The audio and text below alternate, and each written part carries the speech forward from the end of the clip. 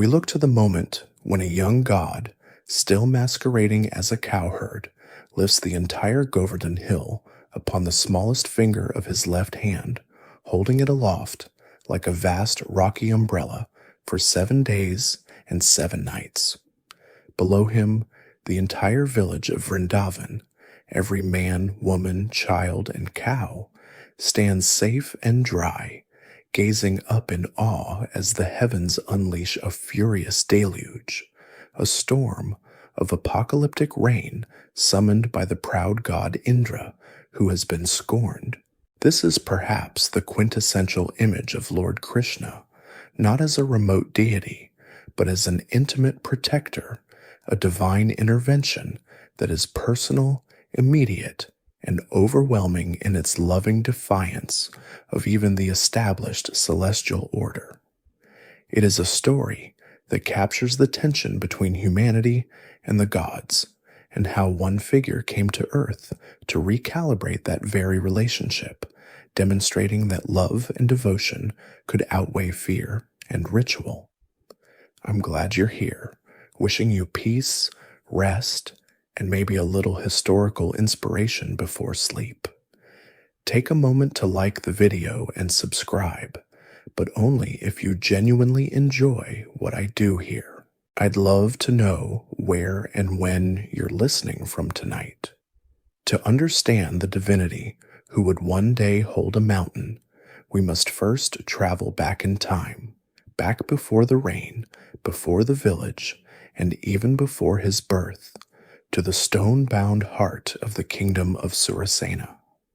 We find ourselves in the ancient city of Mathura, a bustling, powerful metropolis clinging to the banks of the sacred Yamuna River. This was not a mythical place. Archaeological excavations at sites like Katra Keshavdev reveal layers of human habitation stretching back well into the first millennium BCE, a city of the painted grayware culture that would become a vibrant hub of the northern plains. It was a city of wealth, trade, and power, but at this moment in our narrative, it was a city suffocated by a growing shadow. That shadow was its ruler, Kamsa, the son of King Ugrasena, who had usurped the throne through strength and ruthlessness, his ambition eclipsing his own father's gentle rule. Kamsa, of the Bhoja dynasty, was a figure of immense physical power and equally immense insecurity, a tyrant who commanded armies, but was privately tormented by whispers of his own fated demise. Our story truly begins, not with war, but with a wedding, one of the most celebrated in Mathura's history. Kamsa's own sister, the Princess Devaki, was being joined in marriage to Vasudeva, a nobleman of the illustrious Yadava clan. The city was alive with celebration, the air thick with the scent of jasmine garlands, the drone of conches, and the rhythmic beat of drums as the procession moved through the wide, torchlit avenues. Kamsa himself, in a rare display of familial affection, had taken the reins of the wedding chariot, personally driving the happy couple. It was a moment of profound political alliance, and for an instant, a vision of peace for the kingdom. Yet history rarely asks permission before changing everything. As the chariot rumbled over the stone gates, a voice shattered the revelry. It was an Akashvani, a divine proclamation from the sky itself, an ethereal, disembodied sound that silenced the drums and froze the blood of the king. The voice was clear, resonant, and terrible in its specificity. O foolish Kamsa, the woman you so lovingly drive in this chariot, your own sister Devaki, her 8th child shall be the cause of your death. The change in Kamsa was instantaneous, a terrifying metamorphosis from joyful brother to cornered predator. The reins dropped from his hand. Before Vasudeva could even react, Kamsa had seized Devaki by her long, dark hair, dragging her from the chariot and drawing his sword. All pretense of love vanished, replaced by a primal fear. He would end the prophecy here now by ending her life, proving that his will could master any fate the heavens dared to decree. The crowd recoiled in horror. It was Vasudeva who intervened, not with violence, but with the desperate, calming logic of a man trying to shield the woman he loved. He placed himself between Kamsa's sword and Devaki, bowing his head, praising Kamsa's strength, but appealing to his reason. He argued that Devaki herself was no threat. It was her future children, her eighth child, who posed the danger. Then, in a moment of ultimate sacrifice, Vasudeva made a vow that would seal their tragic destiny. He promised Kamsa that he and Devaki would live, but as prisoners, and that every child born to them would be handed over to Kamsa at the moment of its birth, for him to do with as he pleased. Kamsa, his mind reeling, but seeing the logic in this solution, a way to control the prophecy without incurring the immediate sin of killing his sister at her own wedding, relented. The sword was sheathed, but the wedding chariot became a prison transport. Devaki and Vasudeva were taken from the celebration and locked deep within the royal palace's most secure dungeon. The joyous music of Mathura faded, replaced by the clang of iron bars and the cold silence of a stone cell. The years began to pass, marked only by the devastating regularity of birth and death. One by one, Devaki bore children, and one by one, Kamsa arrived at the cell, his fear reignited with every infant's cry. True to Vasudeva's agonizing promise, each of the first 6 sons was placed into the tyrant's hands, and Kamsa, remorseless, extinguished their lives against the cold stone floor of the prison. The cell became a place of unimaginable, recurring grief, a dark womb that produced life, only for it to be immediately consumed by fear. Devaki and Vasudeva wept. They prayed, but they endured, bound by their word and by the grim knowledge that fate was still moving toward its appointed number. As the time for the 7th pregnancy arrived, a subtle shift occurred in the cosmic plan. This 7th child, destined to be Balarama, was miraculously transferred from Devaki's womb to the womb of Rohini, another of Vasudeva's wives, who lived in the pastoral village of Gokul, far across the Yamuna, safe from Kamsa's reach. Back in the prison, Devaki was declared to have miscarried, a story Kamsa accepted, though his guard remained high. The 7th trial had passed, and the prison fell into a new, heavier silence. Now only one number remained. The air in Mathura grew thick with dread, while in the heavens, the gods led by Brahma petitioned Lord Vishnu, the preserver of the cosmos, to intervene. The earth, personified as the goddess Bhudevi, was suffering under the weight of tyrants like Kamsa, and the balance of Dharma, or cosmic righteousness, had been dangerously tilted. Vishnu agreed. He would be the one to be born as the 8th, the one to fulfill the Akashvani. Back in the dungeon, Devaki conceived for the 8th time. This pregnancy was different. The very atmosphere of the prison seemed to change. Devaki herself, though still captive, began to glow with a divine luminescence, her profound grief tempered by an unearthly peace. Vasudeva, gazing at her, felt a surge of awe that momentarily eclipsed his fear. Even the guards outside the cell felt it, a strange, soporific calm that dulled their senses. Kamsa, too, felt the change. His paranoia redoubled. He ordered the guards to be doubled, the chains on the prison door to be reinforced. He paced the halls of his palace, sword in hand, waiting for the night that the prophecy and his doom would finally be born. The entire universe held its breath, focused on this one dark, cold cell in Mathura, where a divine plan, set in motion by a terrifying prophecy, was about to unfold. The night of the 8th birth was not like the others. It was a night where the fabric of the mortal world seemed to thin, making way for something transcendent. As the hour of midnight approached, a profound and heavy stillness fell over Mathura, a silence so deep it seemed to swallow the distant sounds of the city. In the dungeon, a blinding, gentle light began to fill the cold space, a radiance that did not burn but soothed, emanating directly from Devaki. The guards stationed outside the heavy doors, men chosen for their ruthless loyalty to Kamsa, found their eyelids growing impossibly heavy, their limbs refusing to obey, until one by one they slumped against the stone walls, falling into a magically induced slumber, their weapons slipping from their unconscious hands. Inside the cell, Vasudeva and Devaki watched in stunned silence as the divine child was born, not with the typical cry of a newborn, but with a serene and knowing gaze. This was no ordinary infant.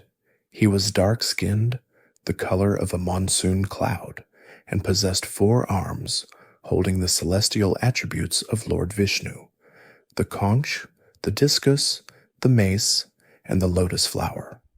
Vasudeva and Devaki, overwhelmed, fell to their knees, their grief-stricken hearts suddenly flooded with an awe that transcended their fear. They understood in that moment that the preserver of the cosmos himself was here, in their arms, fulfilling the ancient prophecy.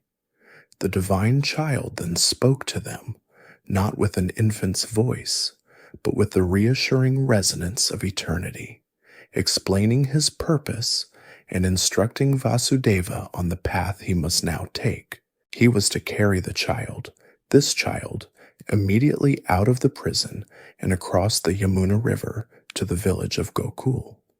There, in the house of Nanda Maharaja, the chief of the cowherds, and his wife Yashoda, a daughter had just been born. Vasudeva was to exchange the infants, leaving the divine boy with Yashoda and bringing the newborn girl back to the prison cell, a willing sacrifice who was herself a manifestation of divine energy. As the child finished speaking, he retracted his 4 arms and transformed into a perfectly normal, beautiful human baby, his divine light dimming to a soft, mortal glow. At that very instant, the heavy iron chains that had bound Vasudeva's ankles and wrists for so many years simply unfastened and fell away with a soft metallic clang, muffled by the enchanted silence. The massive, barred prison doors, which Kamsa himself had ordered locked, swung open on their own, slowly and without a single creak, revealing a corridor of sleeping guards. Vasudeva, his heart pounding with a mixture of terror and divine purpose, knew he had no time to question this miracle. He fashioned a small, makeshift basket, placed the infant Krishna gently inside, and balanced it carefully upon his head. With one last, agonizing look at Devaki, a look of shared sacrifice and unspoken hope, he stepped out of the cell that had been their world for so long and into the sleeping palace of his greatest enemy. He moved like a shadow through the silent courtyards, past sentries who dreamed of distant lands, their senses completely veiled by the child's divine maya, or illusory power. When Vasudeva reached the outer gates of Mathura, he was met not with relief, but with a new and terrifying obstacle. The night had erupted into a violent storm. The wind howled with supernatural force, and the rain, which had begun as a drizzle, now fell in solid, blinding sheets, as if Indra himself, the very god Krishna would one day defy, was unwittingly disaiding this escape. He reached the banks of the Yamuna River, a place he had known all his life, only to find it unrecognizable. The placid river had transformed into a raging, churning torrent, its waters swollen and dark, overflowing its banks and swallowing the surrounding fields. The waves crashed with the sound of thunder, a seemingly impassable barrier between him and the safety of Gokul. Vasudeva's faith wavered for a fraction of a second. The mission seemed impossible. But as he clutched the basket tighter, remembering the divine face within, he stepped forward into the surging water. The current was violent, threatening to rip the basket from his head and pull him under. The water rose with terrifying speed from his knees to his waist to his chest, until he was struggling to keep his head above the flood, the precious cargo balanced precariously. Just as the black water reached his chin, threatening to submerge the infant, another miracle unfolded from the depths. The great serpent, Adishesha, the multi-headed divine cobra, upon whom Lord Vishnu rests in the cosmic ocean, rose silently from the churning river.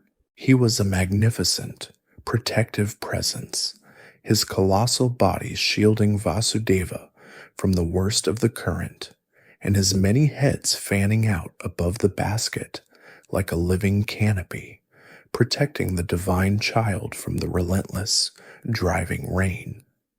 Guarded by this ancient celestial being, Vasudeva found his footing, the terror in his heart replaced by a profound sense of destiny, as he forded the rest of the impossible river. He arrived on the opposite bank in Gokul, soaked and exhausted, but with his precious burden safe. The village of the Gopas, the cowherds, was fast asleep, its modest homes dark and silent, nestled peacefully despite the raging storm that seemed to exist only around the river. Guided by the divine will, Vasudeva found the house of Nanda, the village chieftain. The door was miraculously unlocked.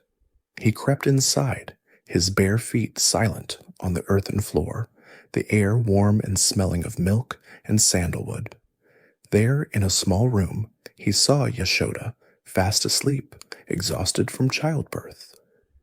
Beside her lay a newborn baby girl, swaddled in simple cloths. With trembling hands and a prayer on his lips, Vasudeva performed the sacred exchange. He gently placed the infant Krishna by Yashoda's side, the child instinctively nestling into the warmth, and just as gently he lifted the baby girl into his basket. He knew this child was Yogamaya, the divine illusion herself, and his heart broke with a strange mix of gratitude and sorrow for her sacrifice. He did not linger. He turned and retraced his path, leaving the sleeping village behind. The journey back was just as miraculous. The serpent Shesha once again escorted him across the Yamuna, which as he reached the Mathura bank began to recede, the storm clouds parting as if their purpose was fulfilled. He slipped back through the sleeping palace, past the slumbering guards, and into the cold darkness of the dungeon. The moment he stepped back inside the cell and placed the basket down, the heavy iron doors swung shut with a resounding final boom. The magical silence was broken. His chains flew back to his wrists and ankles, locking themselves with a cold, familiar click. Devaki, her face etched with a fresh wave of despair, looked at the child in the basket. Before Vasudeva could even speak, the infant girl, her divine role now beginning, let out a piercing wail that echoed through the stone corridors, shattering the enchanted sleep of the guards and shaking the very foundations of Kamsa's palace. The footsteps of the tyrant, awake and enraged, were already pounding toward the cell. The night of the eighth birth was not like the others. It was a night where the fabric of the mortal world seemed to thin, making way for something transcendent.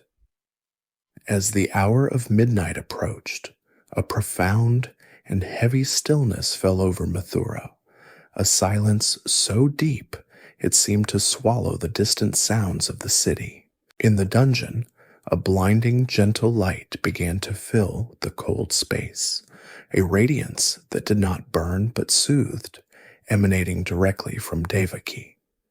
The guards stationed outside the heavy doors, men chosen for their ruthless loyalty to Kamsa, found their eyelids growing impossibly heavy, their limbs refusing to obey, until one by one they slumped against the stone walls, falling into a magically induced slumber, their weapons slipping from their unconscious hands. Inside the cell, Vasudeva and Devaki watched in stunned silence as the divine child was born, not with the typical cry of a newborn, but with a serene and knowing gaze. This was no ordinary infant. He was dark-skinned, the color of a monsoon cloud, and possessed 4 arms, holding the celestial attributes of Lord Vishnu: the conch, the discus, the mace, and the lotus flower. Vasudeva and Devaki, overwhelmed, fell to their knees, their grief-stricken hearts suddenly flooded with an awe that transcended their fear. They understood in that moment that the preserver of the cosmos himself was here, in their arms, fulfilling the ancient prophecy. The divine child then spoke to them, not with an infant's voice, but with the reassuring resonance of eternity, explaining his purpose and instructing Vasudeva on the path he must now take. He was to carry the child, this child, immediately out of the prison and across the Yamuna River to the village of Gokul. There, in the house of Nanda Maharaja, the chief of the cowherds, and his wife Yashoda, a daughter had just been born. Vasudeva was to exchange the infants, leaving the divine boy with Yashoda and bringing the newborn girl back to the prison cell, a willing sacrifice who was herself a manifestation of divine energy. As the child finished speaking, he retracted his 4 arms and transformed into a perfectly normal, beautiful human baby, his divine light dimming to a soft, mortal glow. At that very instant, the heavy iron chains that had bound Vasudeva's ankles and wrists for so many years simply unfastened and fell away with a soft metallic clang, muffled by the enchanted silence. The massive, barred prison doors, which Kamsa himself had ordered locked, swung open on their own, slowly and without a single creak, revealing a corridor of sleeping guards. Vasudeva, his heart pounding with a mixture of terror and divine purpose, knew he had no time to question this miracle. He fashioned a small, makeshift basket, placed the infant Krishna gently inside, and balanced it carefully upon his head. With one last, agonizing look at Devaki, a look of shared sacrifice and unspoken hope, he stepped out of the cell that had been their world for so long and into the sleeping palace of his greatest enemy. He moved like a shadow through the silent courtyards, past sentries who dreamed of distant lands, their senses completely veiled by the child's divine maya, or illusory power. When Vasudeva reached the outer gates of Mathura, he was met not with relief, but with a new and terrifying obstacle. The night had erupted into a violent storm. The wind howled with supernatural force, and the rain, which had begun as a drizzle, now fell in solid, blinding sheets, as if Indra himself, the very god Krishna would one day defy, was unwittingly aiding this escape. He reached the banks of the Yamuna River, a place he had known all his life, only to find it unrecognizable. The placid river had transformed into a raging, churning torrent, its waters swollen and dark, overflowing its banks and swallowing the surrounding fields. The waves crashed with the sound of thunder, a seemingly impassable barrier between him and the safety of Gokul. Vasudeva's faith wavered for a fraction of a second. The mission seemed impossible, but as he clutched the basket tighter, remembering the divine face within, he stepped forward into the surging water. The current was violent, threatening to rip the basket from his head and pull him under. The water rose with terrifying speed, from his knees to his waist to his chest, until he was struggling to keep his head above the flood, the precious cargo balanced precariously. Just as the black water reached his chin, threatening to submerge the infant, another miracle unfolded from the depths. The great serpent, Adishesha, the multi-headed divine cobra, upon whom Lord Vishnu rests in the cosmic ocean, rose silently from the churning river. He was a magnificent, protective presence, his colossal body shielding Vasudeva from the worst of the current, and his many heads fanning out above the basket like a living canopy, protecting the divine child from the relentless, driving rain. Guarded by this ancient celestial being, Vasudeva found his footing, the terror in his heart replaced by a profound sense of destiny as he forded the rest of the impossible river. He arrived on the opposite bank in Gokul, soaked and exhausted, but with his precious burden safe. The village of the Gopas, the cowherds, was fast asleep, its modest homes dark and silent, nestled peacefully despite the raging storm that seemed to exist only around the river.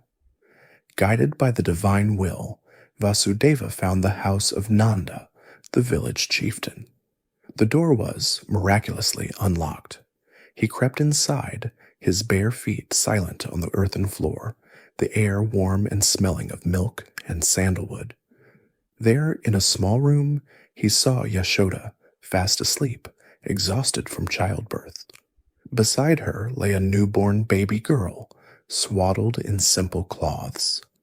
With trembling hands and a prayer on his lips, Vasudeva performed the sacred exchange. He gently placed the infant Krishna by Yashoda's side, the child instinctively nestling into the warmth, and just as gently he lifted the baby girl into his basket.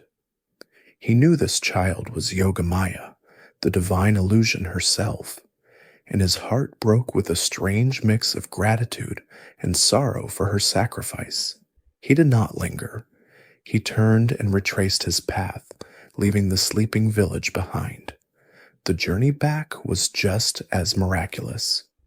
The serpent Shesha once again escorted him across the Yamuna, which as he reached the Mathura bank began to recede, the storm clouds parting as if their purpose was fulfilled.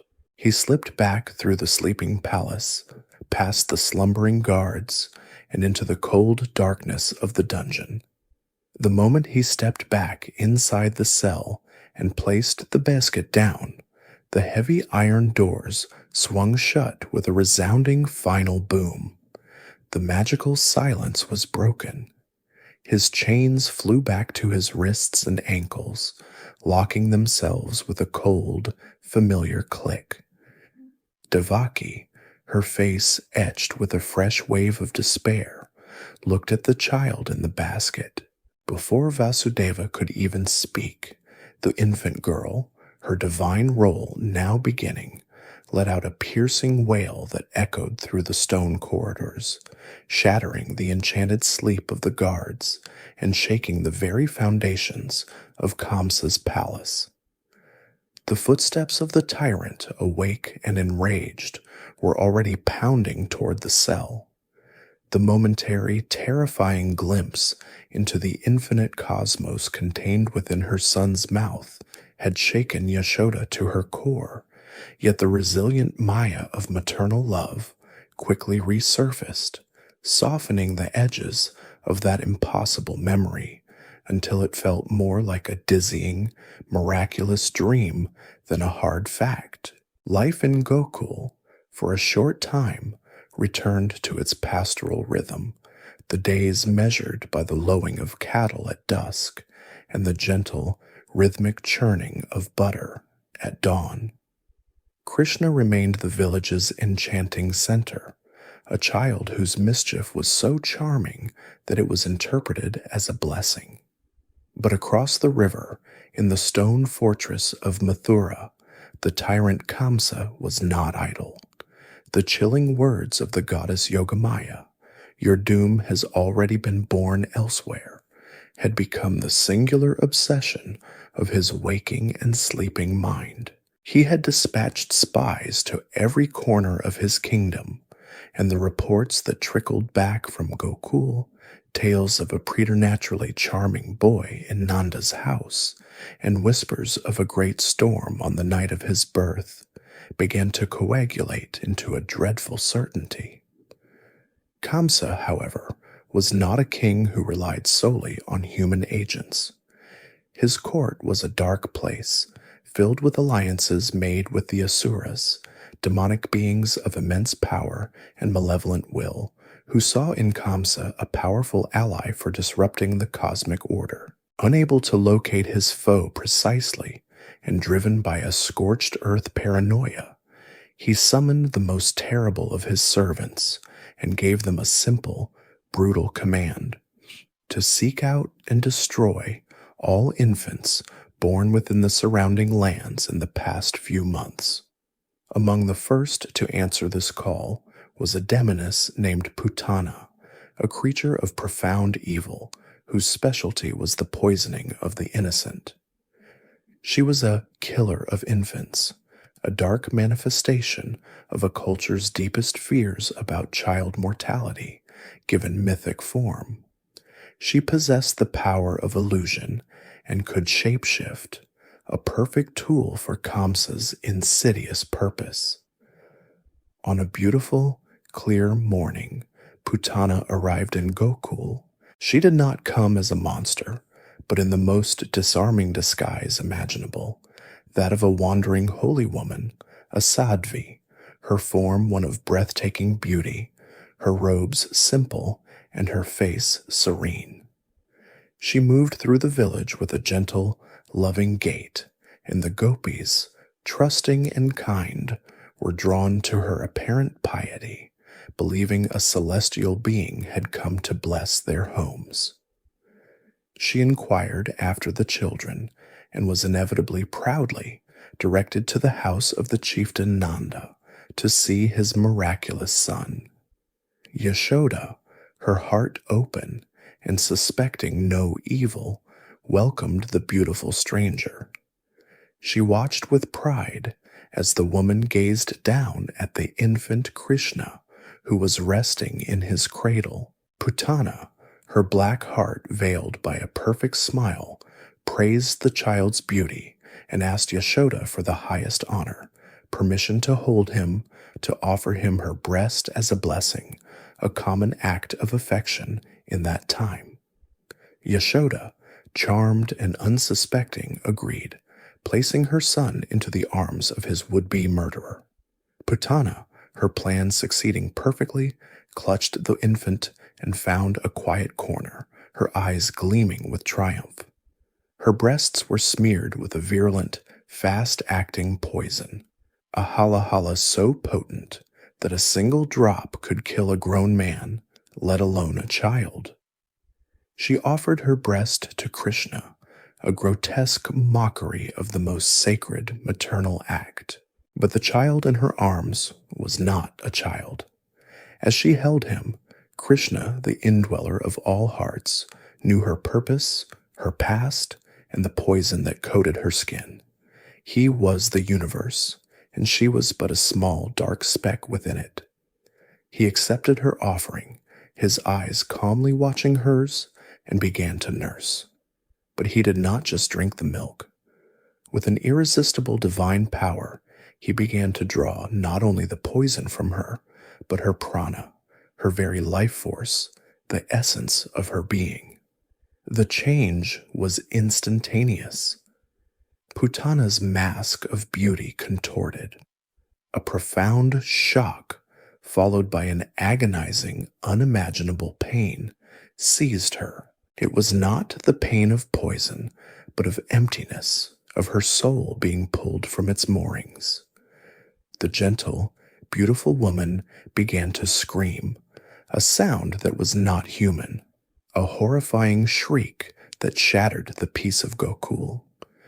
She tried to throw the infant from her, but he clung to her as if he were as heavy as a mountain, his grip unbreakable, his quiet nursing continuing as he drained her life away. Stumbling from the house into the village courtyard, she swelled and transformed, her illusion shattering. The villagers of Gokul screamed and scattered in blind terror as before them stood her true form, a hideous, grotesque giantess, a monster of nightmare proportions, her eyes wide with the terror of her own death. She thrashed, collapsing, and with a final, earth-shaking crash that flattened trees for a great distance, the demoness Putana fell dead. For a long moment, there was only a stunned, dust-filled silence. The villagers, peeking from their hiding places, stared in horror at the colossal, lifeless form. Then, a small sound was heard. There, on the chest of the dead giantess, crawling and gurgling, as if it were all a wonderful game, was the infant Krishna, unharmed, his skin still glowing like a sapphire. Yashoda, breaking from her paralysis, ran to him, sobbing, snatching him up, joined by all the gopis. They frantically checked every inch of him for harm, performing impromptu rituals of purification, brushing him with the dust from a cow's tail, their prayers a frantic mix of gratitude and terror. Later, when the men of the village dismembered and cremated Putana's massive corpse, a miracle was noted. From the flames arose the sweet, celestial fragrance of sandalwood. The texts explain that because Putana had, even with murderous intent, offered her breast to the divine, Krishna had accepted the act as one of devotion, cleansing her of all sins and granting her liberation, a testament to his unfathomable compassion. But the death of Putana only confirmed Kamsa's fears and identified his enemy. The attacks now became more direct, more desperate. Kamsa sent another demon, Trinivarta the whirlwind. On a day when Yashoda had set Krishna down in the courtyard, a sudden, unnatural darkness fell over Gokul. A howling wind rose from nowhere, spinning into a furious, roaring tornado that blinded everyone with dust and debris. This was Trinivarta, the demon of the storm, who swept up the child and carried him high into the sky, vanishing into the black, churning cloud. Yashoda's cry was one of pure desolation, believing her son gone forever. But high above the clouds, Trinivarta found his power failing. The infant in his grasp suddenly became impossibly centrally heavy, as if he were carrying the weight of the entire planet. Krishna, no longer a helpless baby, seized the demon by the throat. Trinivarta, suffocating, his power broken, was unable to maintain his whirlwind form.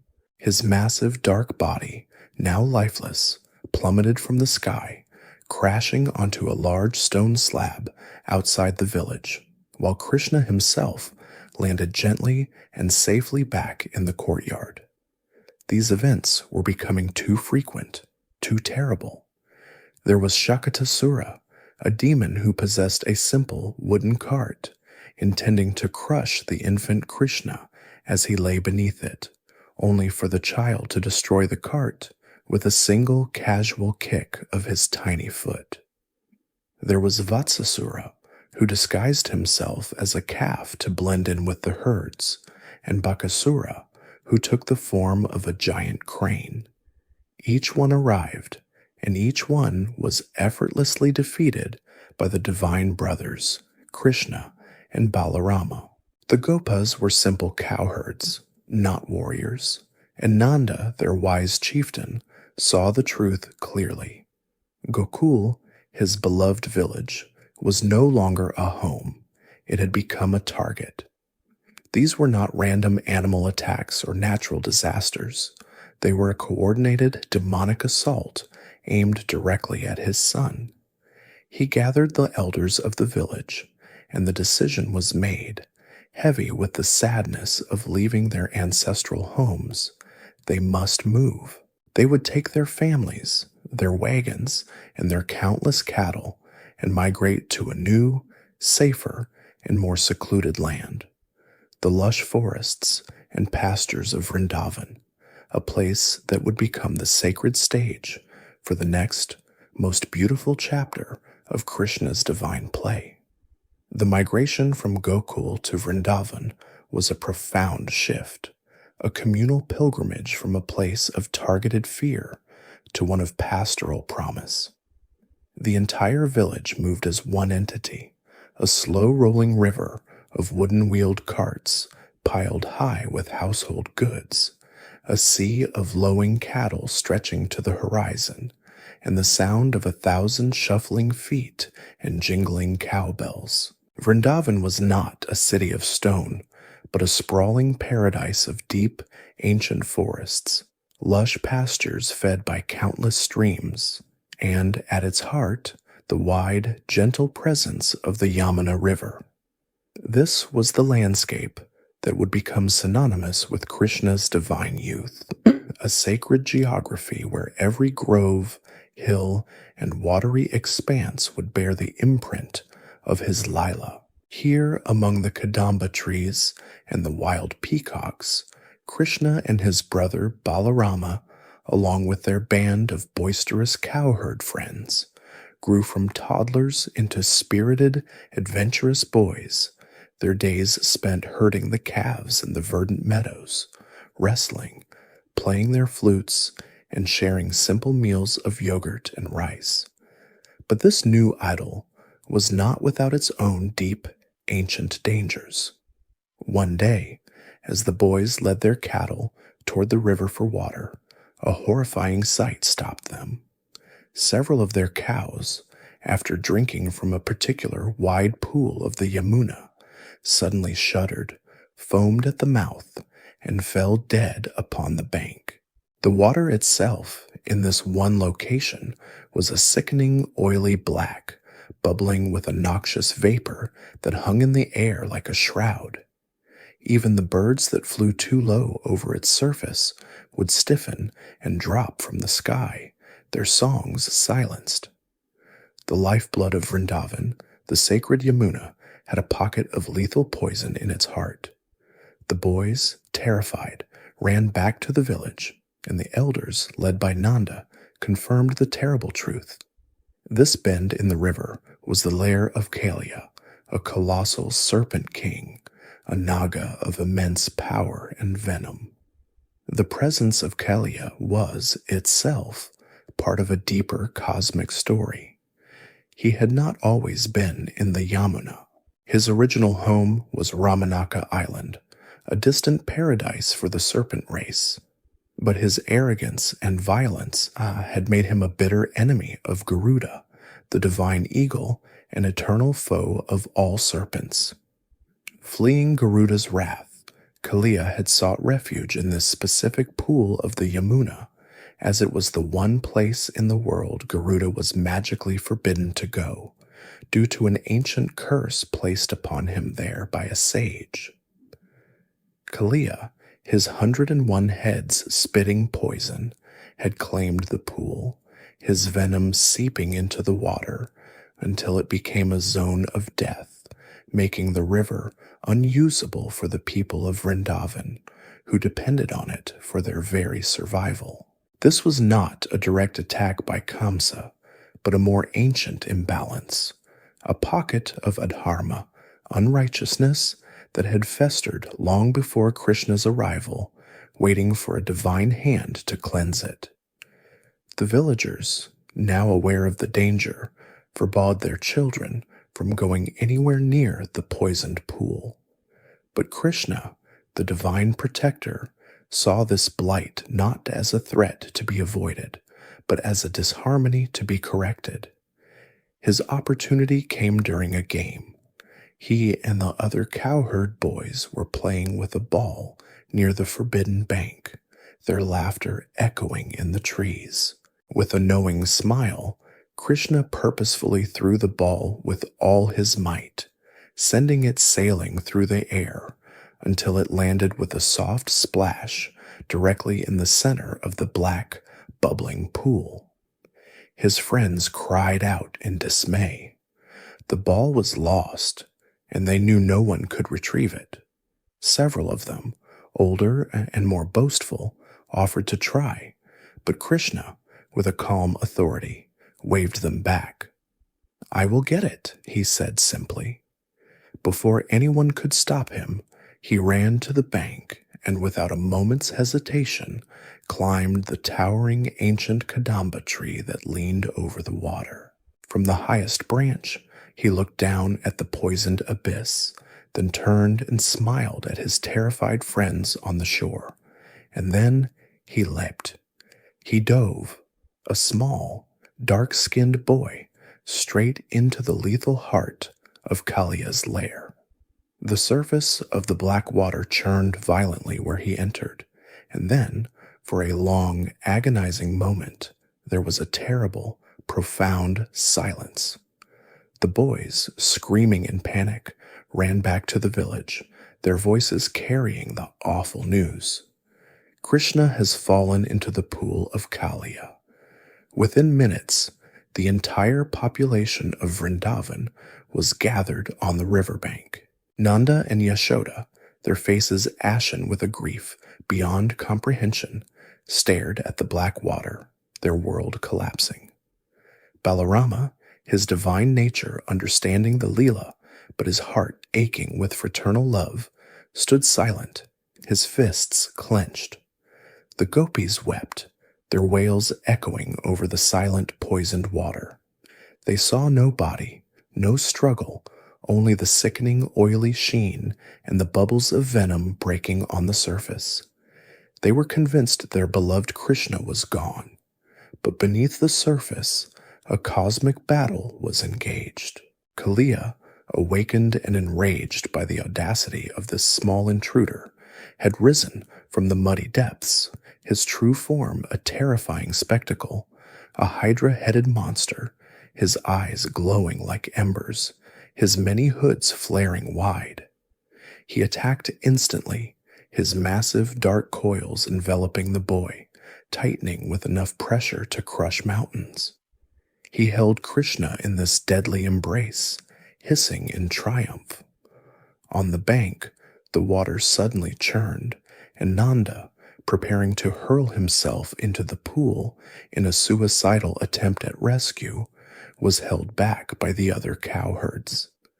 But just as all hope seemed lost, Krishna, feeling the profound, desperate love of his people on the shore, decided to end the play. He smiled, and with an effortless surge of divine power, he began to expand his body. The coils of the great serpent, which had felt as strong as steel, were stretched beyond their limit, the scales groaning, the muscles tearing, until Kaliya, in excruciating pain, was forced to release his grip. The surface of the water exploded as Krishna rose, not in defeat, but in triumph. He was no longer just a boy. He was a radiant, divine presence. With a leap of impossible agility, he landed upon the broad, monstrous hoods of the Serpent King. And then He began to dance. It was a dance of terrible rhythmic beauty. As Kaliya, enraged, tried to strike, raising one of his 100 heads to bite, Krishna's foot would land upon it, light as a feather, yet heavy as a mountain, stomping it down. Another head would rise, and another foot would meet it. He danced the Tandava, the cosmic dance of creation and destruction, his small body perfectly balanced, his face serene, his anklets jingling with a divine rhythm that subjugated the poison. The Gandharvas, celestial musicians, gathered in the clouds above, playing drums and flutes, unable to resist accompanying this divine performance. Kaliya, his hoods battered and broken, his venom exhausted, his pride shattered, began to vomit blood. He finally understood that this was not a cowherd boy. This was the Supreme Lord. As his strength failed, his wives, the Nagapatnis, rose from the depths, their hands folded in prayer, tears streaming down their faces. They bowed to Krishna, praising him as the source of all, begging him to spare their arrogant but now defeated husband. Krishna, the ocean of compassion, immediately ceased his dance. He stood still on the broken hoods of the serpent. He heard the prayers of the Nagapatnis and saw the genuine surrender in Kaliya's weary eyes. He spared his life, but his command was absolute. Kaliya and his family were to leave the Yamuna immediately and forever. They were to return to the sea, to the island of Ramanaka. When Kaliya expressed his fear of Garuda, Krishna pointed to his own footprints, now indelibly marked in divine light upon the serpent's hoods. He assured him that Garuda, seeing the sacred mark of his Lord, would never harm him. Kaliya, humbled and grateful, bowed low one last time. Then the colossal serpent, surrounded by his weeping family, turned and began the long swim down the river, disappearing toward the ocean. The moment he departed, the Yamuna River began to heal. The black, oily poison dissipated as if it had never been. The noxious fumes vanished, and the water, in moments, became crystal clear, sweet, and life-giving. Krishna, his lila complete, waded gently to the shore, where he was met by the hysterical, joyous, weeping embrace of his family and friends. Yashoda and Nanda held him, unable to speak, their tears of grief transformed into tears of overwhelming relief and wonder. The cleansing of the Yamuna was complete, a powerful demonstration that Krishna's presence was not just to defeat specific demons, but to purify the very elements of the world, restoring the sacred balance that allowed life to flourish. The cleansing of the Yamuna River, that miraculous victory over the ancient serpent Kaliya, settled a profound peace upon Vrindavan, as if the land itself could finally breathe. The waters, now sweet and pure, reflected a sky that seemed clearer, and the pastures along the banks grew impossibly lush, the grasses of vibrant, life-filled green. The seasons turned in this pastoral paradise, and Krishna and Balarama grew from boys into the cusp of young manhood, their divine nature now a known, if still astonishing, fact among the cowherd community, who had witnessed their effortless defeats of Kamsa's demons and the taming of the ancient river serpent. Life, sustained by the herds and the rhythms of nature, was harmonious. It was in this atmosphere of prosperity and peace that the time for the great autumn festival arrived, a tradition the people of Vraja had honored for as long as any elder could remember. Nanda, as the chieftain, began organizing the vast communal preparations for the Indra Yajna, the annual sacrifice to the king of the gods. This was no small affair. It was the most important ritual of their year. The Gopas were, first and foremost, keepers of cattle. Their entire existence predicated on the health of their herds, which in turn depended entirely on the quality of the grasses, which depended exclusively on the rain. And the rain, as all of Avraja knew, was the domain of Lord Indra, the wielder of the thunderbolt, the celestial monarch who ruled the storms. The Rig Veda, the most ancient stratum of sacred Hindu text, is filled with hymns of praise to Indra, lauding him as the heroic deity who shattered the cosmic serpent Vritra, cleaving the mountains and releasing the life-giving waters for humanity. This yajna was their sacred contract with that divine power.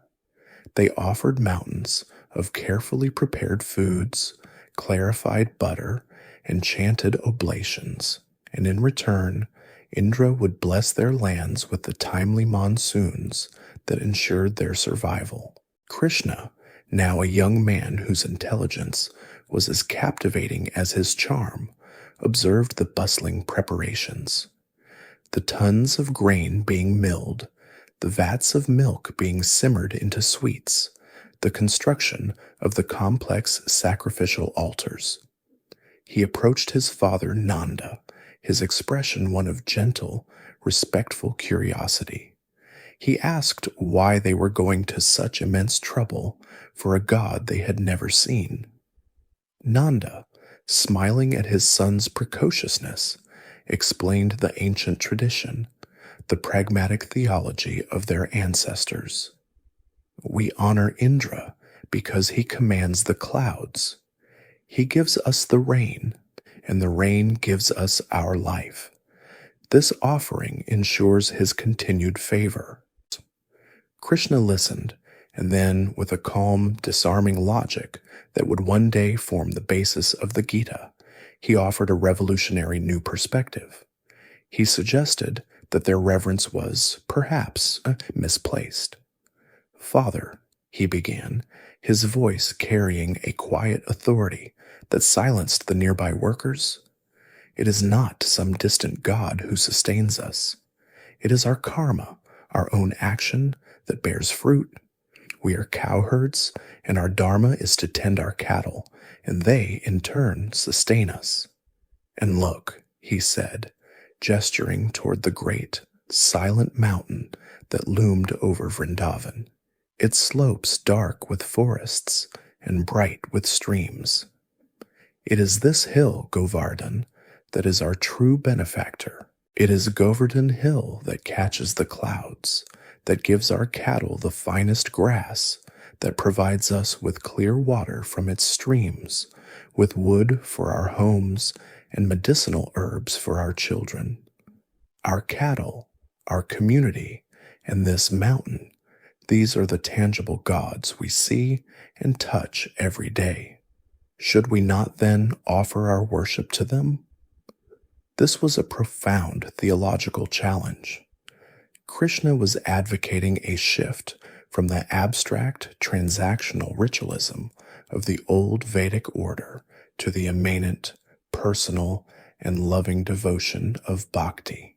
The Gopas and Gopis, who had gathered, already predisposed to trust the hero who had saved them so many times, were swayed by his simple, powerful logic.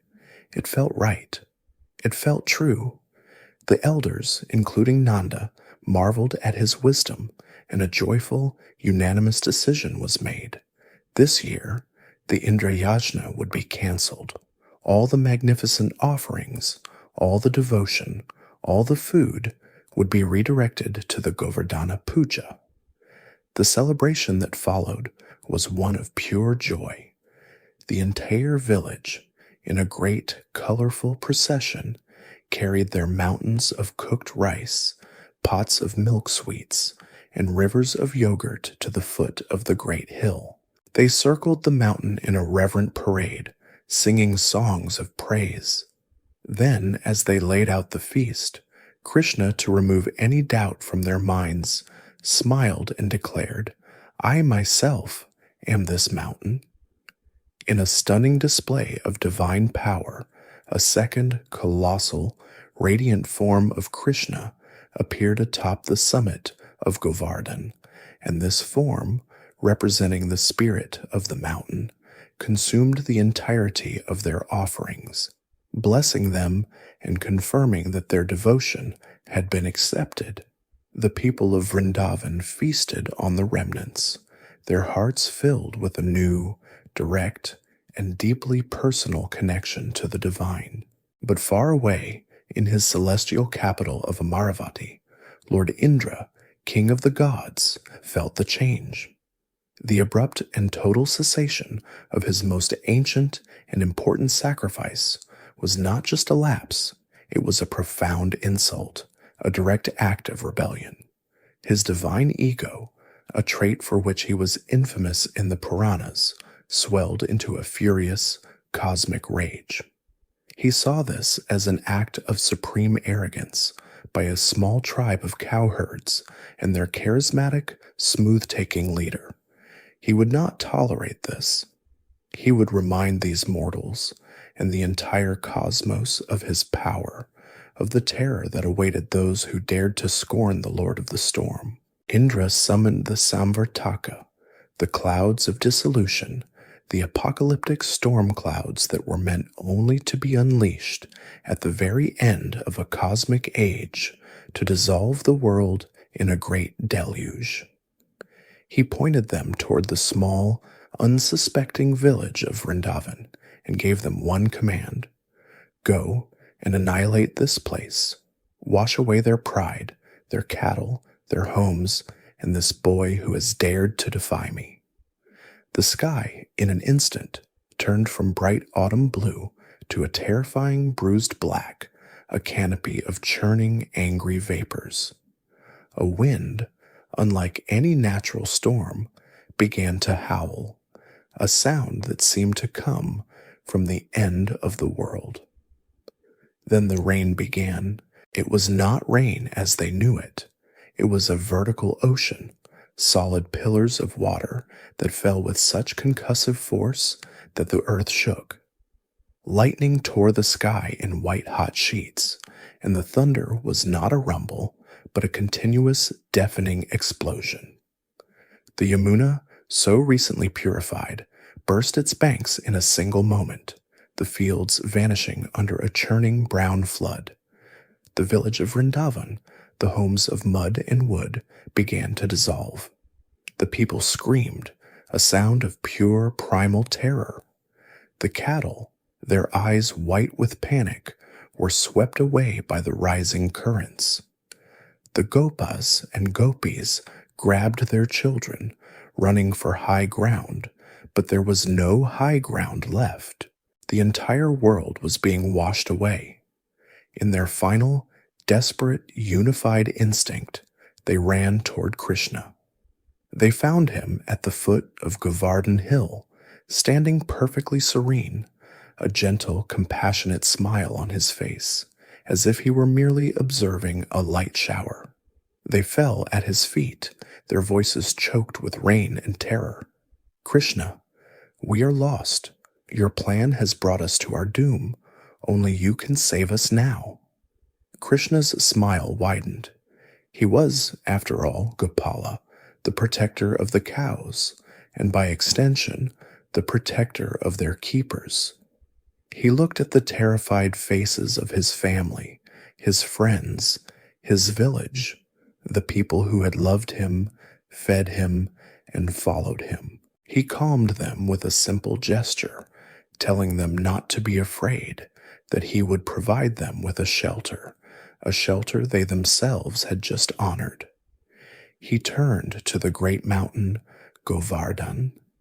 He walked to its base, bent down, and placed his left hand under the massive ancient stone.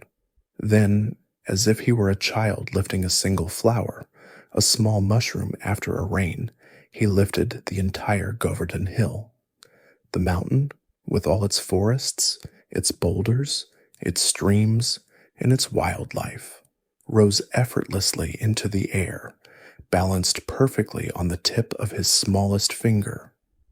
Beneath it, the ground was miraculously dry, a vast cavernous space, a perfect sanctuary. "Come," Krishna called out, his voice easily heard above the roar of the storm. "Bring your families, your wagons, your cattle, and all that you have. There is room for all of you under my protection." Stunned into a silent, moving mass, the entire population of Vrindavan, humans and animals alike, hurried under the vast, rocky umbrella. For 7 days and 7 nights, the storm raged. Indra, in his fury, unleashed every weapon in his celestial arsenal, but not a single drop of water, not one gust of wind, could penetrate the shelter. Inside, the villagers watched in profound, silent awe. They were not cold, they were not hungry, they were not thirsty. They were simply safe, their entire world held aloft by a smiling boy, his divine nature now revealed not as a slayer of demons, but as the ultimate, intimate protector, the God who would literally bear the weight of the world to shield those who loved him. On the 8th day, Indra, his arsenal exhausted and his divine rage broken by sheer, stupefied disbelief, finally saw the truth. This was no cowherd. This was his Lord.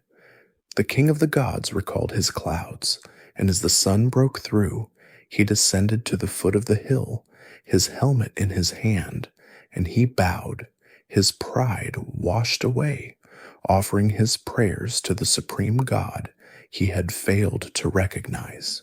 The act of lifting Govardhan Hill was a definitive, public revelation, a moment that permanently shifted Krishna's identity in the hearts of his people from a beloved, miraculous hero to the unambiguous incarnation of the supreme Godhead, walking among them as a young man. The terror of Indra's storm, which had threatened to extinguish their entire world, was answered not with a counterweapon or a negotiation, but with an act of intimate, effortless protection, a divine intervention that felt less like a miracle and more like the loving gesture of a family member shielding his own. This event solidified a new kind of Dharma in Vrindavan, one based not on fear of distant, transactional gods, but on an all-consuming personal love for the divine who was present, tangible, and had proven he would bear the weight of the world for their sake. This new understanding, this profound prema, or divine love, required a new expression, a lila that would move beyond protection and into the realm of pure, ecstatic union, a relationship that would become the very pinnacle of the bhakti movement. The stage for this expression was set on the nights of Sharad Purnima, the glorious full moon of the autumn season. This is a time in the Indian plains when the air, washed clean by the departed monsoon, turns cool and fragrant, and the moon hangs in the sky like a polished silver disk, casting a light so bright it illuminates the earth in a dreamlike ethereal glow. The forests of Vrindavan were hushed, the leaves of the Kadamba and Tamila trees shimmering as if dusted with diamond light, and the sacred Yamuna River flowed like a dark ribbon of liquid indigo, its surface reflecting the perfect white lunar face. On such a night, Krishna, now a young man of transcendent, otherworldly beauty, walked alone into the heart of the forest. He stood upon the riverbank, a place that would come to be known as Rasa Stali, and he lifted his flute, the murali, to his lips. He began to play. This was not the simple pastoral tune of a cowherd calling his cattle home. This was the Venu Gita, the song of the flute, a divine cosmic summons. The melody that poured forth was preternaturally sweet, a sound that seemed to originate not from a hollow piece of bamboo, but from the very center of creation. It was a call that traveled on the silver moonbeams, bypassing the ears and penetrating directly into the heart, a vibration that promised an ecstasy beyond all mortal comprehension. It was a sound that spoke to the Jivatma, the individual soul, reminding it of its ancient, eternal, and long-forgotten love for the Paramatma, the Supreme Soul. It was, in its essence, the call of God, asking, "Where are you?" That night, in the homes of Vrindavan, the gopis, the cowherd women, heard it. Their love for Krishna, cultivated over years of his childhood leelas, had already reached a point of absolute single-pointed concentration. The Bhagavata Purana, the primary textual source for this event, describes their reaction with profound psychological and spiritual insight. They were not free to come. They were bound by the iron chains of their worldly dharma, their prescribed social and familial duties. Women who were in the middle of milking their cows simply stood up and walked away, the milk spilling unheeded onto the earth. Women who were cooking for their families left the pots to boil over, the evening meal forgotten. Women who were serving their husbands and fathers left them at the table, their questions unanswered. Mothers who were nursing their infants gently placed them in their cradles and ran. Young women adorning themselves for the night's festivities ran with jewelry in one hand, their hair half braided, their clothing in disarray. Their husbands, brothers, and the elders called after them, demanding they return, reminding them of their sacred duties, of the dangers of the forest at night, of the scandal they were causing. But the flute song had rendered all other sounds, all other obligations, meaningless. It had recalibrated their sense of duty, revealing all worldly obligations as secondary, as pale shadows compared to the one, true, ultimate obligation of the soul to answer the call of its beloved. They ran, heedless of the thorny paths, their anklets jingling, their hearts pounding not with fear, but with a desperate, ecstatic anticipation, drawn by that melody, as a river is drawn, irresistibly, to the sea. They arrived, breathless, in the forest clearing, a moving wave of devotion, and there they saw him. Krishna stood beneath the ancient banyan tree, bathed in the cool moonlight, his dark form luminous, his peacock feathers stirring in the gentle breeze, his smile containing all the love in the universe. But as they approached, he did not immediately welcome them. Instead, in a divine test, he feigned disapproval. He greeted them and gently chided them, his voice calm. He asked why they had abandoned their homes, their dharma, their responsibilities. He advised them that a woman's highest duty was to her husband and family, and that they should return to their homes immediately. This was the final, terrible test of their devotion. Krishna was offering them one last chance to choose the world, to choose propriety, to choose the path of conventional righteousness. The gopis were devastated. They stood with their heads bowed, their tears tracing lines in the dust on their faces. They were not philosophers or ascetics, but their reply, as recorded in the Purana, is one of the most profound statements of bhakti ever articulated. They spoke of their utter inability to return. They explained that their feet, which had carried them to him, refused to walk in any other direction. They argued that he was their true husband, their true family, their true dharma, and that all other relationships were merely temporary, illusory bonds of the flesh. They pleaded that to abandon him would be the only true unfaithfulness, the only true gasin. They had, in that moment, consciously and irrevocably surrendered their entire social identity, their reputations, and their worldly security, placing their entire being at his feet. They had chosen the soul over the self. Krishna's heart, the text says, melted. His test was complete, their devotion proven to be pure, unconditional, and absolute. He smiled, his divine purpose fulfilled, and he welcomed them. You have broken the hard chains of worldly attachment for my sake, he told them. You are my true beloveds. And with that, he invited them to begin the divine dance, the Rasa Lila, the dance of divine sweetness. They formed a great circle in the moonlit clearing, the dust rising from their stamping feet. But a new problem arose, a divine paradox of love. There were hundreds of gopis, and each one, in her state of perfect devotion, desired Krishna and Krishna alone.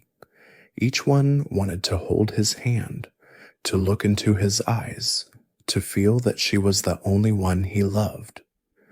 Krishna, the inner witness of all hearts, understood this desire.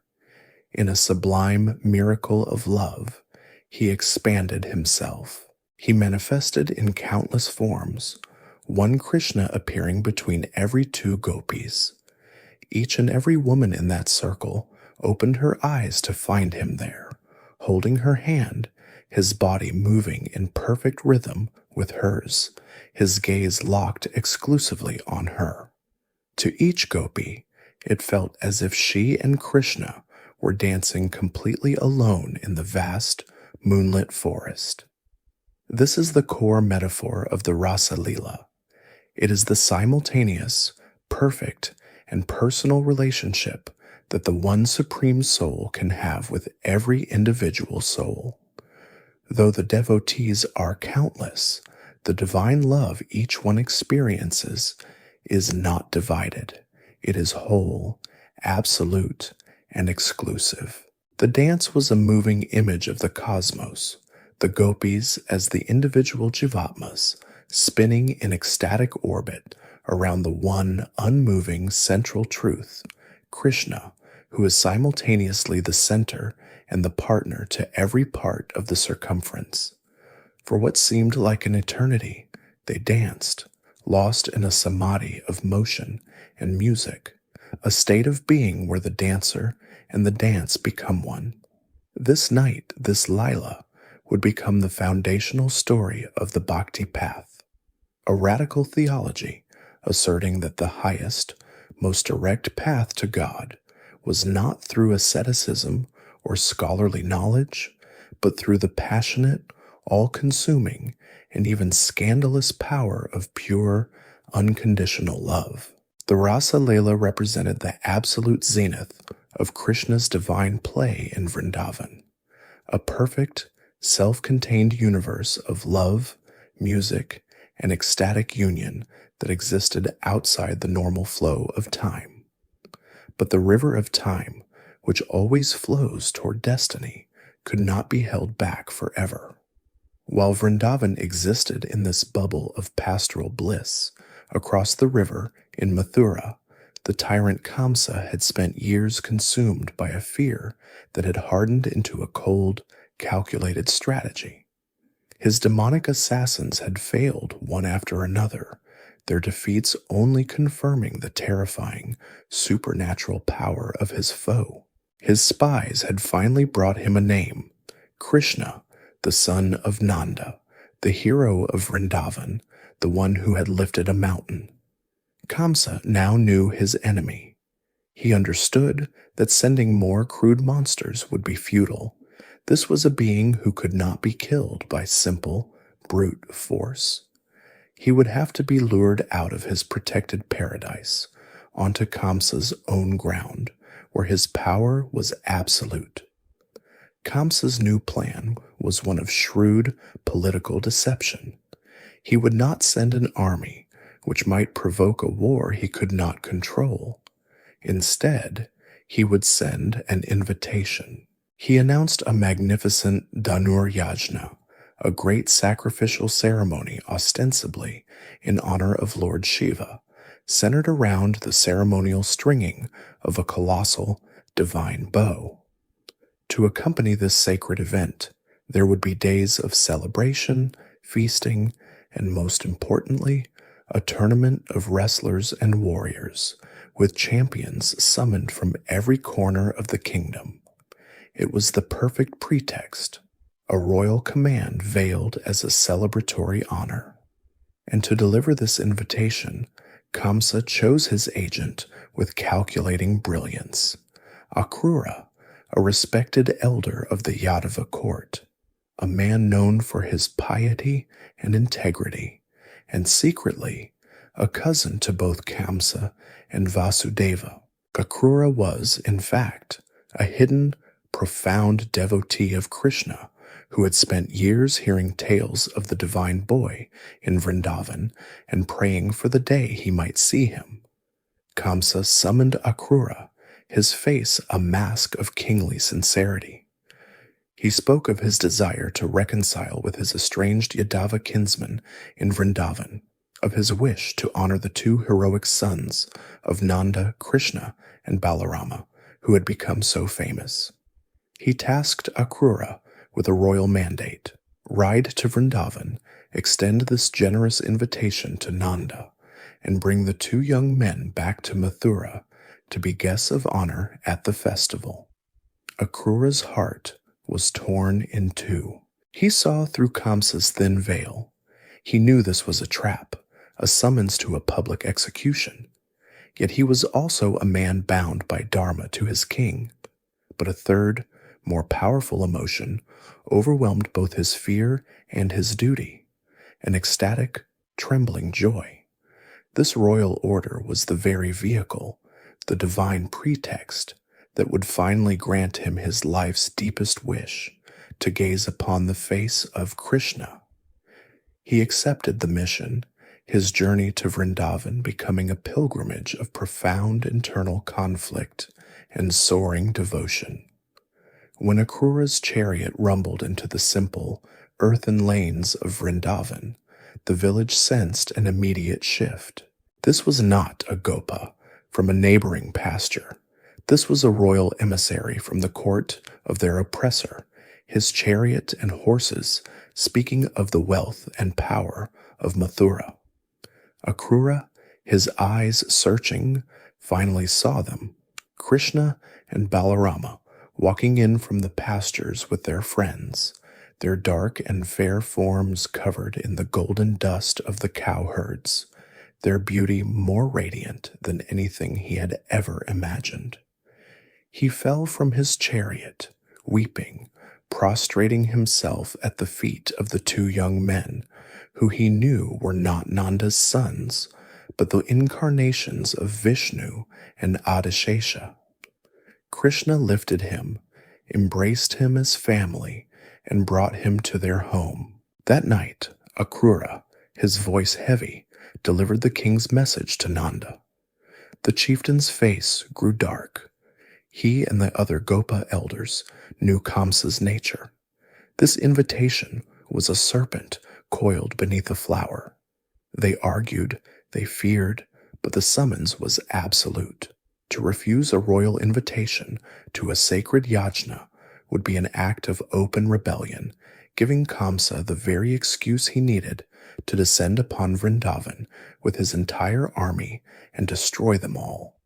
Krishna, his divine calm, a stark contrast to the worried whispers of the elders, stepped forward and accepted the invitation on their behalf. His voice was steady, his gaze distant. "It is our duty, Father," he said to Nanda. "We will go." Balarama stood beside him, his arms crossed, his expression a silent, stony agreement. They both knew, with a clarity that no one else in the room possessed, that the Vrindavan Leela was over. The prophecy was calling. Their childhood had ended, and their royal martial destiny was about to begin. The news of their departure, set for the very next morning, tore through Vrindavan like a blade. The joy that had been the village's very atmosphere for so many years collapsed into a sudden, bottomless well of grief. This separation was not like the Rasa Leela, a temporary, ecstatic parting. This felt final, a terrible, tearing void. The gopis, their hearts bound to Krishna by the purest, most absolute love, were plunged into an agony that eclipsed all reason. They ran from their homes, their hair unbound, their faces stained with tears, and as Akrura prepared the chariot at dawn, they surrounded it, forming a human wall. They pleaded not with Krishna, whose divine will they felt, but with Akrura, the agent of their sorrow. They called him Krura, cruel, begging him not to take the light of their eyes, the very soul of Vrindavan, away from them. They threw themselves in the path of the wheels, their wails of Krishna Govinda, a symphony of unbearable loss. Krishna, his own heart moved by their perfect, selfless love, walked among them. He did not use his divine Maya to silence them. He met their grief with his compassion, his eyes promising what his words could not. He assured them that while his physical body must leave, he could never truly leave Vrindavan, that their love was a bond that transcended physical presence. He promised them that in their meditation, in their love, in their memory, he would be with them, always. It was a profound spiritual assurance, but for their human hearts, it was a cold comfort for the sight of his back as he climbed the chariot beside Balarama. Akrura, his own eyes blurred with tears for the pain he was causing, finally snapped the reins. The chariot lurched forward, breaking through the devastated crowd.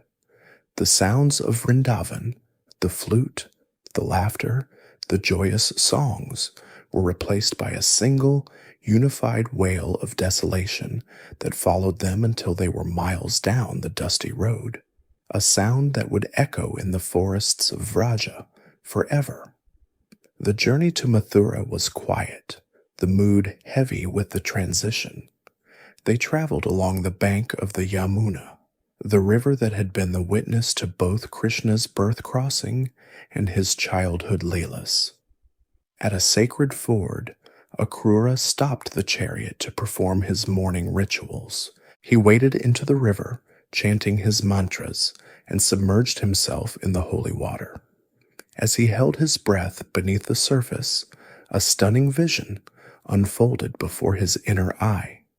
He saw, lying on the riverbed, the form of the great serpent Adishesha, his 1,000 heads glowing, and reclining upon those coils, he saw the four-armed celestial form of Lord Vishnu, holding the conch, discus, mace, and lotus, the very form Vasudeva had seen in the prison.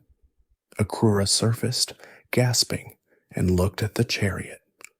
Krishna and Balarama were sitting right there, smiling at him. Confused, he dove again. The vision was still there, clear and powerful.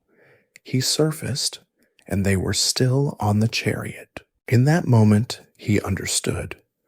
The two on the shore and the two in the water were one and the same. The divine had revealed its full truth to its devotee. His last doubts vanished, replaced by an unshakable faith. He was not escorting two cowherd boys to their death. He was the humble charioteer of God, driving destiny itself to the very gates of the tyrant Kamsa's city.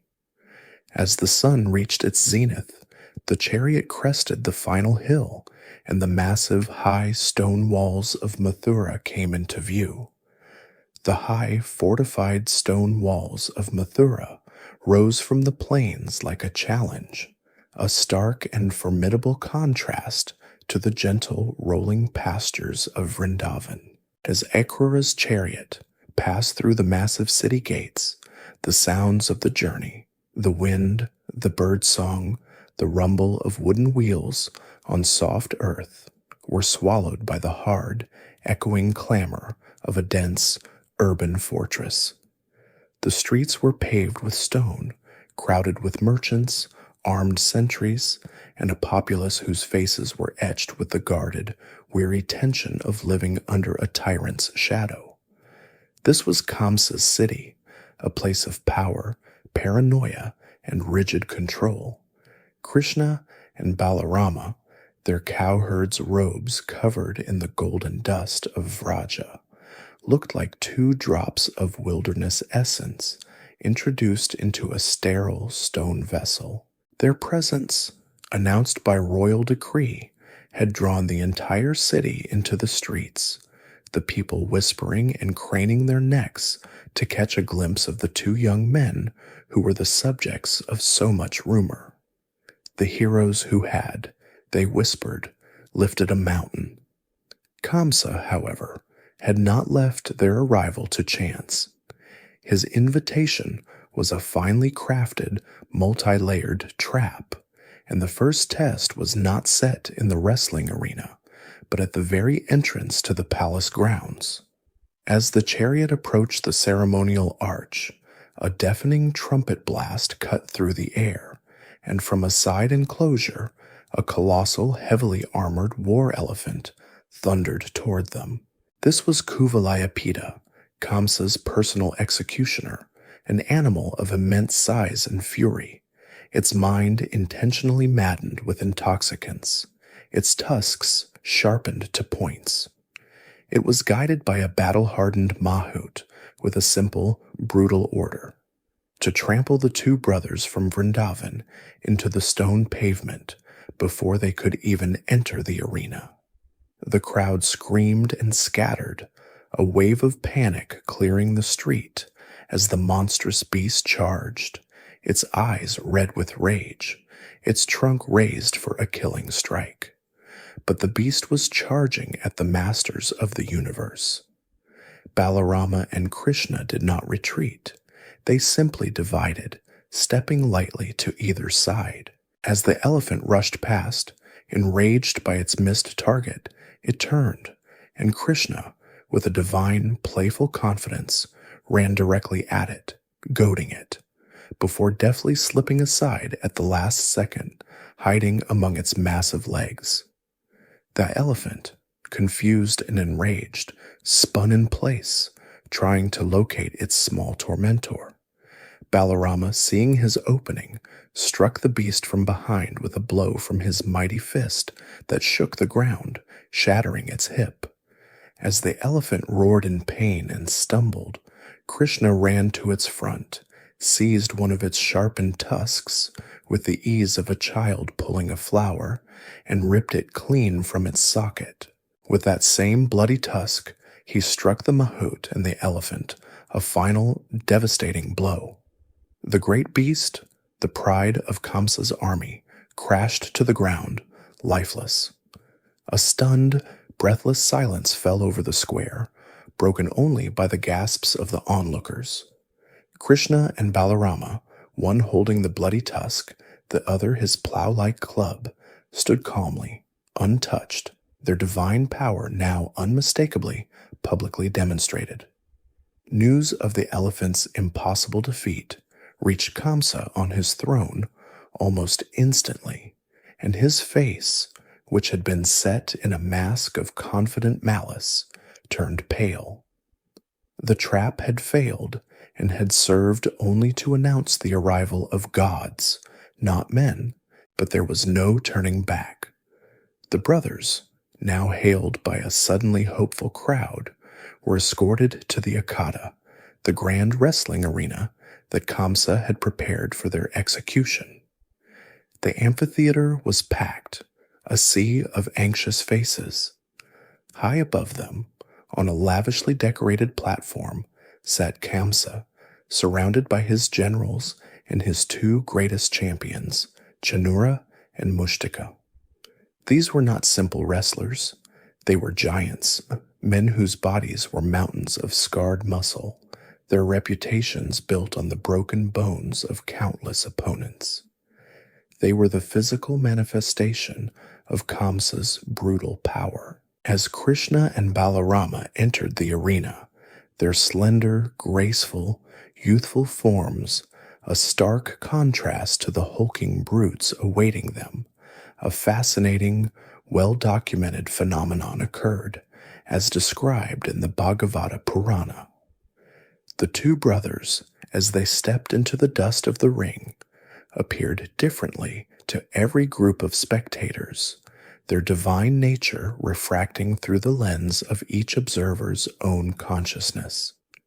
The wrestlers, Chanura and Mushtika, looked upon them and saw two living, shimmering thunderbolts, the very personification of death. Kamsa, staring down from his throne, his heart now cold with dread, saw them as his Kala, his fated doom, the prophecy made manifest. The women of the court, gazing down, saw not warriors, but the god of love himself, their hearts captivated by a beauty that was not of this world. And hidden somewhere in the crowd, their true parents, Vasudeva and Devaki, brought from their dungeon to witness what Kamsa assumed would be their final despair, saw only their long-lost, beloved children, their hearts aching with a mixture of terror and surging, desperate hope. The formalities were dispensed with. Chanura and Mushtika, their voices booming with arrogance, mocked the cowherd boys, inviting them to a match they insisted would be their last. Krishna and Balarama, with quiet smiles, accepted the challenge. The matches were set. Balarama, the embodiment of strength, would face Mushtika, while Krishna, the embodiment of grace and cosmic power, would face Chanura. The duels began. What the crowd expected to be a brutal, one-sided slaughter immediately became a display of impossible, divine skill. Balarama, with his raw, overwhelming power, met Mushtika's blows with such force that the giant staggered, his bones audibly cracking under the assault, until a final, devastating strike from Balarama's fist ended his life. Simultaneously, Krishna and Chanura engaged in a fight that seemed more like a dance. Krishna, light as air, evaded every one of the giant's furious, clumsy lunges, his movements also a blur of perfect, fluid grace. Chanura, enraged and humiliated, put forth all his strength, but he was fighting a Leela, a divine play. Finally, Krishna, deciding the play was over, seized the giant, lifted him effortlessly over his head, spun him around with dizzying speed, and smashed him onto the arena floor with such force that he was killed instantly. A profound, terrified silence gripped the entire arena. Both of Kamsa's invincible champions lay dead. Kamsa, his face a mask of disbelief and cornered animal rage, leaped to his feet. His plan was in ruins. He screamed at his guards, his voice cracking with panic. "Seize these cowherds! Kill them! Seize their treacherous father Nanda! Kill my own father Ugrasena, who plots against me! Seize Vasudeva and Devaki! Kill them all!" But before a single soldier could draw his sword, the Leela of the cowherd ended, and the Avatara of Vishnu acted.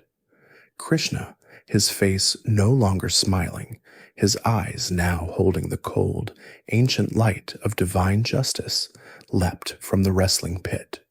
It was not a human jump. In a single, silent, impossible bound, he flew through the air, clearing the vast distance and landing directly on the high royal platform in front of the stunned tyrant. He was a blur of dark, righteous fury. He seized Kamsa by his hair, the same hair that had grown long with vanity, just as Kamsa, all those years ago, had seized Devaki by her hair at her own wedding. With a pull of irresistible strength, he dragged the sputtering, terrified king from his throne, down from the platform, and into the center of the very arena he had built for Krishna's death. The crown flew from Kamsa's head.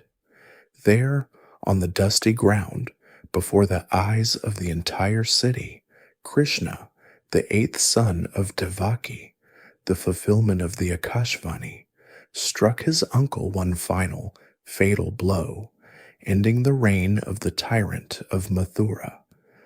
The prophecy was complete. For a long moment, the city was silent, stunned into immobility. Then, as the reality of their liberation dawned, a slow, rising cheer began, swelling into a deafening roar of joy and disbelief. But Krishna and Balarama did not wait for the accolades. Their first, most important task, the human core of their divine mission, was at hand. They ran from the arena, through the palace, to the deep, dark dungeons. There, in the same cold, lightless cell where their story had begun, they found their true parents. Vasudeva and Devaki, shackled and aged by decades of unimaginable grief, looked up, their eyes struggling to comprehend the sight of these two radiant, godlike young men. Krishna and Balarama fell at their feet, weeping, and with their own hands broke the iron chains that had bound them for so long. The reunion was a flood of human emotion, decades of stolen time, of infinite sorrow, and of impossible hope, all collapsing into one profound, tearful embrace. The divine mission had been fulfilled, but the family, at long last, was finally, truly reunited. The reunion in the cold dungeon of Mathura was a moment of profound human catharsis, a closing of the darkest circle of their lives, as Vasudeva and Devaki finally held the divine sons, whose births had cost them so much grief. But liberation is only the first step. The vacuum left by a tyrant must be filled. Krishna and Balarama, having fulfilled the prophecy, did not seize the throne for themselves. Their first act of statecraft was one of pure Dharma, a restoration of the proper ancient order. They formally released Kamsa's father, their own great uncle, the aged and long imprisoned King Ugrasena, and with their own hands they respectfully placed the crown of the Yadavas back upon his head. This act established a crucial theme of Krishna's life. He would be a kingmaker, a divine guide, the power behind the throne, but never the monarch who sat upon it. His destiny always pushing him toward a vaster, more cosmic role than the rule of a single city. Word of Kamsa's fall spread with the speed of a dust storm, and soon a bittersweet delegation arrived from Vrindavan. Nanda, Yashoda, and the Gopas and Gopis, their hearts torn between joy at Krishna's victory and the agonizing final realization of their separation, came to Mathura. There the truth was laid bare. Vasudeva embraced Nanda, weeping, thanking the chieftain for raising his sons, for providing the safe, pastoral cocoon that Kamsa's rage could not penetrate. Yashoda met Devaki, a meeting of two mothers bound by their love for one son, a love that transcended biology and imprisonment. The cowherds of Vrindavan, their role in the divine play now complete, returned to their forests and their cattle, their lives forever imprinted with the memory of the God who had lived among them as a child, leaving Krishna and Balarama to begin their new lives, not as Gopas, but as princes of the Yadava line. But peace in a land of ambitious kings is a fleeting, fragile thing. Kamsa had not been an isolated tyrant.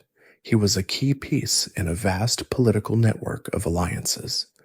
His two principal wives, Asti and Prapti, were the daughters of a man whose power and malevolence dwarfed Kamsa's own, Jarasandha, the emperor of Magadha. This kingdom, Magadha, was not a mythic place. It was a very real and rising power in the eastern Gangetic plains, centered on the fortress capital of Girivraja, a city whose cyclopean stone walls, the ruins of which can still be seen near modern Rajgir, attest to its ancient, formidable strength. Jarasandha was a figure of terrifying might, a devout follower of Shiva, who had, through conquest and intimidation, brought hundreds of lesser kings under his imperial yoke. When his daughters returned to him, widowed and weeping, their grief turned his simmering ambition into a white-hot, personal vendetta. He vowed on his honor as an emperor that he would erase the Yadava clan from the earth and personally kill the two cowherd boys who had murdered his son-in-law. Jarasandha was not a foe to be taken lightly. His own origin story was a testament to his unnatural power. Born to two mothers, in two halves, his body was discarded in the forest, only to be found by a demoness named Jara, who playfully pushed the two pieces together, creating a single, living child who was, as a result, almost supernaturally durable. He was the embodiment of imperial aggression that was at that time becoming the dominant political reality of Iron Age India. The era of the 16 Mahajanapadas, or Great Kingdoms, was a time of brutal consolidation, and Magadha was the shark in the water. Jarasandha marshaled his vast imperial army, a force described in the epics as a terrifying sea of elephants, chariots, and foot soldiers, and marched west across the plains of Aryavarta to lay siege to Mathura. The Yadavas, led by Krishna and Balarama, were formidable warriors. They met Jarasandha's army on the plains outside their city walls, and a battle of terrible destructive scale ensued. Krishna, with his divine discus, and Balarama, with his colossal plow and mace, were invincible, a whirlwind of divine power that routed the Magadhan forces. Jarasandha himself, his chariot shattered, was disarmed and captured by Balarama, who prepared to execute him. But Krishna, his gaze fixed on a much larger future tapestry of events, intervened. He told Balarama to let the emperor go free. Jarasandha, he knew, was destined to be a great gatherer of the wicked, a centralizing force who would conveniently bring all the world's adharmic kings together in one place, making them ripe for a future, final cleansing. Jarasandha, his life spared, but his imperial pride shattered, his entire army destroyed, retreated to Magadha, his hatred for Krishna now absolute. But the emperor of Magadha was not a man who accepted defeat.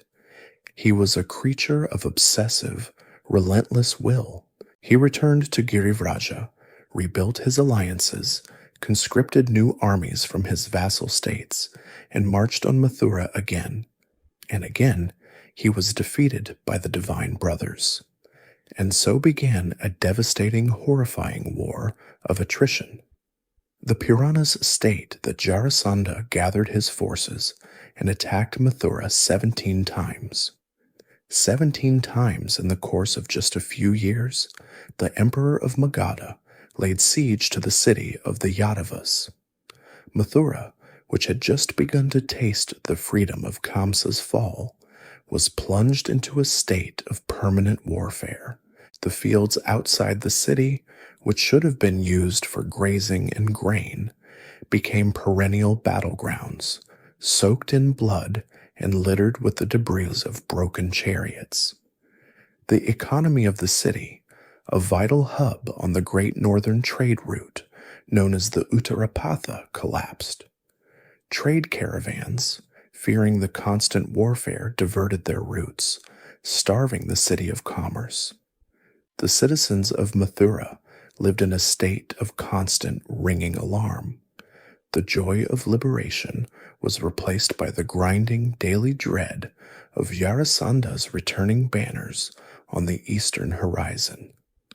Krishna, the divine protector, watched his people suffer. He, who had lifted a mountain to save his village from a single storm, now saw his entire city being slowly ground into dust by a storm of his own making.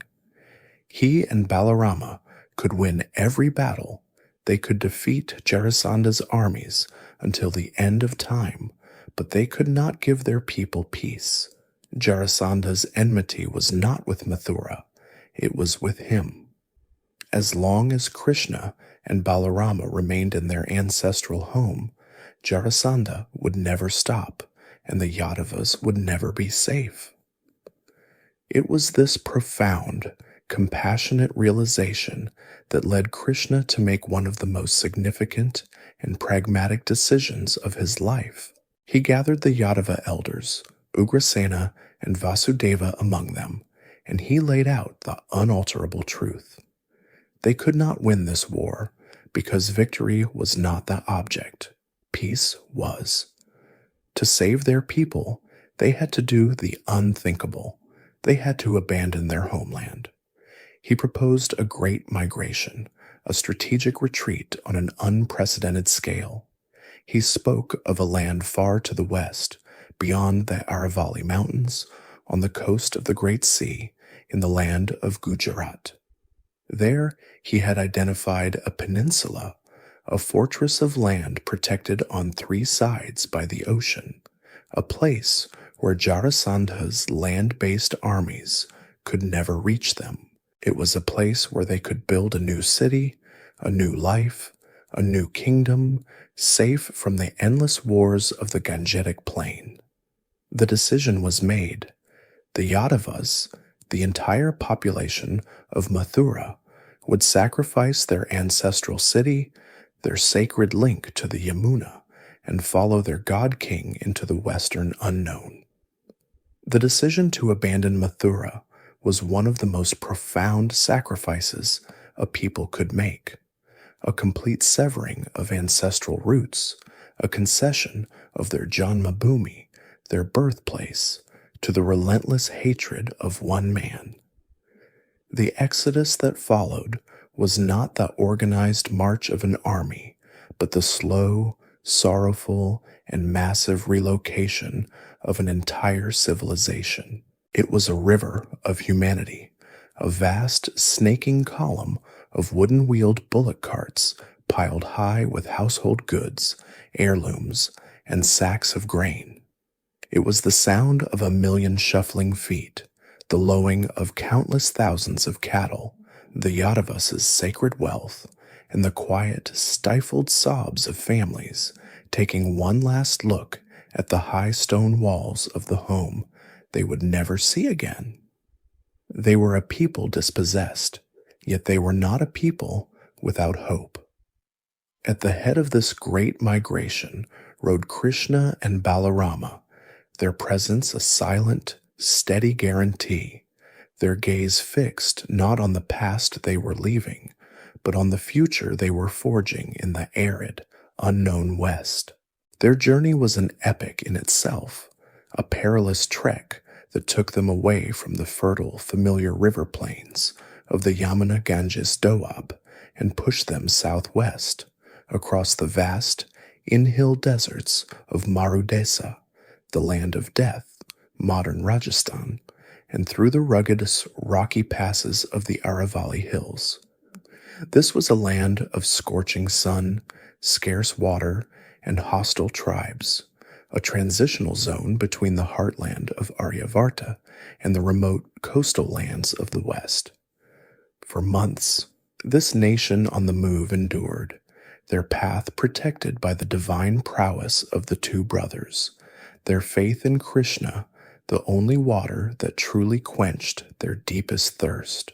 They were moving, as Krishna had planned, toward the sea to the peninsula of Saurashtra, a land known for its hardy people, its maritime trade, and its relative isolation from the power struggles of the Gangetic Plain.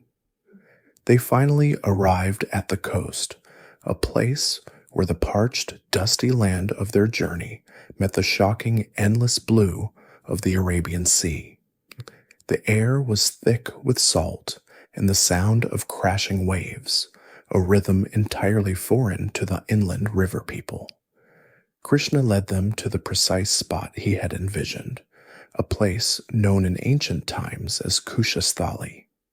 It was a site of old ruins, a former stronghold of an ancient king, but its true value was strategic. It was a promontory, a finger of land protected on three sides by the vast, deep, and unconquerable ocean, connected to the mainland by a narrow, defensible isthmus. It was a natural fortress, a place where Jarasanda's land-based legions of elephants and chariots would be rendered utterly useless. Here, Krishna declared, they would build their new home, their invincible refuge. But this was not to be a city of mud brick walls and thatched roofs, hastily erected by refugees. Krishna, now acting as the divine architect of his people's destiny, intended to build a city that would be a statement, a fortress so magnificent and a capital so prosperous that its very existence would be a testament to the Yadavas' power and a beacon of Dharma in the West. The Puranas describe this in mythic, poetic terms. Krishna, understanding the limits of human engineering, invoked Vishwakarma, the celestial architect of the gods, the divine craftsman who had forged Indra's thunderbolt and built the golden city of Lanka. He requested a city to be built in a single night, a marvel of divine planning and execution. The Bhagavad Purana states that the sea itself, at Krishna's request, receded, offering up 12 yojanas of land for the new metropolis. What Vishwakarma was said to have built became the stuff of legend, a city that haunted the dreams of poets for millennia. It was named Dvaraka, the city of gates, or perhaps the gateway to the west. Its design was a perfect geometric mandala, a grid of 6-lane royal roads, 8 grand thoroughfares, and countless public squares, all paved with smooth, set stone. It was a fortress, but also a paradise. The entire city was encircled by a series of massive, towering walls, described as being so high they scraped the clouds, punctuated by magnificent gates of silver and gold, each one guarded by engines of war and elite Yadava troops. But within these formidable defenses lay a city of breathtaking beauty. The palaces of the Yadava nobles and the royal residence of Krishna himself were not made of wood or stone, but were said to gleam with the luster of crystal, emeralds, and sapphires, their soaring towers and intricate balconies inlaid with precious coral. It was a city of water and life, filled with thousands of man-made lakes, their surfaces covered in blue and white lotuses, and countless public parks and gardens, where the air was thick with the scent of celestial flowers and the sound of exotic birds.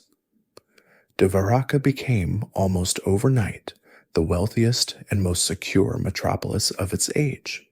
Its strategic position on the coast transformed the Yadavas from a beleaguered tribe of cowherds and farmers into a formidable maritime power, their ships commanding the trade routes of the Arabian Sea, bringing in staggering wealth from distant, unknown lands. It was a city of order, prosperity, and unassailable strength, a golden fortress ruled by Ugrasena, but guided in all things by the wisdom of Krishna.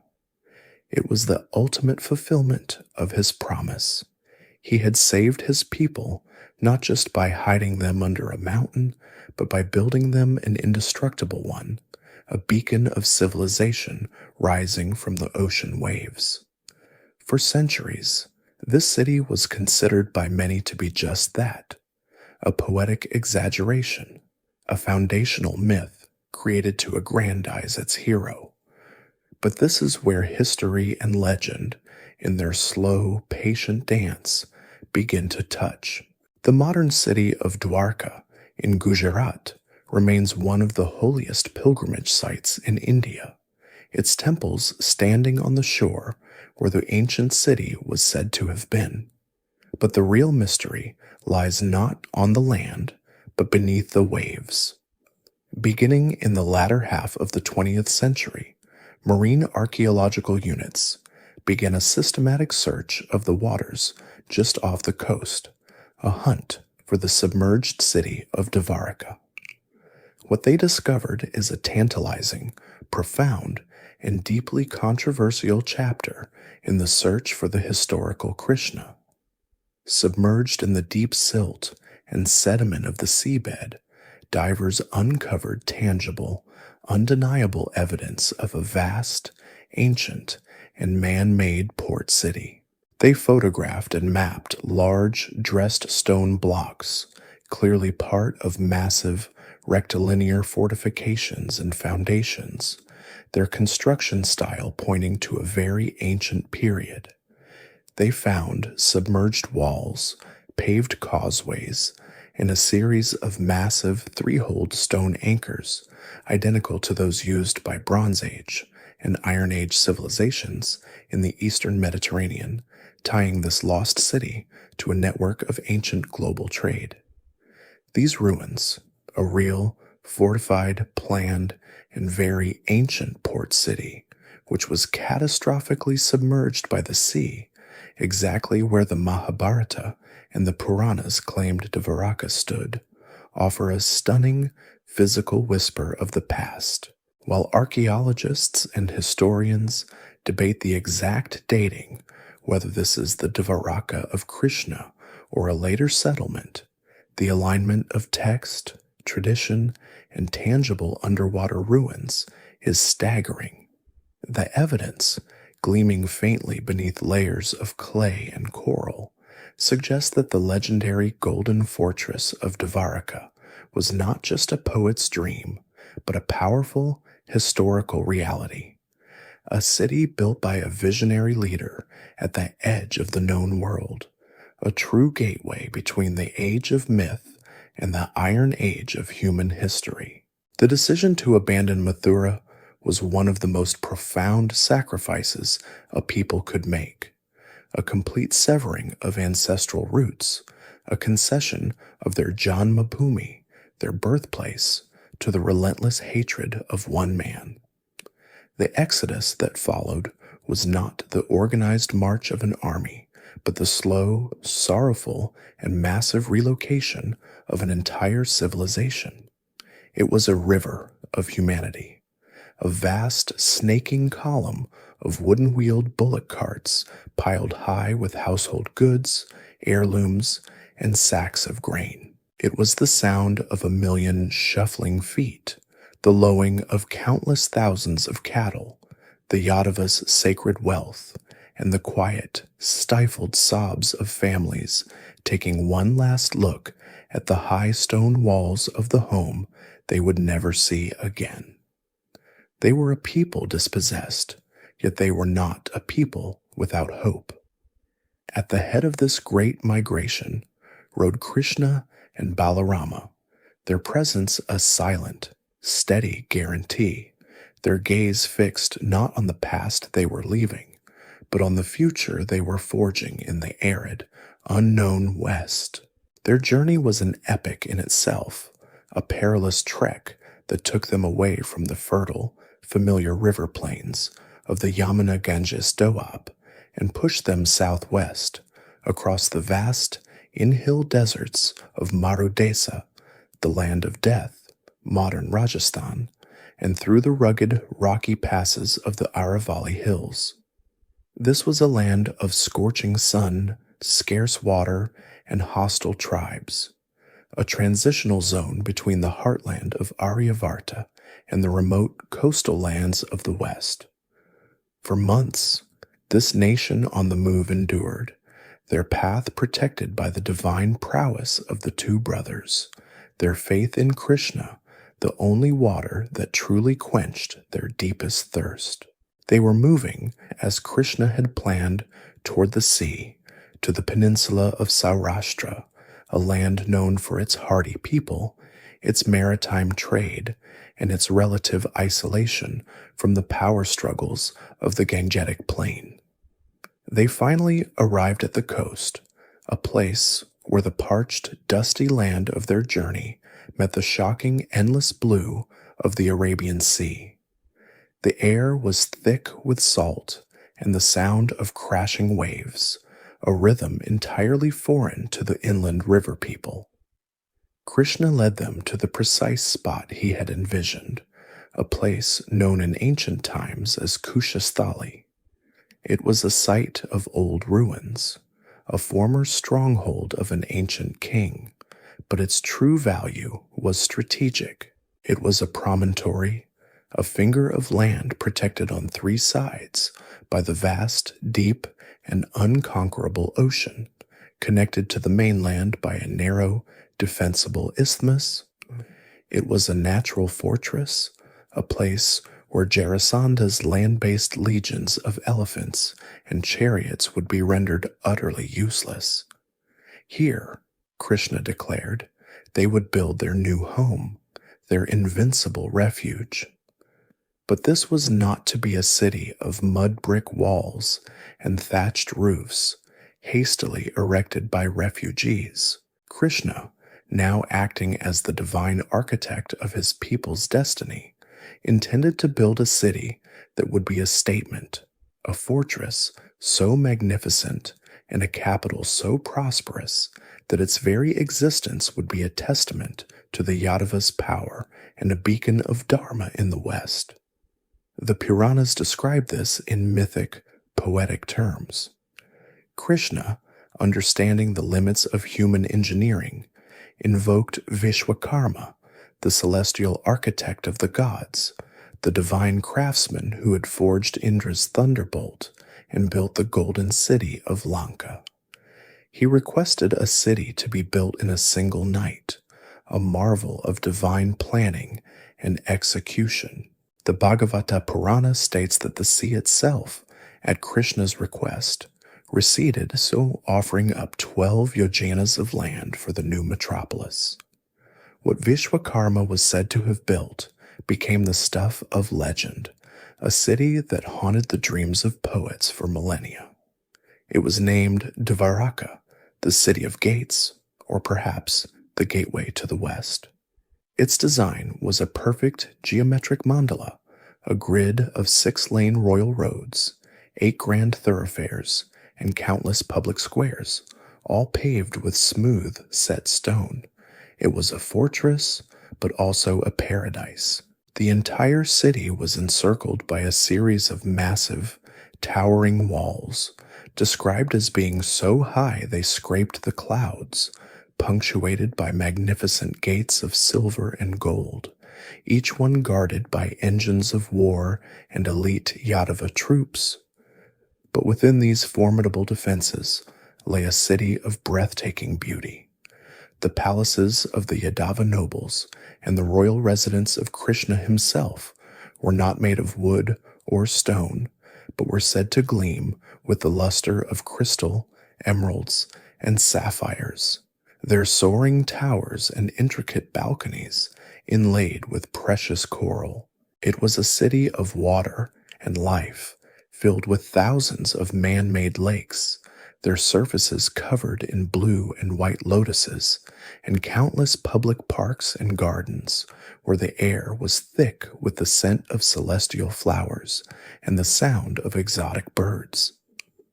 Dvaraka became, almost overnight, the wealthiest and most secure metropolis of its age. Its strategic position on the coast transformed the Yadavas from a beleaguered tribe of cowherds and farmers into a formidable maritime power, their ships commanding the trade routes of the Arabian Sea, bringing in staggering wealth from distant, unknown lands. It was a city of order, prosperity, and unassailable strength, a golden fortress ruled by Ugrasena, but guided in all things by the wisdom of Krishna. It was the ultimate fulfillment of his promise. He had saved his people not just by hiding them under a mountain, but by building them an indestructible one, a beacon of civilization rising from the ocean waves. For centuries, this city was considered by many to be just that, a poetic exaggeration, a foundational myth created to aggrandize its hero. But this is where history and legend, in their slow, patient dance, begin to touch. The modern city of Dwarka in Gujarat remains one of the holiest pilgrimage sites in India, its temples standing on the shore where the ancient city was said to have been. But the real mystery lies not on the land, but beneath the waves. Beginning in the latter half of the 20th century, marine archaeological units began a systematic search of the waters just off the coast, a hunt for the submerged city of Dvaraka. What they discovered is a tantalizing, profound, and deeply controversial chapter in the search for the historical Krishna. Submerged in the deep silt and sediment of the seabed, divers uncovered tangible, undeniable evidence of a vast, ancient, and man-made port city. They photographed and mapped large, dressed stone blocks, clearly part of massive, rectilinear fortifications and foundations, their construction style pointing to a very ancient period. They found submerged walls, paved causeways, and a series of massive three-holed stone anchors, identical to those used by Bronze Age and Iron Age civilizations in the Eastern Mediterranean, tying this lost city to a network of ancient global trade. These ruins, a real, fortified, planned, and very ancient port city, which was catastrophically submerged by the sea, exactly where the Mahabharata and the Puranas claimed Dvaraka stood, offer a stunning, physical whisper of the past. While archaeologists and historians debate the exact dating, whether this is the Dvaraka of Krishna or a later settlement, the alignment of text, tradition, and tangible underwater ruins is staggering. The evidence, gleaming faintly beneath layers of clay and coral, suggests that the legendary golden fortress of Dvaraka was not just a poet's dream, but a powerful historical reality.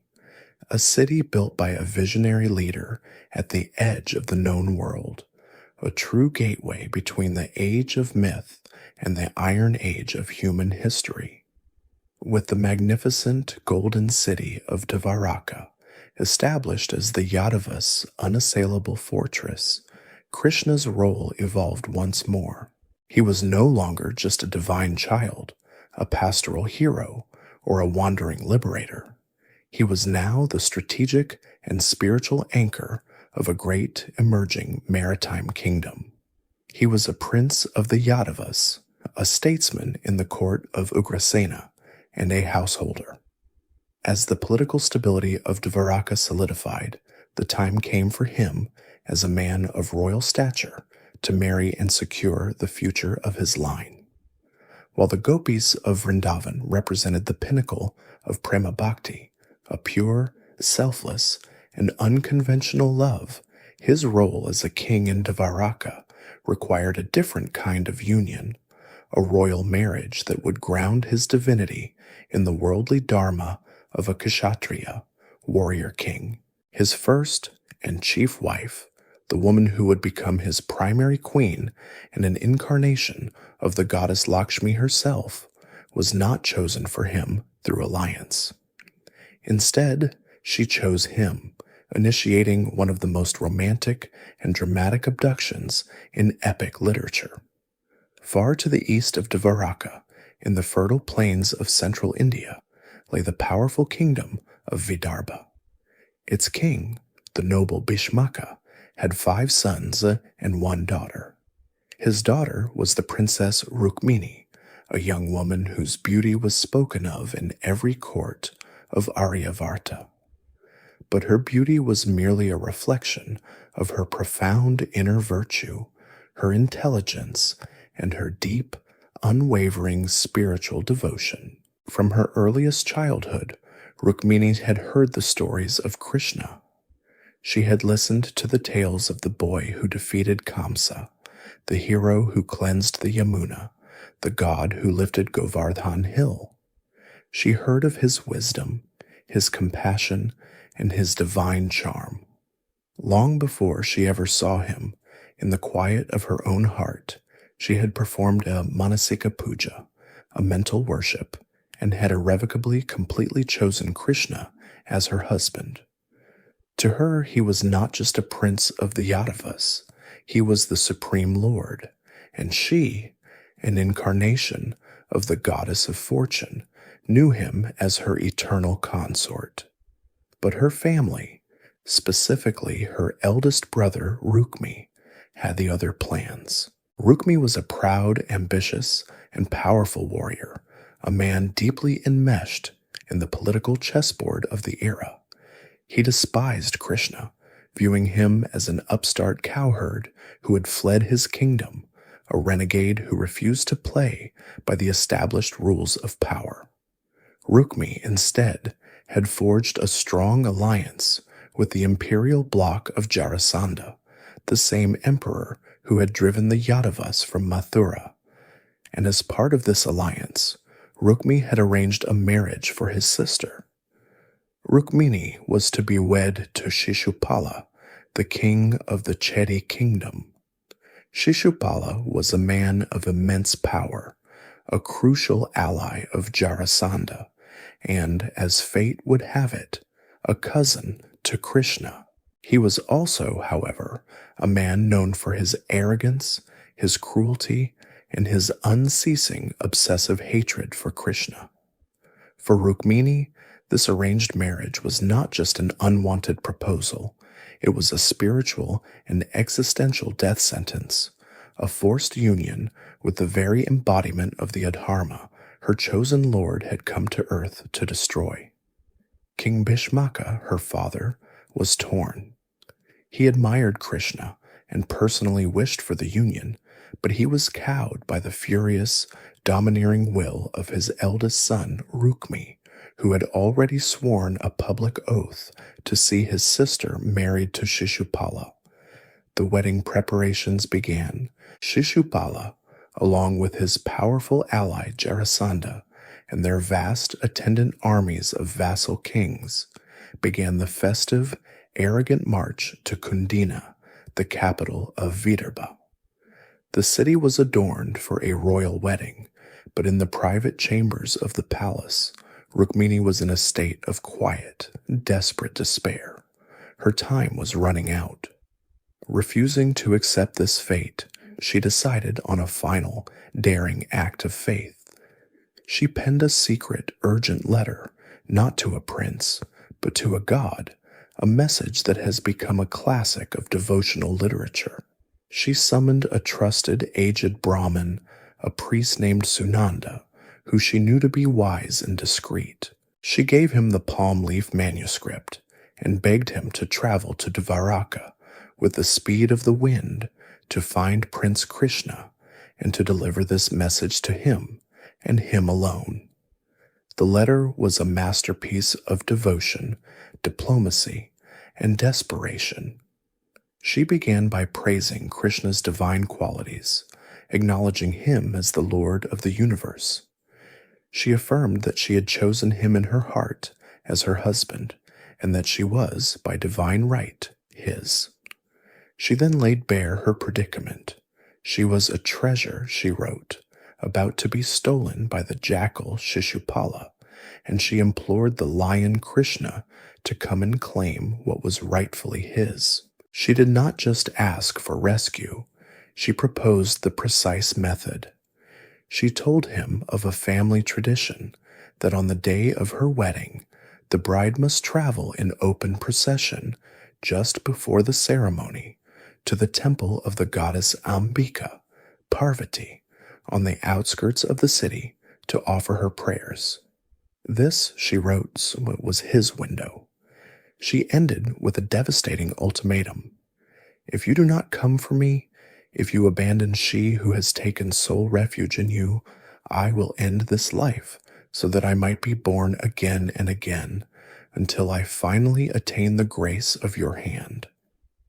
The aged Brahmin traveled with supernatural speed, driven by the urgency of his mission. He reached the golden gates of Dvaraka, was immediately recognized for his holiness, and was granted an audience with Krishna.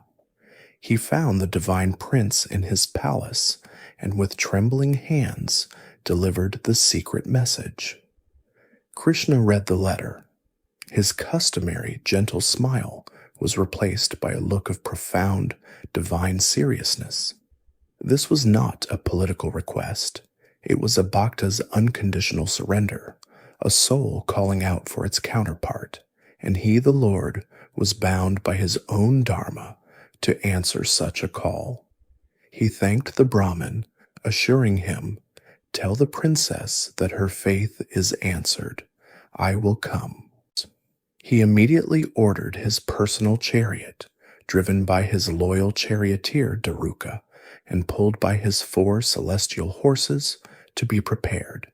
He turned to Balarama, explained the situation, and the 2 brothers, accompanied by a small, elite contingent of the Yadava army, set out immediately, thundering eastward toward Vidarbha. Back in Kundina, the city was electric with tension. The great armies of Shishupala and Jarasandha had arrived, their war elephants and banners filling the plains outside the city, their arrogance and laughter echoing in the streets. Rukmi, beaming with triumph, oversaw the final preparations. King Bhishmaka watched, his heart heavy with dread, and in her rooms, Rukmini, her fate now entirely out of her hands, waited, her eyes fixed on the eastern horizon. The Brahmin had not yet returned, and her hope was beginning to fray.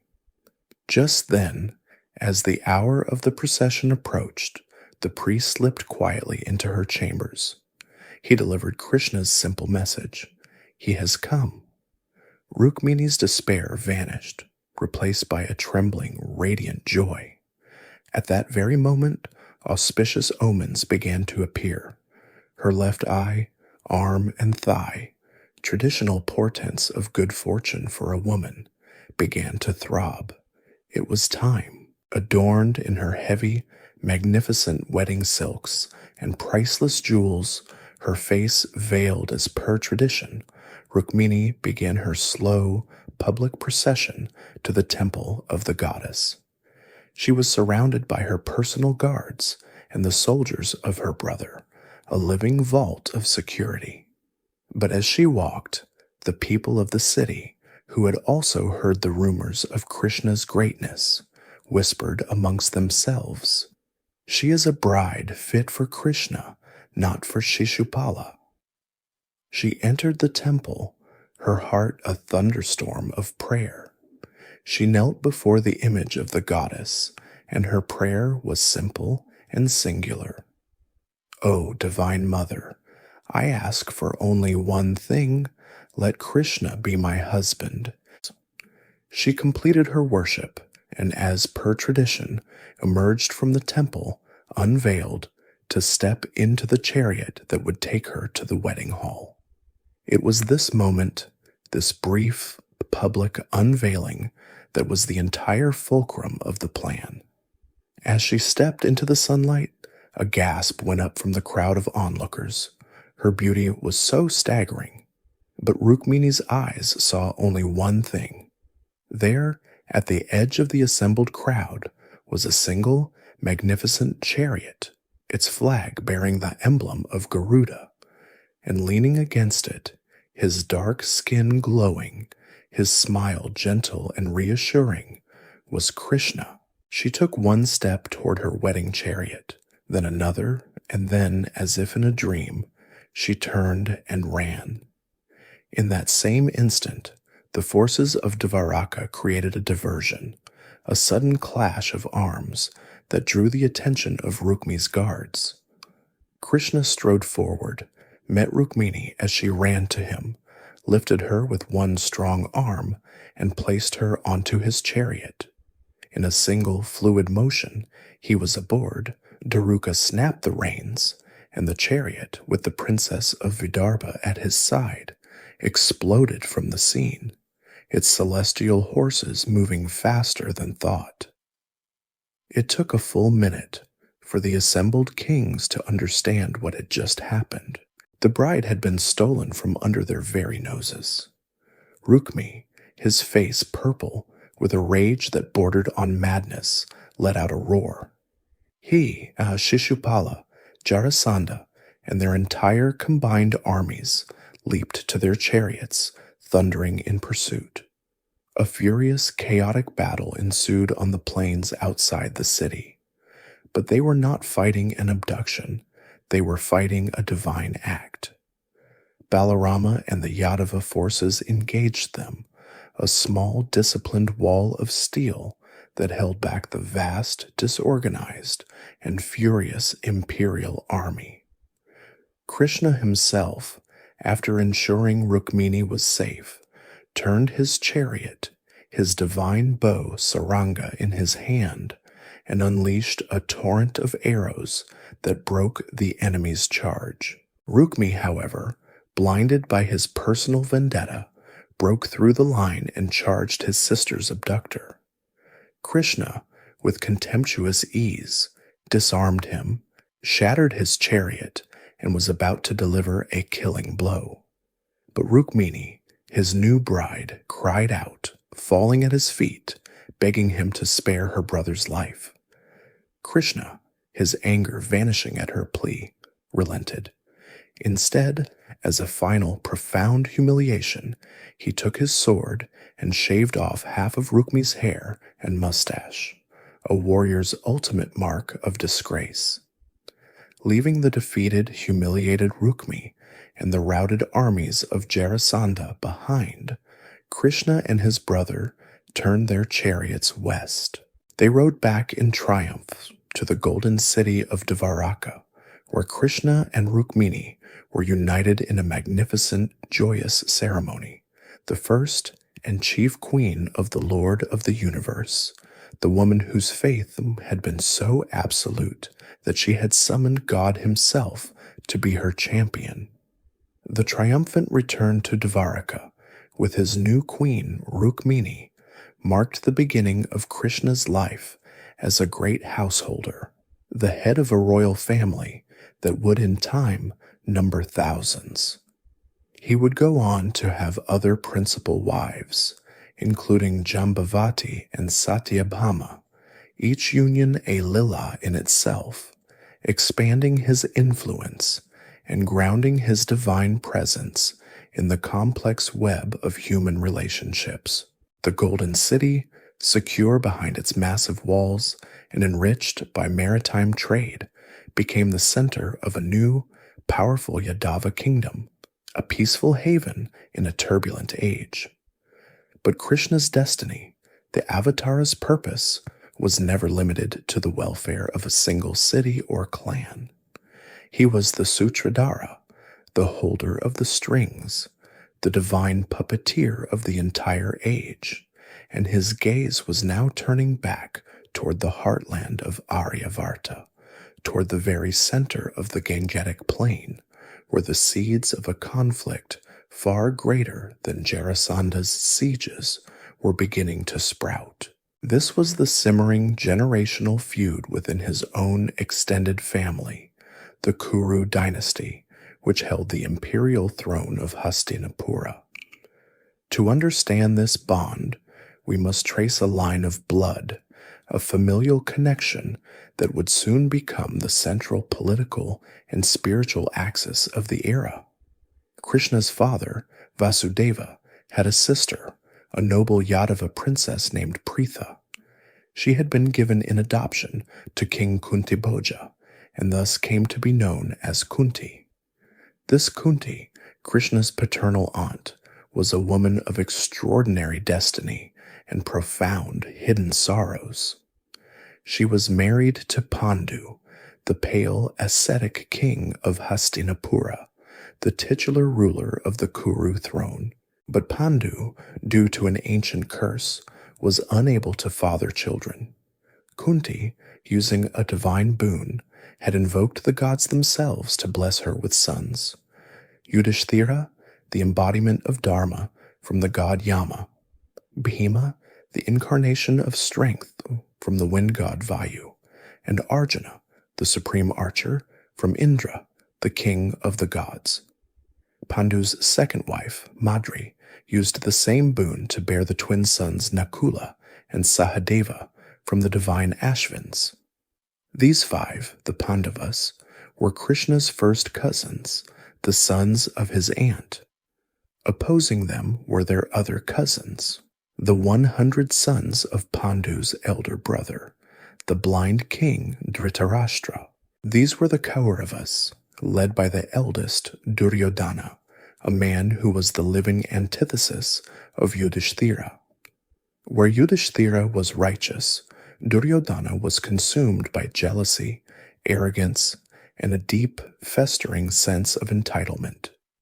He believed, as the son of the elder, though blind brother, that the throne of Hastinapura was his by right, and he viewed his 5 virtuous cousins as obstacles, a constant galling reminder of a nobility he could not possess.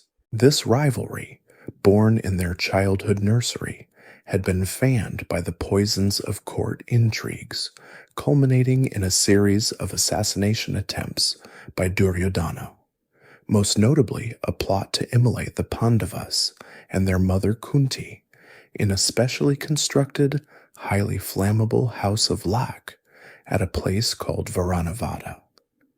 The Pandavas, however, had been warned by their wise uncle, Vidura, and escaped through a hidden tunnel, their apparent deaths a cover for a new life in hiding, as they wandered the northern forests, disguised as poor, dispossessed Brahmins.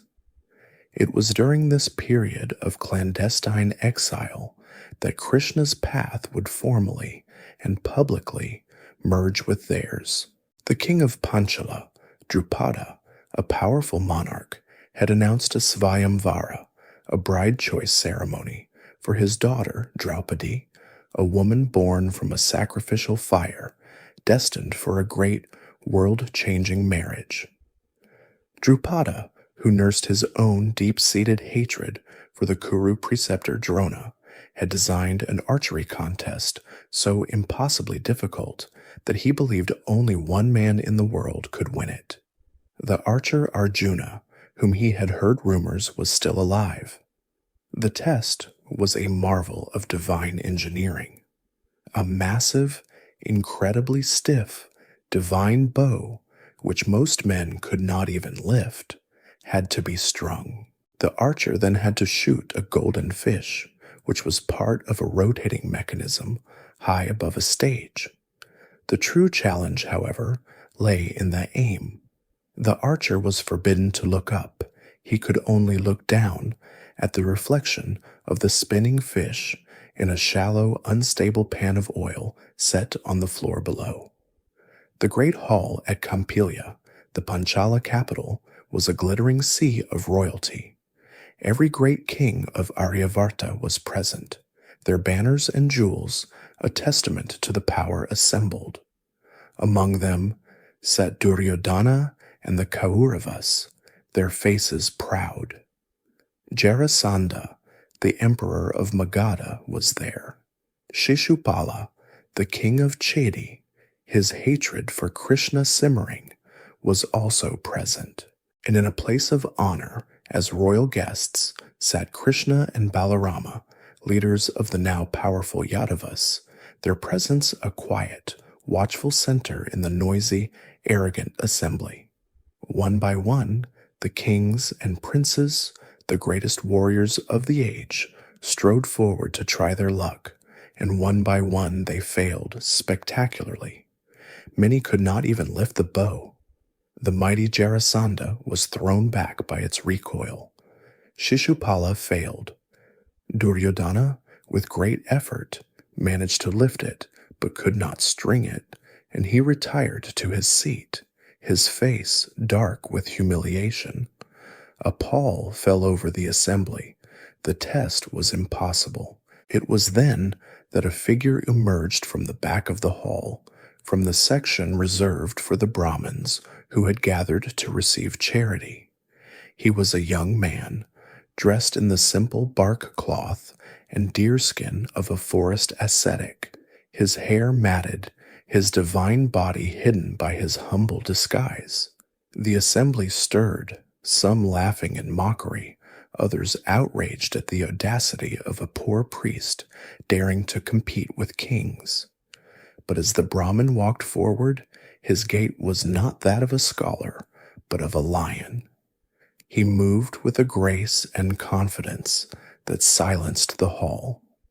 He reached the bow, and as he did, he glanced for a single fleeting moment toward the Yadava contingent. His eyes met Krishna's. In that instant, a silent, profound recognition passed between them. Krishna, the omniscient narrator, saw through the disguise. He saw not a Brahmin, but his cousin, the divine warrior Arjuna, son of Indra. A slow, knowing, deeply satisfied smile spread across Krishna's face. He turned to Balarama, who was looking on in confusion, and said simply, "He is Arjuna. I have no doubt." Arjuna, his face a mask of serene concentration, performed a silent parikrama, circumambulation, of the bow, offering a mental prayer. Then, with the ease of a man lifting a garland of flowers, he picked up the divine weapon and strung it in the blink of an eye, the twang of the bowstring echoing like a thunderclap in the stunned hall. He did not pause. He took 5 arrows, knelt, and fixed his gaze not on the sky, but on the shimmering, unstable reflection in the oil. The wheel spun, the fish while rotated. Arjuna drew the string, and with a speed that defied the eye, he loosed the arrows, one after another, thwack, thwack, thwack, thwack, thwack. His arrows flew true, piercing the eye of the reflected fish, which in turn meant the physical target high above had been struck, and the mechanism fell, its purpose fulfilled. A wave of utter disbelief, followed by a roar, shook the hall. Draupadi, her heart soaring, smiled and walked forward, placing the victor's garland around the Brahmin's neck. But the assembled kings, their pride shattered, were not so gracious. They exploded in a furious rage. They had been shamed, defeated not by a fellow kshatriya, but by a lowly priest. They drew their swords, shouting that the Svayamvara was void, that a Brahmin could not win a royal bride.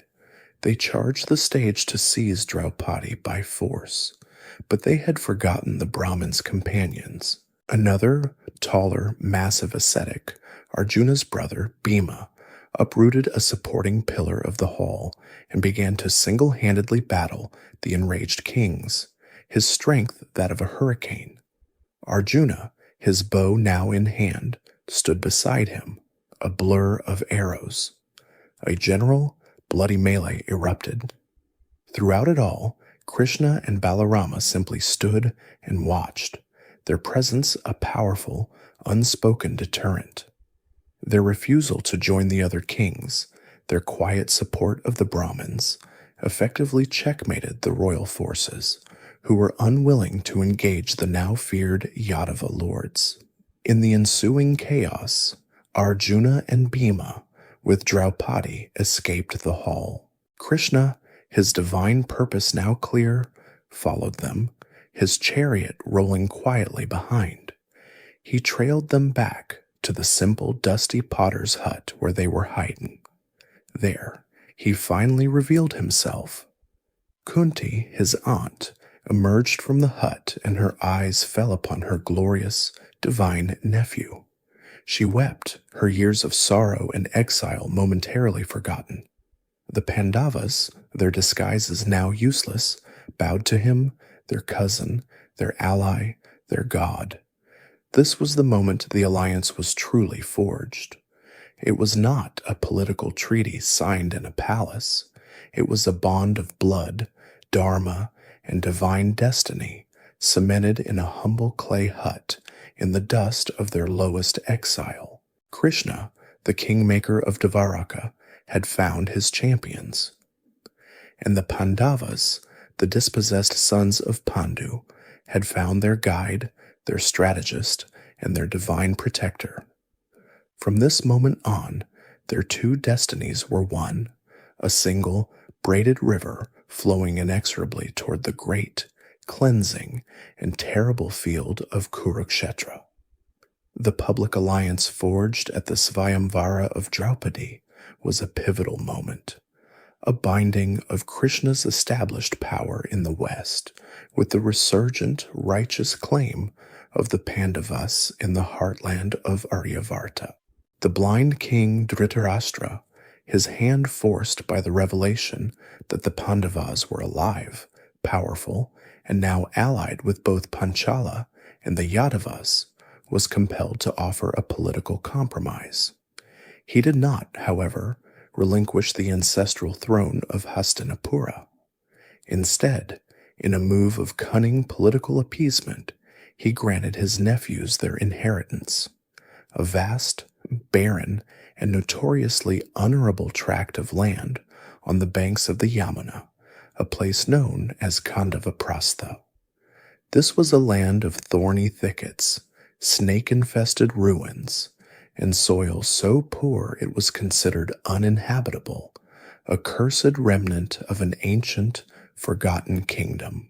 It was, in Dhritarashtra's mind, a royal insult disguised as a gift, a place where his nephew's ambitions would surely starve.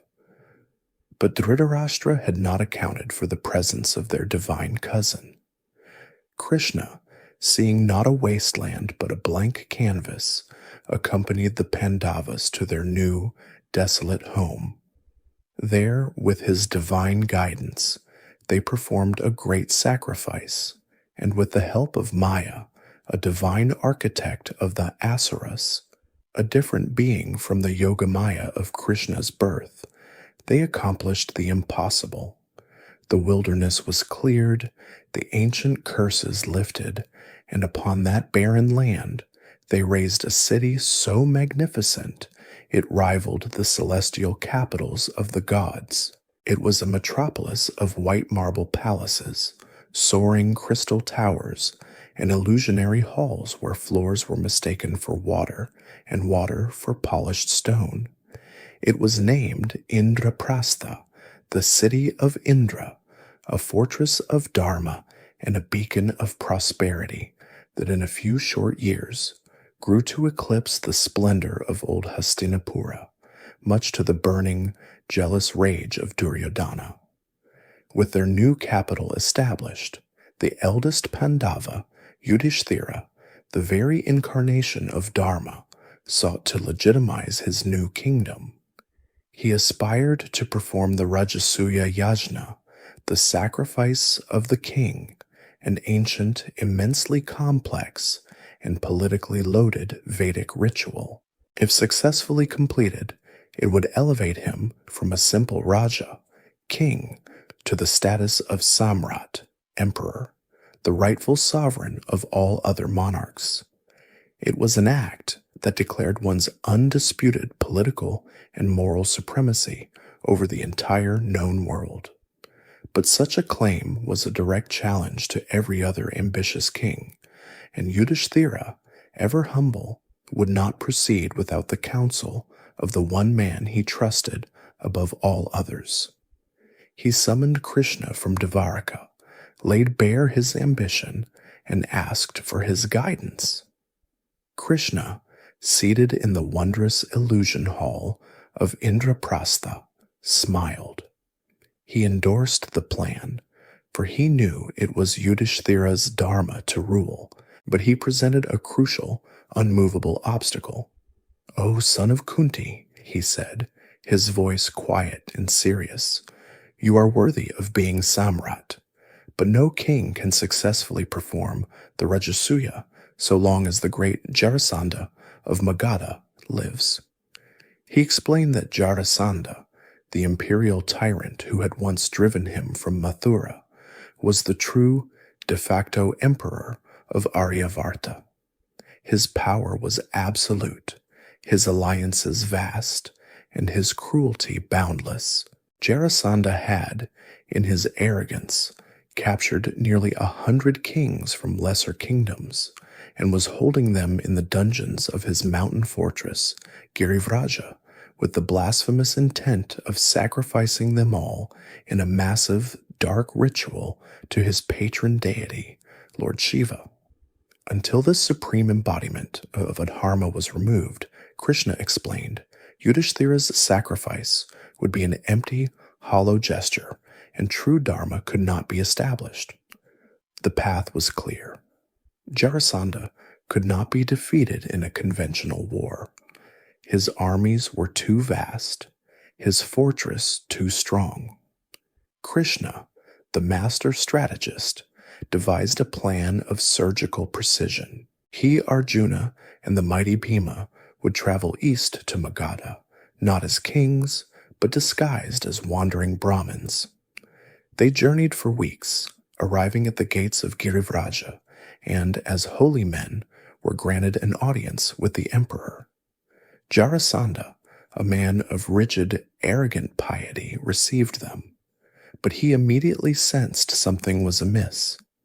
These were Brahmins who bore the calloused hands and broad shoulders of Kshatriyas, warriors. Krishna, dropping the pretense, revealed who they were and issued their challenge. Jarasandha must either release the captive kings or grant one of them the gift of single combat. Jarasandha, bound by the warrior's code, laughed. His pride stung. He refused to fight the cowherd Krishna, whom he deemed a coward, or Arjuna, whom he considered a mere boy. He chose the one man whose physique mirrored his own, the mighty Bhima. The duel that followed was a battle of titans, a primal clash of mace and muscle that lasted for 27 days.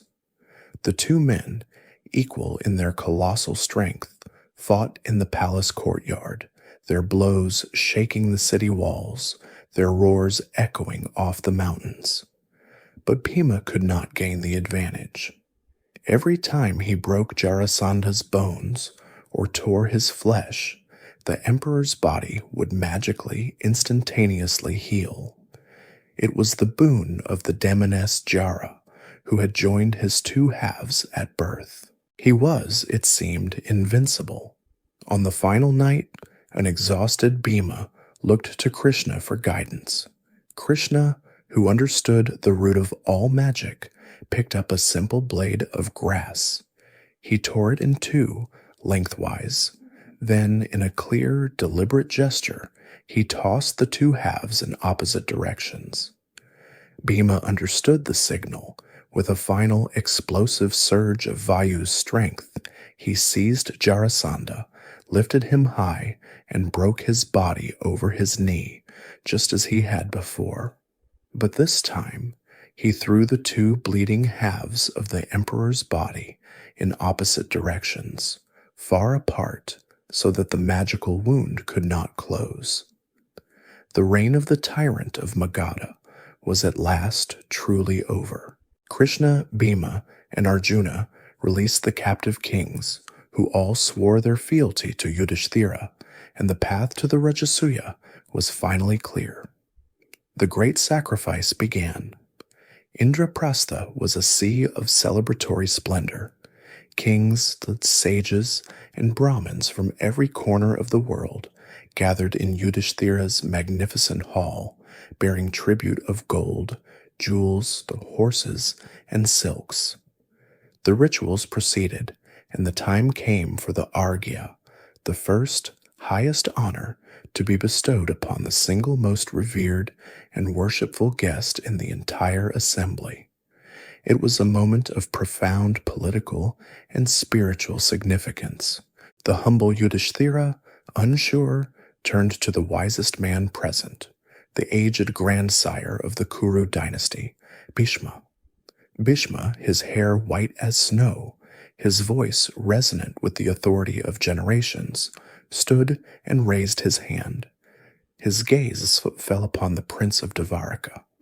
He declared unequivocally that the Arghya belonged to Krishna, and Krishna alone.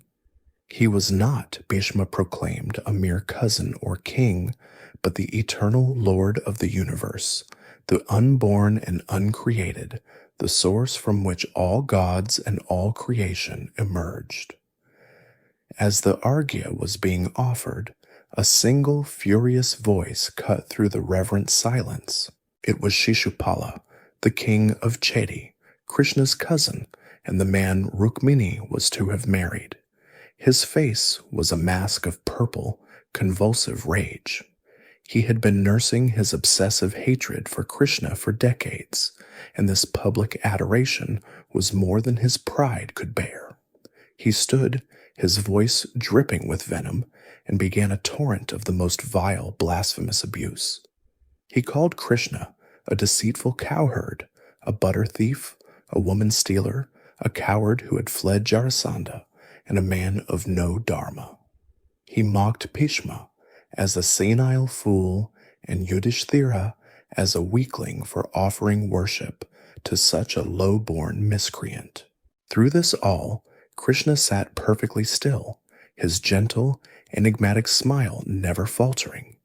He did not speak, he did not move, he simply listened, for he was bound by an ancient vow. At Shishupala's birth, the child had been a terrifying omen, born with 3 eyes and 4 arms.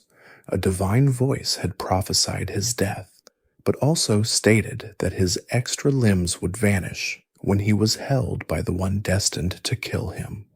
When the infant was passed to his cousin, Krishna, the limbs disappeared. Shishupala's mother, Krishna's own aunt, had extracted a desperate promise that Krishna would pardon her son's offenses. Krishna had agreed, setting a precise limit. "I will pardon," he had vowed, 100. Now, in the great hall, Shishupala, blinded by his own dvesha, hatred, was unknowingly counting down his own life. The Pandavas, furious, drew their swords, but Krishna calmly held up his hand. Shishupala, emboldened, continued, his insults growing ever more personal, ever more vile. He screamed his 100th offense. Then, in a final fatal burst of arrogance, he crossed the line, delivering his 101st insult, a direct, blasphemous challenge to Krishna's divinity. At that precise moment, Krishna's smile vanished. He stood. The entire hall fell into a cold, terrifying silence. I promised his mother I would forgive 100. Krishna's voice boomed, clear and cold as a star. The 100 are complete. He raised his hand, and upon his forefinger, the Sudarshana chakra materialized, a spinning, razor-edged disk of pure, blinding solar light. With a simple, final gesture, he unleashed it. The divine weapon flew across the hall, faster than thought, a silent, unstoppable wheel of Dharma.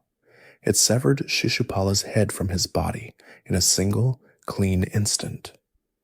As the assembled kings stared in dumb, terrified shock at the fallen king, the final, greatest miracle occurred. From Shishupala's lifeless body, a brilliant white point of light, his Jivatma or essential soul, emerged. It floated, serene and radiant, across the vast hall, past the sacrificial fires, and, to the astonishment of every sage and king, it bowed in the air and merged gently into the feet of Lord Krishna.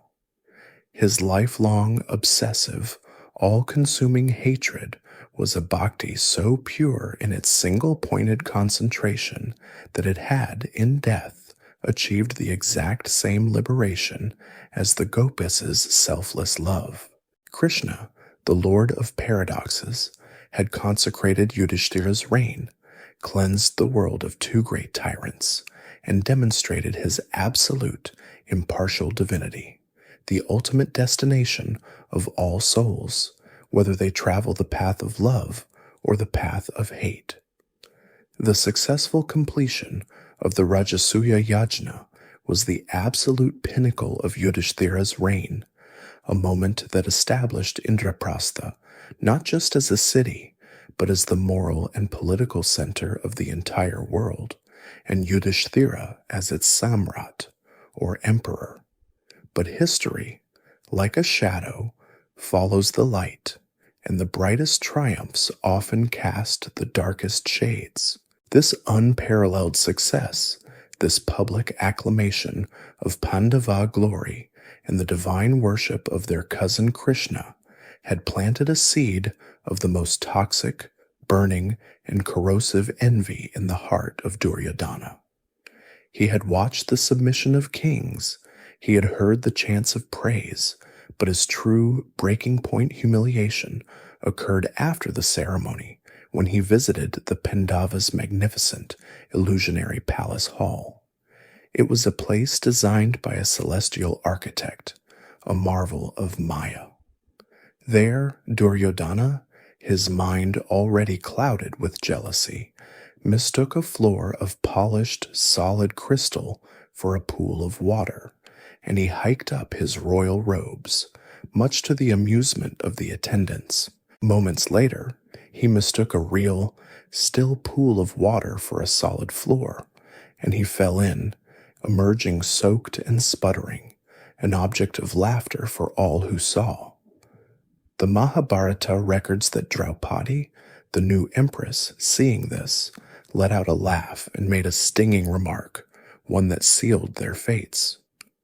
"A blind man's son," she said, referencing his father Dhritarashtra, "is also blind." That laughter, that public humiliation at the hands of the woman he secretly coveted and now openly despised, became the sickness that consumed Duryodhana. He returned to Hastinapura, a changed man, his envy a physical malady that left him pale, sleepless, and muttering of his own dishonor. His uncle Shakuni, the prince of Gandhara and the brother of Duryodhana's mother Gandhari, saw this weakness and offered a solution. Shakuni was a creature of cunning and shadow, a man who nursed his own deep-seated hatred for the Kuru clan, and his weapon was not the sword, but the dice. He was a master of the game, not through luck, but through dark craft. His dice, some traditions hold, were carved from the bones of his own father, enchanted to obey his every command. He counseled Duryodhana that the Pandavas could not be defeated in war. Arjuna's bow and Bhima's mace were invincible, and Krishna's divine protection made them unassailable. But, he hissed, Yudhishthira, the great Dharmaraja, had one known fatal weakness, a Kshatriya's obsessive, gentlemanly code of honor, which dictated that he could never refuse a formal invitation to a game of dice. The plot was hatched, a friendly game in the halls of Hastinapura. The blind king Dhritarashtra, his love for his son, overpowering his frail sense of Dharma, gave his assent ordering a magnificent new gaming hall to be built. He then dispatched his wise, long-suffering brother, Vidura, to travel to Indraprastha and extend the formal royal invitation. Yudhishthira received the message, and his heart sank. He knew, with a sage's clarity, that this was a trap. He knew Shakuni's reputation, and he knew the game would be his ruin. His brothers pleaded with him to refuse, but Yudhishthira felt the crushing, inexorable weight of the Kshatriya code. To refuse a challenge from his sovereign king, his uncle, would be an act of dishonor, an insult that could be seen as a pretext for war. With a heavy, fatalistic sigh, he accepted. And so the 5 brothers and their queen Draupadi traveled back to the city of their birth, walking, as they all knew, into a snare. Critically, at this exact moment, the great unfolding drama of the cosmos had called Krishna, their divine protector, far away from the chessboard. He was not in Indraprastha to counsel them, nor was he in Hastinapura to deter his enemies. He was, the texts say, engaged in a great and difficult war of his own, perhaps battling the Asura king Salva, who commanded a flying, illusionary city, a campaign that demanded his full, divine attention. The forces of Adharma had waited, with perfect, predatory timing, for the shepherd to be drawn away from his flock. The game began in the new, tense, silent hall. On one side sat Yudhishthira, the emperor of the world. On the other, Duryodhana, smiling, with Shakuni, his uncle, rolling the dice on his behalf. The stakes, at first, were trivial, the kind of wagers kings make in sport. But with every roll of Shakuni's enchanted dice, Yudhishthira lost. A kind of gambler's madness, a fever of the soul, began to grip the Dharmaraja. Goaded by Shakuni's taunts, "You have lost your gold, but surely a Samrat has more to wager." Yudhishthira's judgment collapsed. He staked his treasury. He lost. He staked his herds, his elephants, his armies. He lost. He staked the magnificent, celestial city of Indraprastha, his entire kingdom, and on a single fateful roll, he lost that too. He was a king with no kingdom, a man with nothing left. The hall was a tomb of stunned silence, but Shakuni, his eyes gleaming, was not finished. "You have lost all things, Yudhishthira," he whispered, his voice carrying in the stillness, "but you have not lost your brothers." And in a moment of utter, profound despair, Yudhishthira, his mind no longer his own, staked his brothers one by one. He lost Nakula, he lost Sahadeva, he lost the divine archer Arjuna, he lost the mighty Bhima. They were, in an instant, slaves. He then, in a final delusional act, staked himself. He lost. The 5 Pandavas, the heroes of the age, stood in chains, the property of Duryodhana. Shakuni laughed, a dry, rattling sound. "There is one jewel left, Yudhishthira, one final prize. You have not staked your queen. Wager Draupadi and win back everything."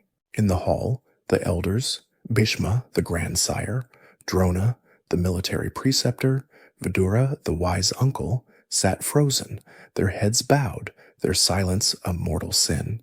Yudhishthira, a man already dead, a slave with no property, performed his final adharmic act. He staked Draupadi. Shakuni rolled the dice, glanced at them, and cried out in triumph, "She is won!" Duryodhana rose, his face a mask of triumphant, leering malice. He turned to his younger brother, Dushasana, a man of simple, brute cruelty, and gave the order. "Go to the queen's chambers. Drag our new slave woman here. Drag her by her hair if you must." Dushasana, with a joyous roar, kicked open the doors to the private apartments. He found Draupadi in her chambers, in a state of ritual seclusion, clothed in a single, simple cloth. He grabbed her by her long, black, consecrated hair, the hair that had been sanctified at the Rajasuya, and began to drag her, weeping, pleading, and stumbling, into the assembly hall before the eyes of all the kings, her husbands, and the silent, complicit elders. She made her desperate, logical plea to the assembly, her voice choked with tears. Did my husband stake me before or after he staked himself? If he was already a slave, what right did he have to wager me? It was a question of Dharma, so profound it pierced the heavens, but in the hall it was met with nothing. The elders sat as stone. Bhishma, Drona, and Dhritarashtra refused to answer, their worldly loyalties eclipsing their sacred duty. This silence was the true moral collapse of the Kuru dynasty. Duryodhana, taking their silence as assent, laughed and gave his final depraved order. This woman is our slave. Dushasana, strip her. Let the world see the nakedness of the Pandava queen. Dushasana, roaring with laughter, seized the end of Draupadi's sari. Her husbands, bound by their vow and their slavery, stood with their heads bowed, their souls in torment, Bhima's fists clenching until his knuckles bled. Draupadi, looking at her husbands, at the silent gurus, at the leering kings, realized that no human dharma would save her. All her earthly protectors had failed. In that ultimate moment of despair, she did the one thing left. She let go of the sari she had been clutching, lifted both her hands high in the air in a gesture of absolute, unconditional surrender, Sharanagati, and she cried out a name, not to anyone in the hall, but to the cosmos itself. "O Krishna," she wept, "O Govinda, Lord of Dvaraka, you who dwell in my heart, my honor is lost. Protect me." That prayer, a pure, concentrated arrow of surrender, crossed the vast distance to Dvaraka in less than an instant. Krishna, far away, heard the call of his bhakta, and he acted. In the hall at Hastinapura, Dushasana began to pull. He pulled, and the cloth miraculously did not end. He pulled and pulled, a river of saffron, then red, then blue, then green silk, the sari endlessly, divinely replenishing itself as he unwound it. The assembled kings watched, their mockery turning to stunned, terrified awe. A mountain of beautiful, multicolored fabric piled up in the center of the hall, a shimmering, impossible testament to a divine intervention. Dushasana, his muscular arms aching, his mind shattered by the sheer, magical impossibility of the act, finally collapsed in a faint, his lungs bursting. Draupadi stood in the center of the pile, still clothed, weeping but safe. Her honor and the Dharma of the age had been saved by a miracle, an invisible thread of divine grace sent from a God who was worlds away, yet closer than her own breath. The divine miracle in the Hastinapura gaming hall, that endless cascade of silk from a distant god's hand, had saved Draupadi's honor, but it could not save the Pandavas from their fate. The disastrous dice game, a moral and political catastrophe, was replayed, and Yudhishthira, in his fatalistic adherence to the Kshatriya code, lost once more. The terms were set, as brutal as they were final.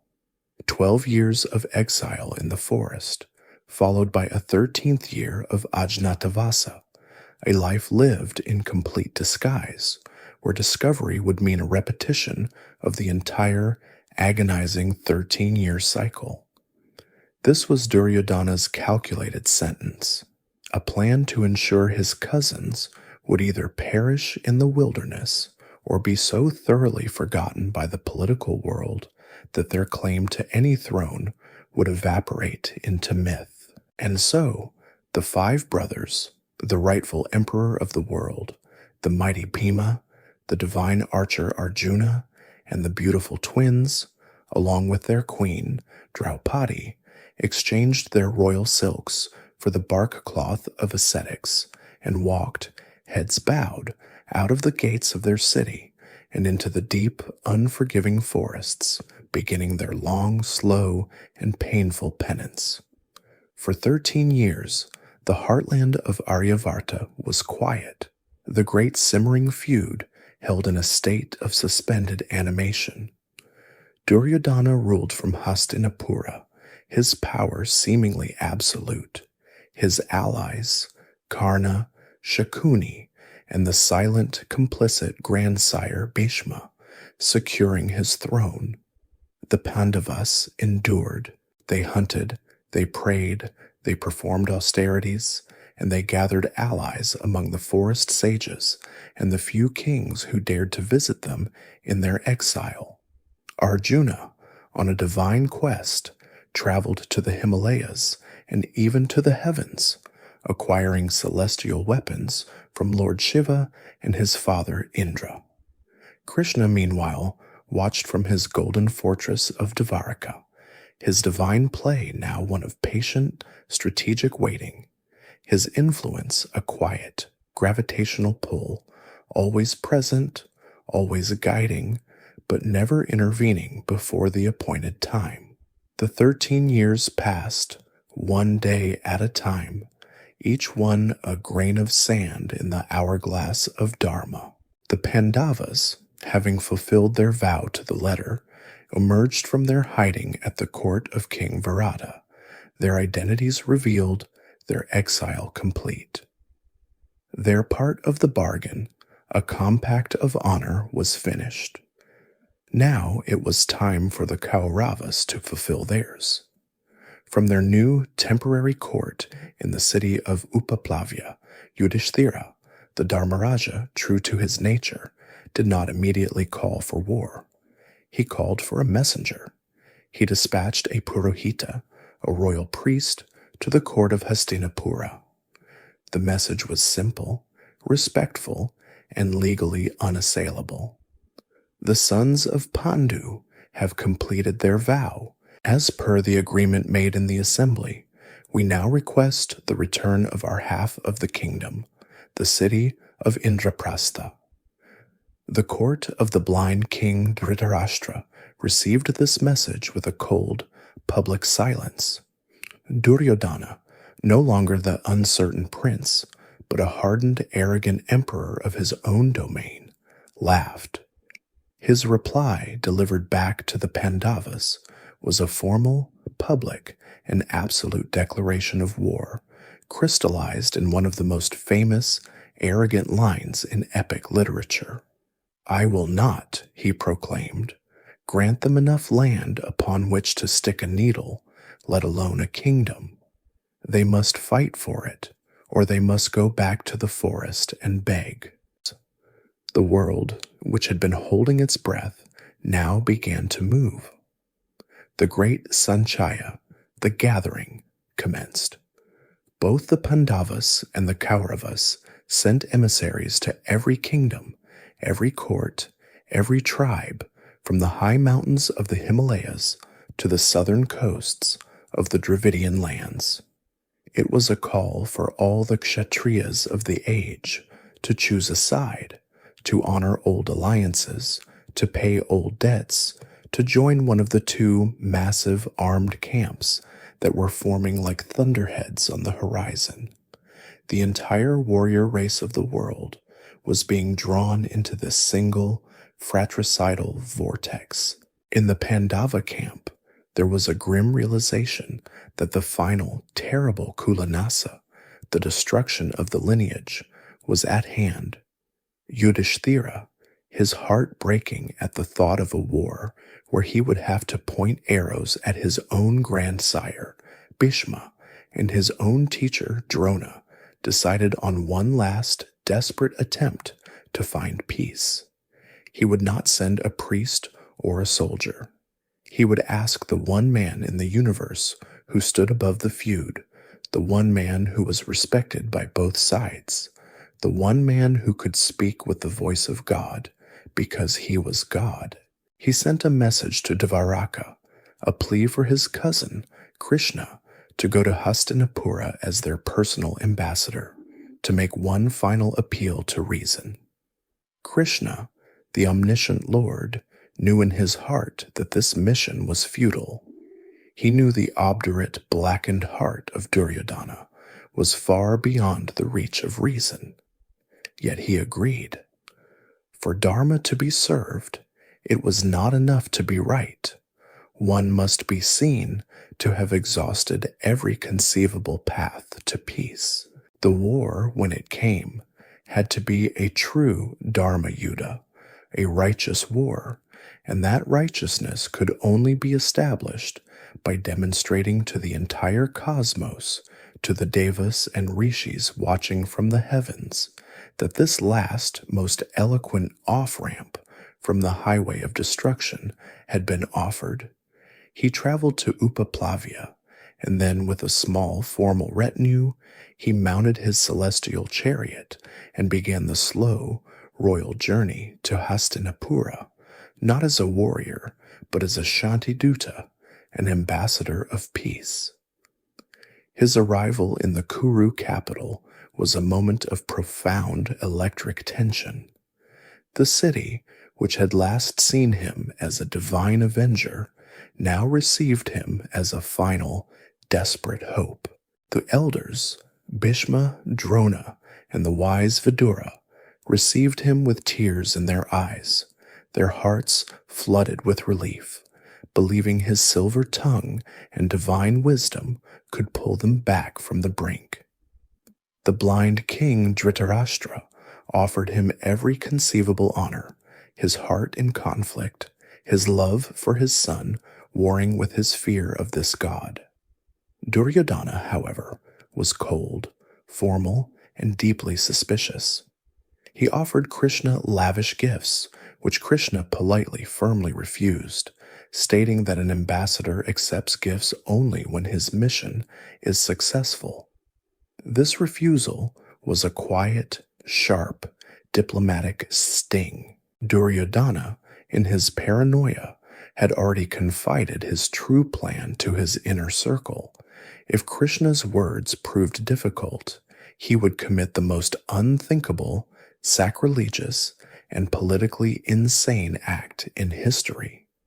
He would violate the sacred diplomatic immunity of the ambassador, seize Krishna, and hold him hostage, believing that by capturing the Pandavas' god, he would win the war before it even began.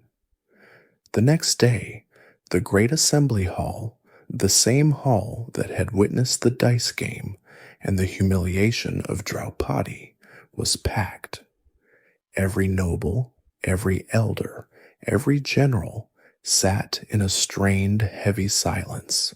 Krishna, the prince of Dvaraka, his dark form radiating a calm, celestial aura, rose to speak. What followed, as recorded in the Udyoga Parva, the book of the effort, was not a threat, but a masterpiece of eloquence, a final, magnificent oration for the soul of an age. He spoke to Dhritarashtra, appealing to him not as a king, but as a father to all the Kurus, reminding him of his duty to protect his entire family. He turned to Bhishma, reminding him of his sacred vow to protect the Kuru throne, a throne that was being dragged into a fratricidal war by a single arrogant prince. He looked at Drona, his old teacher, and asked how he could raise his bow against Arjuna, his most beloved and brilliant student. He spoke of the bonds of blood, of the shared childhood of the cousins, of the sheer, pointless horror of the war to come, a war where sons would kill fathers and uncles would kill nephews, a war that would burn the Dharma of the world to ash. His speech was so powerful that the assembly was moved to tears. But Duryodhana and Shakuni remained untouched, their faces masks of stone. Then Krishna, seeing that his appeal to restore the full kingdom was failing, made his final, most famous compromise. He abandoned the demand for Indraprastha. He abandoned all claims to empire. He said to Duryodhana, "If you are so set against them, then let us end this quarrel thus. Give your cousins just 5 villages. Give them Paniprastha, Sonaprastha, Indraprastha, Tilaprastha, and one other. 5 small villages, one for each brother, so that they may live in honor as Kshatriyas, and they will ask for nothing more. They will renounce all claims to the kingdom." This was the final test. It was no longer about land or power. It was about a single small gesture of grace, a microscopic concession to avoid a cosmic holocaust. The entire hall held its breath. Duryodhana's answer came as a scream. He leapt to his feet, his eyes red, his entire body trembling with an irrational, all-consuming rage. 5 villages? He bellowed, his voice cracking. I will not give them so much as a sushigra, the sharp point of a needle, not a needle point of land without war. And then, his mind snapping, he turned to his guards and gave the fatal, insane order. Seize this man, seize this deceitful cowherd, bind him. The assembly gasped in horror. Bhishma and Drona rose, shouting in protest at this unholy sacrilege. But the guards, loyal to Duryodhana, began to close in, their chains and ropes in hand. As they approached, Krishna, the ambassador, simply smiled. Then he began to laugh. It was a sound that was not human, a low, resonant, terrible rumble that shook the foundations of the palace. You wish to bind me, Duryodhana? His voice Bogomed, no longer the calm tones of a diplomat, but the voice of the thunder and the storm. You, in your foolishness, believe that I am alone? In that instant, a light brighter than 1,000 suns erupted from Krishna's body. The entire court was blinded, the kings and soldiers shielding their eyes, crying out in terror. As their vision cleared, they saw a sight that shattered their understanding of reality. Krishna, the prince, was gone. In his place stood a towering, terrifying, multi-limbed, multi-headed divine form, a sliver of the same Vishvarupa, the universal form that he would one day show to Arjuna. From his body emerged all the gods, Indra, Vayu, Agni, and all the divine weapons, blazing with celestial fire. The blind king Dhritarashtra, hearing the screams of terror, begged Krishna for sight, and for an instant the god granted it to him. The blind king saw the truth of God, a vision so overwhelming and terrible that he immediately begged for his blindness to be returned. The vision vanished. Krishna, the ambassador, stood once more in the center of the hall, his form normal, his smile gentle, his robes undisturbed. The soldiers who had come to bind him lay senseless on the floor. The entire assembly, including Duryodhana, was paralyzed, their bodies rigid with a terror that went beyond the mortal. The peace mission was, as Krishna had known it would be, a failure, but it was also a profound dharmic success. He had proven, beyond all shadow of a doubt, that every path to peace had been walked, and every offer, even the most humble, had been rejected. He had demonstrated the divine moral justification for the war that must now come. He did not speak another word. He turned, his duty done, and walked with a slow, deliberate, and final dignity out of the silent, stunned, and now irrevocably doomed court of Hastinapura. The war was no longer a possibility. It was a righteous, terrible, and fated necessity. Before the first trumpet of war sounds, and before the vast, restless armies of the Kuru dynasty finally converge on that fateful, dusty plain, our narrative must, for a moment, take a breath. The story of Krishna, as we have followed it, is a vast, flowing river of epic poetry, divine Leela, and profound philosophy, a story preserved in the sacred, voluminous texts of the Puranas and the Mahabharata. It is a river that flows at times through the landscape of the gods, a place of miracles and divine interventions. But for us as bedtime historians, we must occasionally pause and ask, where does this river of myth touch the hard, dry soil of verifiable human history? Where does the divine Vasudeva, the Lord of Dvaraka, leave a footprint that an archaeologist, 2.5 millennia later, can dust off, measure, and catalog?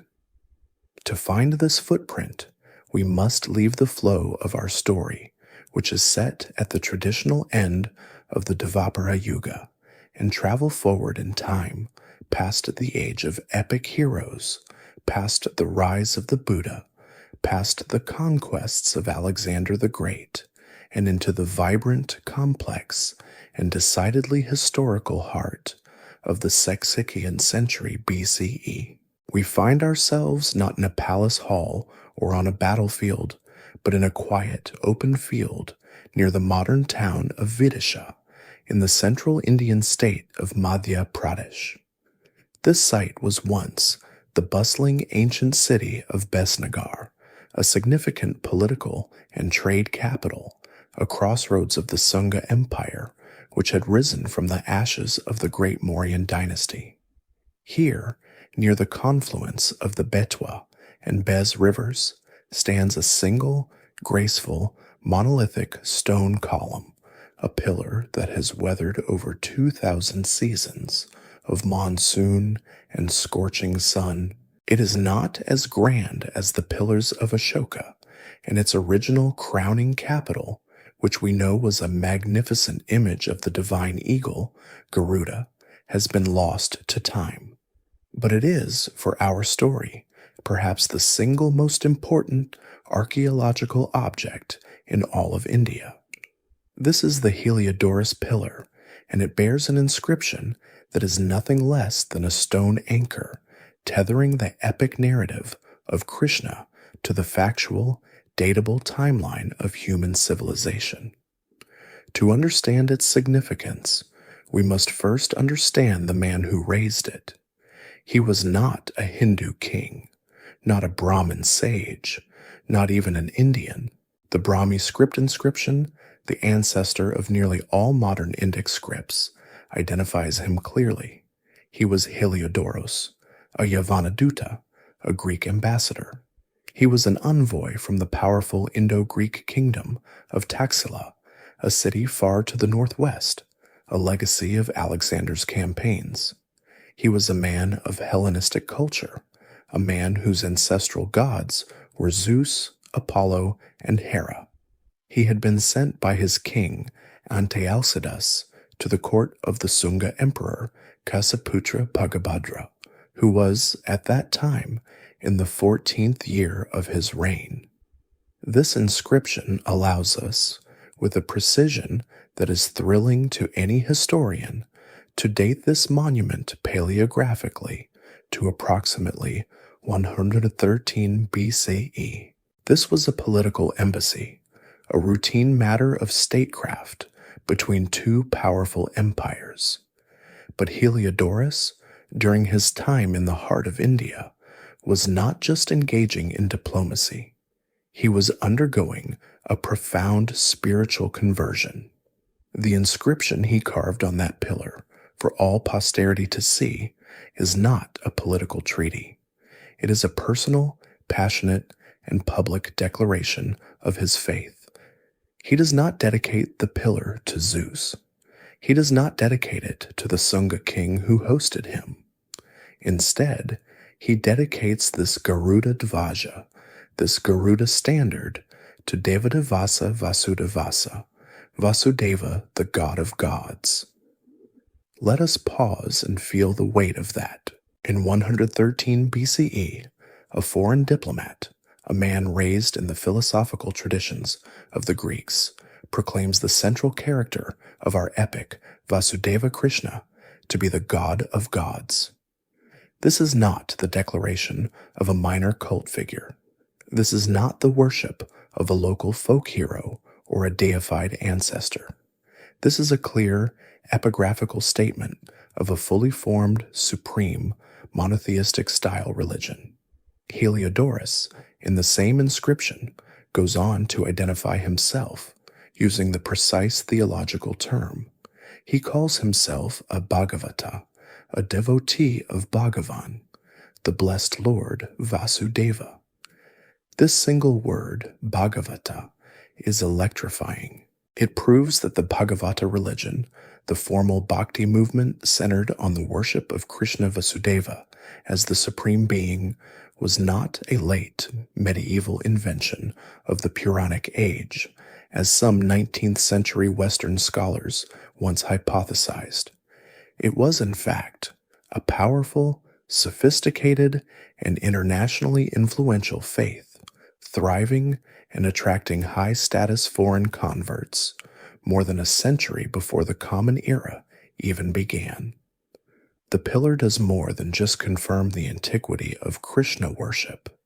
It validates the very specific theological details of the narrative.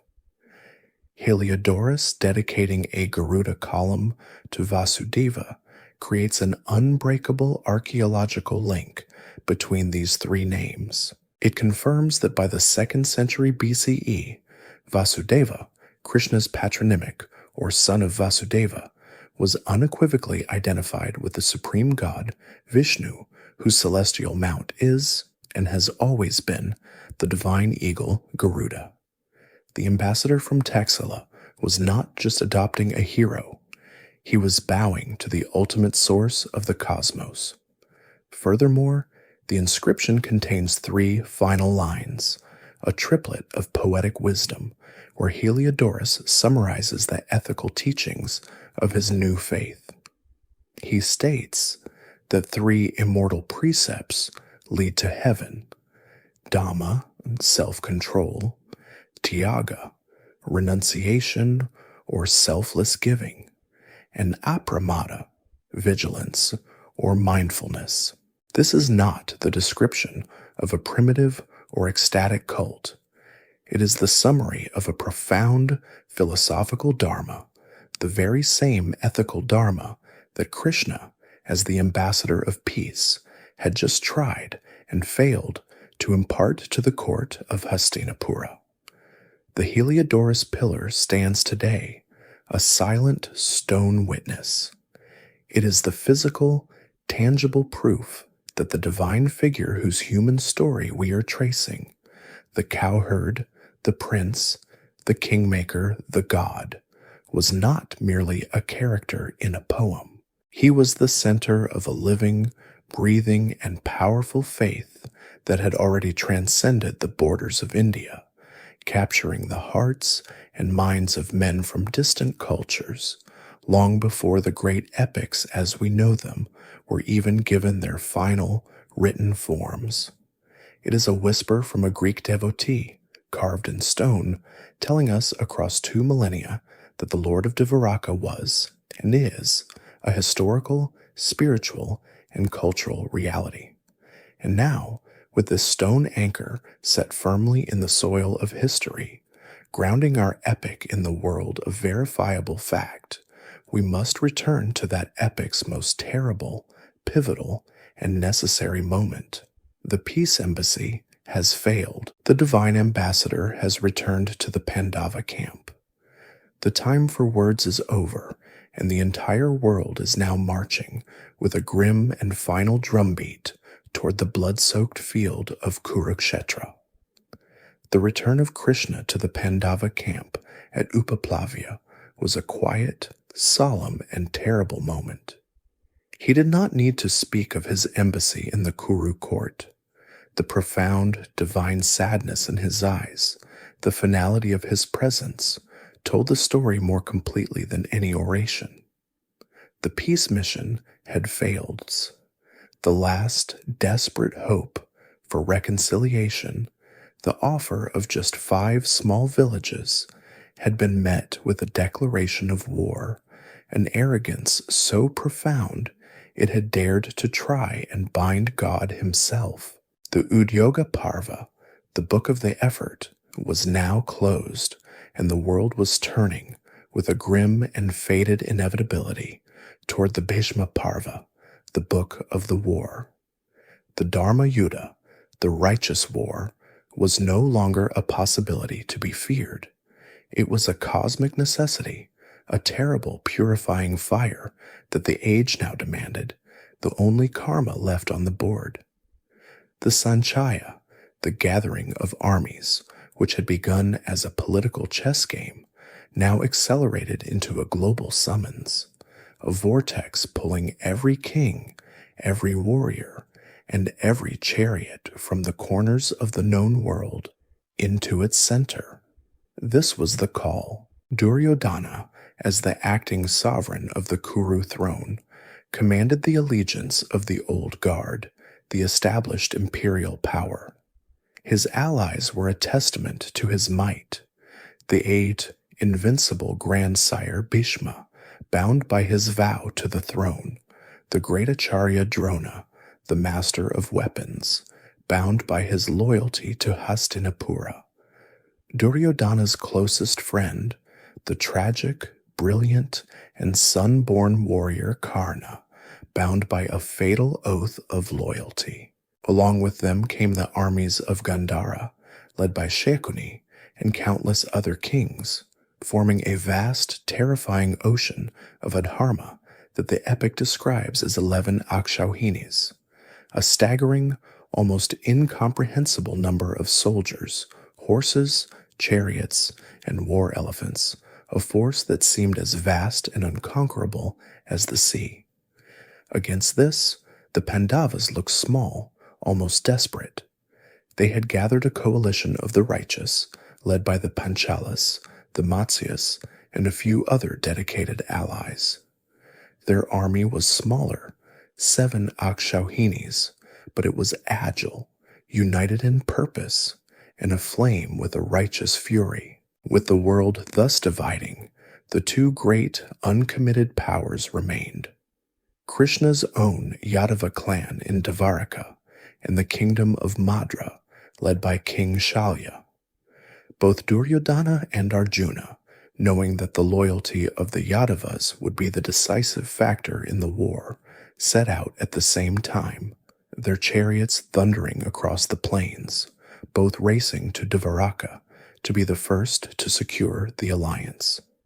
Duryodhana, by virtue of a faster chariot, arrived first. He entered the private chambers of Krishna's palace and found the Lord of Dvaraka asleep on his couch. In his arrogance, Duryodhana saw this as an opportunity. Seeing a large, ornate chair placed at the head of the bed, he sat down, positioning himself as superior, impatiently waiting for his divine kinsman to awaken. Moments later, Arjuna arrived, his heart filled not with arrogance, but with a humble, desperate devotion. He saw his lord sleeping, and with his hands folded in prayer, he went to the foot of the bed, where a humble man would wait, his gaze fixed on Krishna's feet, patiently, reverently, waiting. After some time, Krishna's eyes opened. His gaze, as he awoke, fell naturally first upon the humble figure of Arjuna sitting at his feet. Only after greeting him did he turn and acknowledge the proud king waiting at his head. This, the texts say, was a divine Leela, a lesson in itself. Krishna, with his gentle, enigmatic smile, welcomed them both. He stated that since he had seen Arjuna first, but Duryodhana had arrived first, he would offer a compromise, a choice to be made by Arjuna, the younger. On one side, Krishna declared, his voice calm, "You may have my entire, vast, and unconquerable army, the Narayani Sena, a legion of 1,000,000 elite Yadava warriors, the most feared fighting force in the world. They will fight for you. On the other side, you may have me, but I will come alone, and I have made a vow. In this war, I will not lift a single weapon. I will not strike a single blow. I will be a non-combatant." Duryodhana's mind, a purely materialistic and strategic instrument, could not believe his luck. This was the choice between the world's greatest army and a single unarmed man. He held his breath, praying the foolish Pandava would choose the man and leave him the army. Arjuna, his eyes filled with tears, did not hesitate for a single second. He bowed low, his voice thick with emotion. "My lord, if I have you, I have the universe. I choose you, and you alone." Duryodhana let out a silent, gleeful laugh at his cousin's sentimentality. He greedily accepted the Narayani Sena, believing he had just won the war. He left Dvaraka in triumph, his mind already counting his victory. But he had made the fatal materialist's error. He had chosen the power of God, while Arjuna had chosen God himself. Arjuna, his heart lighter than it had been in 13 years, simply asked his Lord for one thing: to be his charioteer, to hold the reins of his horses, to be the Parthasarathi, the charioteer of Partha, Arjuna. Krishna, the Lord of the universe, the Devadevasa that Heliodorus would one day worship, smiled and agreed to become the humble servant of his own devotee. The die was cast. The armies, now finalized, began their slow, thundering march, not to a random border, but to a specific, mutually agreed upon, and deeply sacred location. They were marching to Kurukshetra. This is not a mythical place. You can stand on that very plain today. It is a vast, dry, open expanse of land in the modern Indian state of Haryana, north of Delhi. It was not chosen for its tactical value. It was chosen for its theological one. For millennia before the war, this land was known as Dharma Kshetra, the field of righteousness. It was considered a sacred ground, an altar of the gods, a place where yajnas and sacrifices were performed, a place where Dharma was so potent that it would give a spiritual edge to the side that was truly righteous. The Pandavas, in choosing this field, were making a profound statement. They were not fighting a war of revenge. They were conducting a great, terrible, and final sacrifice, a yajna of war, to cleanse the adharma of the age. This geography is, for us, a profound historical anchor. The locations of the Mahabharata are not abstract mythical realms. Hastinapura, Indraprastha, located near the site of Delhi's old fort, or Purana Kila, Mathura, and Kurukshetra itself, these are all real places.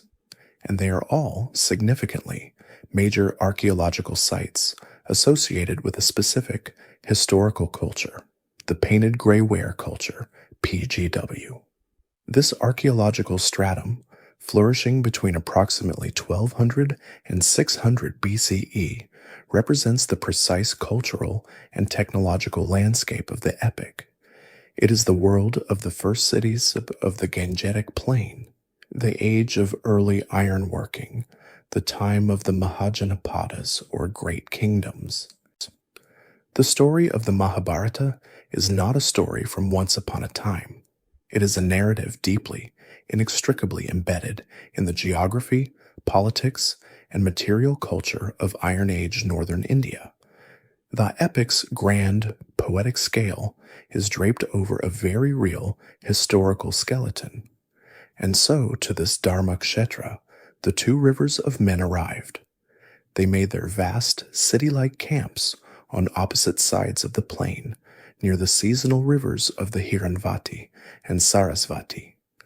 The Kaurava camp was a sprawling, arrogant display of wealth and power, the banners of 100 kings fluttering in the dry wind. The Pandava camp was smaller, more disciplined, the atmosphere one of grim, prayerful resolve. For days the armies arrayed themselves in complex geometric battle formations, the vyuhas. The air, once clear, became a thick, dusty haze, heavy with the smell of thousands of elephants, horses, and the smoke of 1,000,000 cooking fires. The sound was a low, constant, terrifying hum, the whinnying of horses, the trumpeting of elephants, the clanging of forges repairing armor, the shouting of commands, and the nervous, quiet murmur of millions of men who knew that the dawn was coming, and with it, a war that would spare no one. On the final night, the elders of both sides met in the neutral center ground, and in a last poignant act of Kshatriya chivalry, they laid down the rules of engagement. No fighting after sunset, no attacking a man who is retreating, no striking a non-combatant. These rules, so civilized and noble, would in the coming days be broken, one by one, until only ashes remained. As the moon set, a profound, terrible silence fell over the plain. The world held its breath. The conches, waiting to be blown, were cold to the touch. The greatest, saddest, and most necessary war in history was about to begin. The sun, on the first day of the great sacrifice of war, rose with a strange, coppery, and malevolent light, as if it, too, were reluctant to witness the events it must now illuminate. On the sacred field of Kurukshetra, the two vast oceans of humanity, the Kaurava and Pandava armies, stood arrayed in their magnificent, terrible vyuhas, the geometric formations of war.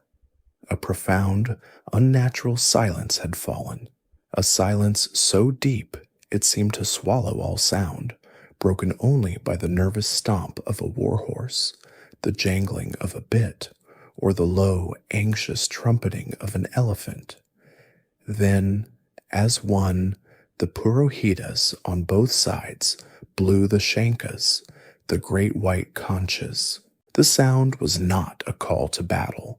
It was a deafening, unified, primordial roar, a wave of sound that shook the earth and echoed in the heavens, a signal that the time for peace, the age of Dharma as they knew it, was now officially, irrevocably over. In the very center of the Pandava line, a chariot stood apart. It was a divine creation, a gift from the fire god Agni, a chariot that shone like the sun, drawn by 4 celestial, pure white horses, and upon its banner, fluttering high against the dusty sky, was the emblem of the great monkey god, Hanuman, whose presence was a boon of victory and a roar of divine power. In this chariot stood the 2 central figures of the age, the 2 poles of its destiny. Arjuna, the Dhananjaya, the conqueror of wealth, the greatest archer the world had ever known, his skin radiant, his brow furrowed in concentration, his hands gripping the divine celestial bow, the Gandhava, and beside him, holding the reins, was his Parthasarathi, his charioteer, Krishna of Dvaraka, his gentle, enigmatic, divine smile unfaltering, his gaze calm as he surveyed the field of his own making. As the echoes of the conches faded, Arjuna, his heart thrumming with the familiar, electric adrenaline of the warrior, turned to his charioteer. His voice was strong, confident, the voice of the Parantapa, the conqueror of foes. "My lord," he commanded with the intimacy of a friend, "drive my chariot, O Achyuta, the unfalling, into the center of the field, so that it stands in the no man's land between the two armies. I wish to see them. I wish to survey with my own eyes these men who have gathered here, these sons of the blind king, so eager for war, so ready to die for the evil-minded Duryodhana. Krishna, the master of yoga, smiled. This was the moment. This was the Leela for which this entire war was but a stage. Without a word, he snapped the reins. The divine horses, with a speed that seemed to blur time, pulled the magnificent chariot from the Pandava line, across the open, dusty ground, and into the precise and terrifying empty space between the two assembled forces. From this vantage point, the terrible human scale of the conflict became clear. Arjuna, from his chariot, turned his gaze, looking east and west, and his heart, the heart of a warrior, began to fail. He had asked to see the enemy, but the enemy was not what he saw. He looked to the Kaurava side, the side he was meant to destroy, and he saw not a faceless army of Adharma. He saw his family. He saw his Pitamaha, his grandsire, the aged, white-bearded, and glorious Bhishma, the man who had raised him and his brothers as his own sons, the man who was, in his heart, more his father than Pandu had ever been. He saw his Acharya, his teacher, the great Brahmin Drona, the master who had taught him every secret of archery, who had held his hand and guided his first arrow, who had loved him as his own son. He saw his own cousins, the 100 sons of Dhritarashtra, men he had played with, eaten with, and fought with since childhood. He saw his childhood friends, his brothers-in-law, his uncles, his nephews, the teachers of his teachers, and the sons of his sons. In that one devastating panoramic glance, the abstract concept of a righteous war shattered against the concrete, biological, and emotional reality of fratricide.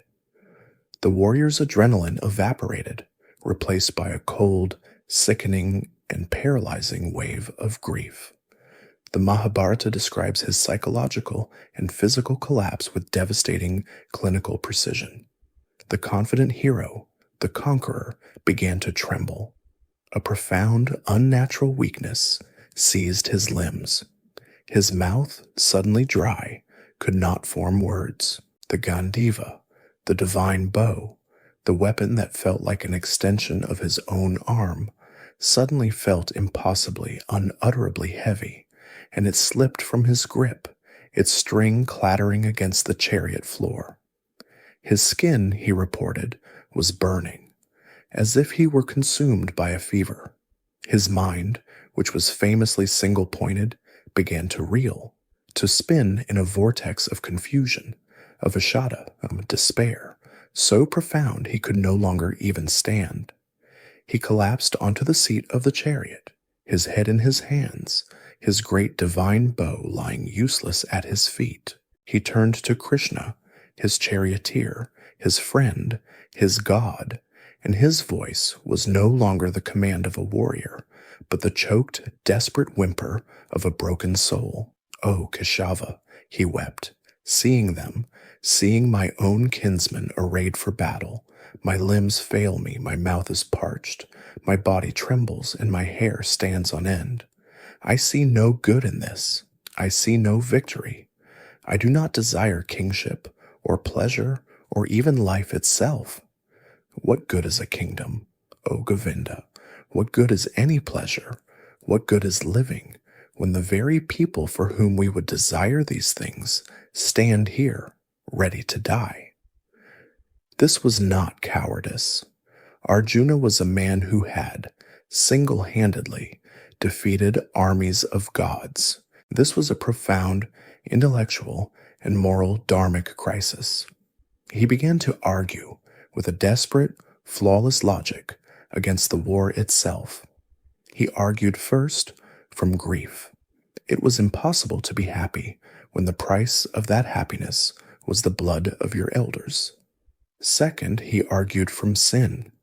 It was a papa, a great, unpardonable sin, to kill one's own gurus and kinsmen, a sin so terrible that it would doom them all to hell, regardless of the righteousness of their cause. It would be better, he whispered, his voice thick with tears, to live in this world by begging than to enjoy a kingdom stained with the blood of my teachers. But his final, most sophisticated argument was not about personal sin. It was about the collapse of society itself. He articulated the doctrine of Kulakshaya, the destruction of the family. He argued that this war, by killing the Kshatriya men, the protectors of the social order, would lead to the corruption of the Kulastriya, the women of the family. This, he argued, would lead to Varna Sankara, the confusion of the social orders, a breakdown of all ritual and law.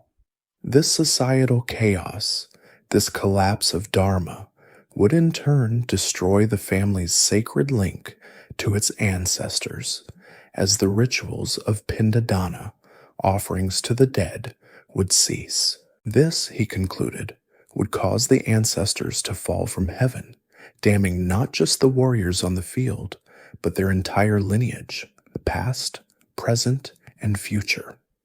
It was a complete, systemic, and horrifying vision of total cosmic and social annihilation. Having laid out this unanswerable argument, his despair was total. He looked at Krishna, his eyes pleading. I am confused, he admitted, his surrender now complete. My mind is deluded. I cannot see my Dharma. I am your disciple. I take Sharanagati. I take total refuge in you. Please, I beg you, tell me what is right. But as for me, he concluded, his voice falling to a final, defeated whisper, I will not fight. He threw his bow and arrows into the back of the chariot. He sank down onto the floorboards, a crumpled, weeping, devastated man, the greatest hero of the age, utterly broken by the impossible human cost of Dharma. And Krishna, the Lord of the universe, who had patiently, silently, and lovingly steered his devotee into this exact, perfect crucible of despair, this Vishada Yoga, held the reins, his smile never wavering. He had waited for this. He had waited for the Jivatma to fully exhaust its own logic, to admit its own confusion, to surrender its own ego, and to finally, truly ask for the truth. The entire thundering, impatient field of Kurukshetra, the two armies, the millions of men, the elephants, the horses, and the watching gods in the heavens, all faded into an insignificant backdrop. The war for a divine moment was put on pause. Time itself stopped. The stage was set. The sermon, the song of God, the Bhagavad Gita, was about to begin. Krishna, the Lord of Dvaraka, the charioteer, the Achyuta, the unfalling, looked upon his greatest devotee, his dearest friend, his chosen instrument, and saw him crumpled in the dust of the chariot floor, a broken man. He saw a soul drowning in Vishada, the profound despair of the human condition, trapped in the illusions of relationship, possession, and self. He had steered Arjuna to this precise point of absolute zero, and now, with the two armies standing as a silent, impatient audience, he would begin the process of building him anew, of forging a human soul into a divine weapon. He did not offer comfort. He did not offer a gentle, sympathetic hand. The moment for friendship was past. The moment for the Jagadguru, the world teacher, had arrived. His first words were not a balm. They were a blade, a sharp, surgical, and almost mocking rebuke designed to shock the soul from its stupor. From where? Krishna's voice resonated, no longer the warm tone of a cousin, but a deep, celestial, and disappointed rumble. Has this Kashmalam, this filthy, unmanly, and inglorious weakness, come upon you in this your hour of crisis? It is unbecoming of an Arya, a noble one, Arjuna. It is a path that leads not to heaven, but to infamy. Do not yield to this impotence, O Partha. It does not suit you. Cast off this petty weakness of the heart. Stand up, O Parantapa, conqueror of foes. This was the divine shock. Arjuna, stung, looked up, his face still stained with tears. He tried to argue back, to restate his case. But how can I, O Madhusudana, fire arrows in battle at Bhishma and Drona, who are worthy of my worship? But his voice was weak. He had already surrendered. He had already said, I am your disciple. Teach me. The student was now finally ready. Krishna, seeing the opening, began the lesson, the Gita, the song that would redefine Dharma for an entire age. He began not with war, but with the very nature of reality. He addressed Arjuna's core delusion, the fear of death and the sorrow of killing. You grieve, Krishna began, his voice softening, becoming the calm, omniscient lecturer. For those who are not worthy of your grief, and yet you speak words of seeming wisdom. The truly wise grieve, neither for the living nor for the dead. This was the first great philosophical truth, the foundation of Sankhya Yoga, the yoga of knowledge. He explained that what Arjuna saw before him, the bodies of his kinsmen, the flesh of Bhishma, the form of Drona, was not the truth. It was the deha, the material, perishable vehicle. But within that vehicle, within every being on that field, from the lowest soldier to the highest general, and within Arjuna himself, was the Atman, the self, the soul. This Atman, Krishna declared, his voice seeming to echo from the sky itself, is eternal. It was never born. It will never die. It is unborn, everlasting, primeval, and changeless. It is not slain when the body is slain. He offered the most famous, most beautiful metaphor. Just as a person casts off worn-out garments and puts on new ones, so too does the embodied Atman cast off its worn-out bodies and enter into new ones. He looked at Arjuna, his eyes holding the light of eternity. Weapons, he said, cannot cut this self. Fire cannot burn it. Water cannot wet it, and the wind cannot dry it. It is all-pervading, stable, unmoving, and ancient. So this was the first lesson. Arjuna, you cannot kill anyone, and no one can kill you. The beings on that field are not their bodies. They are eternal, indestructible souls, traveling from one experience to another, as is their karma. To grieve for the death of a body, Krishna explained, is to grieve for an illusion, to mistake the garment for the man. And even, he argued, shifting to a more practical logic, if you believe this self is constantly born and constantly dies, even then, O mighty armed one, you should not grieve. For death is certain for the born, and birth is certain for the dead. This is an unavoidable cycle. Why lament the inevitable? With this, he had shattered the foundation of Arjuna's grief, the first argument. He now turned to the second, the argument of Dharma and sin. Arjuna had claimed it would be a papa, a sin to fight. Krishna now performed a brilliant divine inversion of logic. He explained that for Arjuna, a man born as a kshatriya, a warrior whose entire life had been a preparation for this very moment, his personal svadharma, His sacred individual duty was to fight for righteousness, when a dharma had so clearly presented itself, was his life's entire purpose. There is no greater good for a kshatriya, Krishna stated firmly, than a dharma yuddha, a righteous war that has come to him unsought like an open gateway to heaven. And here he delivered the crucial blow. But if you, he warned, his voice turning cold, out of your personal emotional delusion, refuse to fight this righteous war, then you will have failed in your dharma and you will lose your honor. And that will be a sin. He had turned Arjuna's entire argument on its head. The sin was not in the fighting. The sin for him was in the fleeing. The sin was in the inaction. He warned Arjuna that the world would call him a coward, that he had fled the field in fear, not sorrow. And for a man of honor, Krishna said, his words striking Arjuna's kshatriya heart, dishonor is a state far, far worse than death. But Krishna was not just training a soldier, he was liberating a soul. He had given Arjuna the Sankhya, the intellectual knowledge of why he must fight.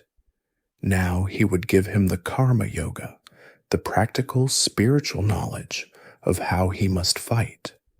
This was the revolutionary core of his message.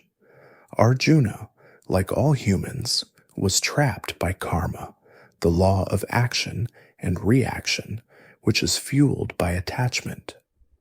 We act seeking a phala, a fruit, a good result, or we act to avoid a bad result. We are bound by our desire for the fruits of our own labor. Krishna now offered the key to liberation. You have a right, he declared, in the single most important verse of the entire sermon, to your karma, your action, alone, but never, ever to its phala, its fruits. Let not the fruits of action be your motive, but also do not be attached to inaction. This was the divine paradox, the skill in action, that is yoga. He was telling Arjuna to fight with all his divine skill, to be the greatest archer the world had ever seen, to unleash the Gandhavas with all his might. But he must do so with a completely liberated mind. He must not fight to win the kingdom. He must not fight to avenge Draupadi. He must not fight to gain personal glory. And he must not refuse to fight because of his personal grief or his personal fear of sin. All of these, the desire for the kingdom, the aversion to killing his family, were attachments to the fruits of the action. He must fight, Krishna explained, for one reason and one reason only, because it was his dharma. He must act as a sacrifice, a sacred duty, an offering to God, completely unconcerned with the outcome. Whether he won or lost, whether he lived or died, whether he was praised or blamed, all of these were to be held in perfect, divine equanimity. Be steadfast in yoga, Krishna urged. Perform your actions, O Dhananjaya, abandoning all attachment, remaining equal in success and in failure. This equanimity, this evenness of mind, is what is called yoga. He had given Arjuna the framework. The grief for the dead was an illusion, for the soul is eternal. The fear of sin was an illusion, for the true sin was the failure to perform one's sacred dharma. And the path to freedom, the way to act in the world without being bound by it, was karma yoga, to act with all one's might, but to renounce all claim, all attachment to the results of that action. He had given his disciple the intellectual and moral justification to stand. He had replaced Arjuna's despair with a new, higher, and far more difficult purpose. The sermon was far from over, but the broken hero on the chariot floor, his mind now reeling with these vast cosmic truths, was beginning to find his center. Arjuna sat, his mind reeling, his entire intellectual framework shattered and rebuilt by Krishna's profound, dispassionate logic. He now understood, as a concept, that the soul was eternal, that the sin was in inaction, and that the path to liberation was to perform his Dharma without attachment to its fruits. The despair had lifted, but it was replaced by a new, trembling, and profound awe. He was sitting in a chariot, on a field of war, next to a being who spoke not as his cousin, not as a king, but as the very source of all reality, the Alpha and the Omega of the cosmos. The logic was perfect, but the vessel of that logic, the man holding the reins, was a dazzling, terrifying mystery. A new, desperate need arose in him, a need to bridge the gap between the intellectual knowing and the spiritual seeing. He had to understand who or what was speaking to him. His voice, when he spoke again, was no longer that of a broken man, but of a trembling, awestruck disciple, a soul on the very precipice of the ultimate revelation. "My delusion is gone," he stated, his hands folded. "I have heard from you in detail of the origin and dissolution of all beings. I believe you are exactly what you say you are, the Supreme Lord. But O Purushottama, O Supreme Person, if you think it is possible for me to see it, then please show me. Show me your imperishable, divine, universal form." This was the ultimate request. Arjuna was asking to see beyond the veil of Maya, beyond the gentle, human, two-armed form of his friend, and to gaze upon the raw, unmediated, and terrifying face of God. Krishna, his smile now containing all the secrets of time, nodded. "You cannot," he said, his voice soft, "see this form with these, your mortal eyes. Therefore, I give to you the Divya Chakshu, the divine eye. With this, behold my supreme cosmic yoga." In the next instant, the world ended. The Gita says that Sanjaya, the scribe who was narrating these events from afar to the blind king Dhritarashtra, was the only other human to witness what happened next. The sky, the dusty field, the silent, waiting armies, all dissolved not into darkness, but into a light, a blinding, inconceivable, and apocalyptic radiance that had the brilliance, Sanjaya reported, of 1,000 suns rising at once in the sky. The humble, human-sized form of the charioteer Krishna was gone, and in its place, Arjuna, his new divine eye wide with a mixture of ecstasy and absolute terror, beheld the Vishvarupa, the form of the universe. It was not a form in the universe. It was the form of the universe, and it had no beginning, no middle, and no end. It was boundless, stretching to infinity in every direction, a single, living, breathing, and terrifying body that was all of reality. Arjuna saw that this one form possessed infinite mouths, devouring all things, infinite eyes, seeing all things, infinite arms, holding all divine weapons, and infinite faces turned in every direction. The form was adorned with celestial garlands, robed in divine garments, and its scent was the perfume of all creation. Within the single body of his charioted, Arjuna, in that one eternal moment, saw everything. He saw the entire undivided cosmos. He saw all the gods, Brahma, the creator, sitting on his lotus, Shiva, the destroyer, all the celestial rishis and divine serpents. He saw all the worlds, all the galaxies, all the past, all the present, all the future, all spinning, living, and dying within this one, radiant and monstrous being. But this vision of divine totality was not just beautiful, it was horrific. For this was not just the form of the preserver, it was the form of Kaliya, of time, the great destroyer. Arjuna, trembling, his hair standing on end, saw that the infinite mouths of this being were not smiling. They were fanged, grotesque, and glowing like furnaces, and into these terrible maws he saw the fate of the war. He saw in a horrifying, real-time premonition all the warriors arrayed on that field.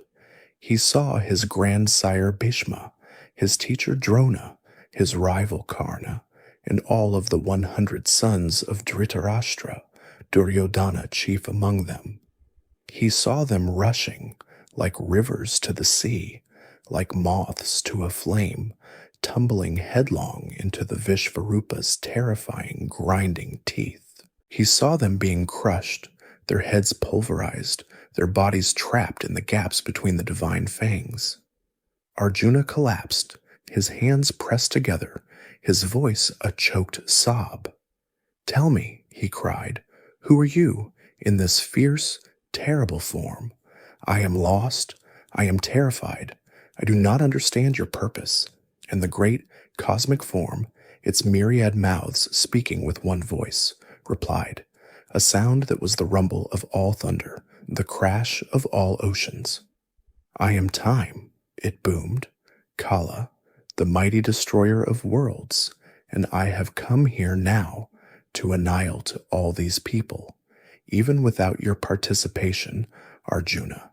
Every single warrior standing in those opposing armies shall cease to be." This was the central, devastating, and liberating truth of the Gita. The war was not a choice. The battle was not a question of if. It was a fated event. The enemy was already dead, already consumed by the divine will, by time itself. The outcome was not in doubt. It had already happened in the mind of God. Therefore, the voice of time commanded, "Stand up, achieve renown, conquer your foes, and enjoy the kingdom that is your destiny. They are all already slain by me. You, O Savyasachin," it concluded, using his name for the ambidextrous archer, "are merely the nimitta matram. You are just the instrument. Be the immediate cause. Be the arrow in my hand." This revelation completely annihilated Arjuna's moral crisis. His problem was not whether to kill his kinsmen. His kinsmen were already dead. His only choice was whether to perform his Dharma and be the divine instrument of their fated end, or to refuse and watch it happen anyway, in disgrace. The weight of the decision was lifted from his shoulders. He was not the doer. He was the actor in a divine play. Arjuna, his body shaking so violently he could barely speak, fell prostrate on the chariot floor. He was undone by terror and by awe. "I bow to you," he wept. "I bow to you 1,000 times, and again and again. You are the God of gods, the primal cause, the father of this entire moving and unmoving world." And then, in a moment of profound human realization, his terror turned to a new, more intimate horror. He realized who he had been speaking to all these years.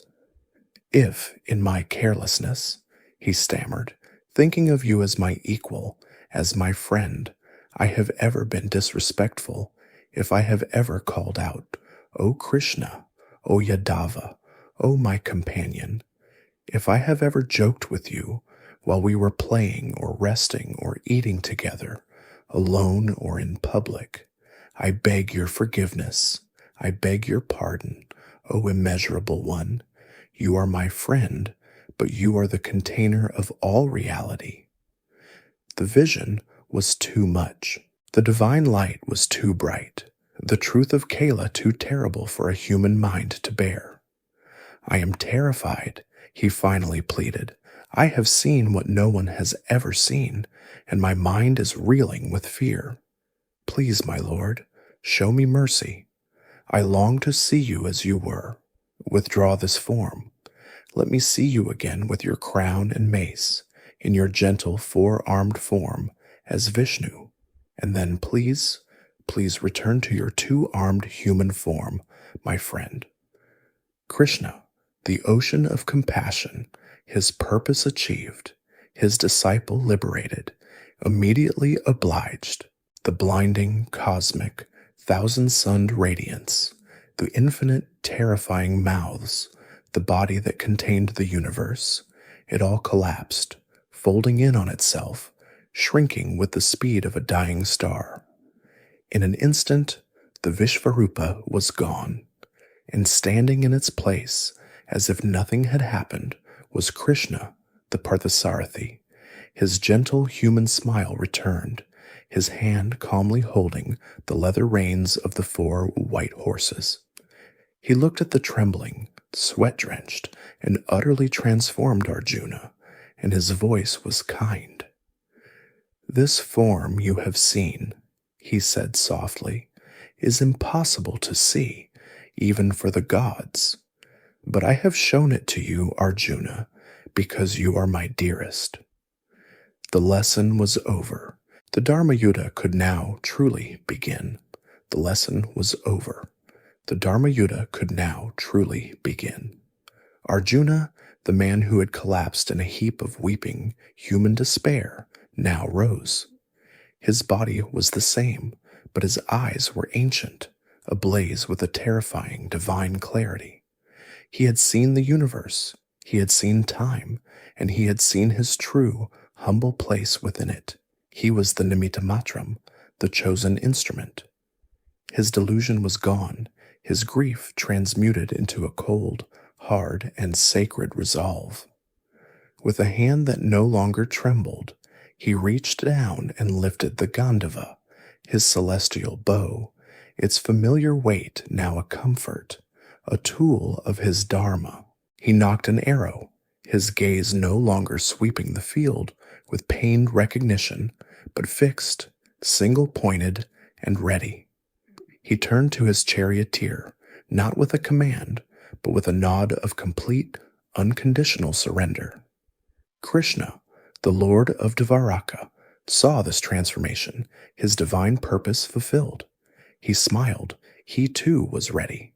He lifted to his lips his own personal divine conch, the Panchajanya, and he blew. The sound that erupted was not like the others. It was a pure, celestial, cosmic vibration that silenced every other sound on the field. It was the sound of Dharma itself, a declaration that the play was over and the reckoning had begun. In that same instant, Arjuna raised his own conch, the Devadatta, a gift from the gods, and his blast joined Krishna's, a perfect, terrible harmony. They were followed by Bhima, his roar-like conch, and Yudhishthira, and the twins, their calls shattering the fragile morning air. The war was on.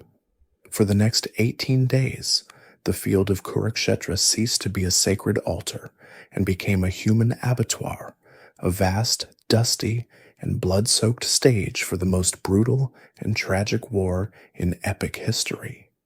And through it all, at the very vortex of the violence, moved the one central divine chariot, a blur of white horses and golden light.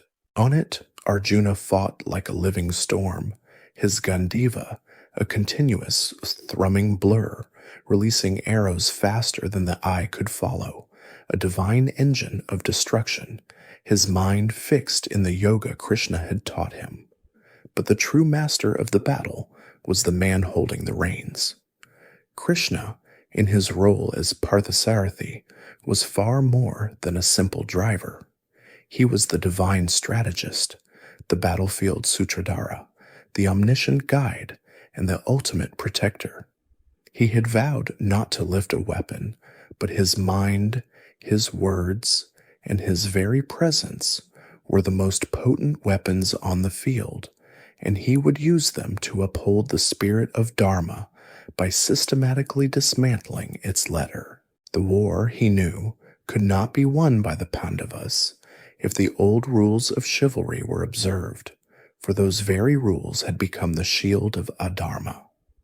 The Kaurava generals, Bhishma, Drona, Karna, were not just great warriors.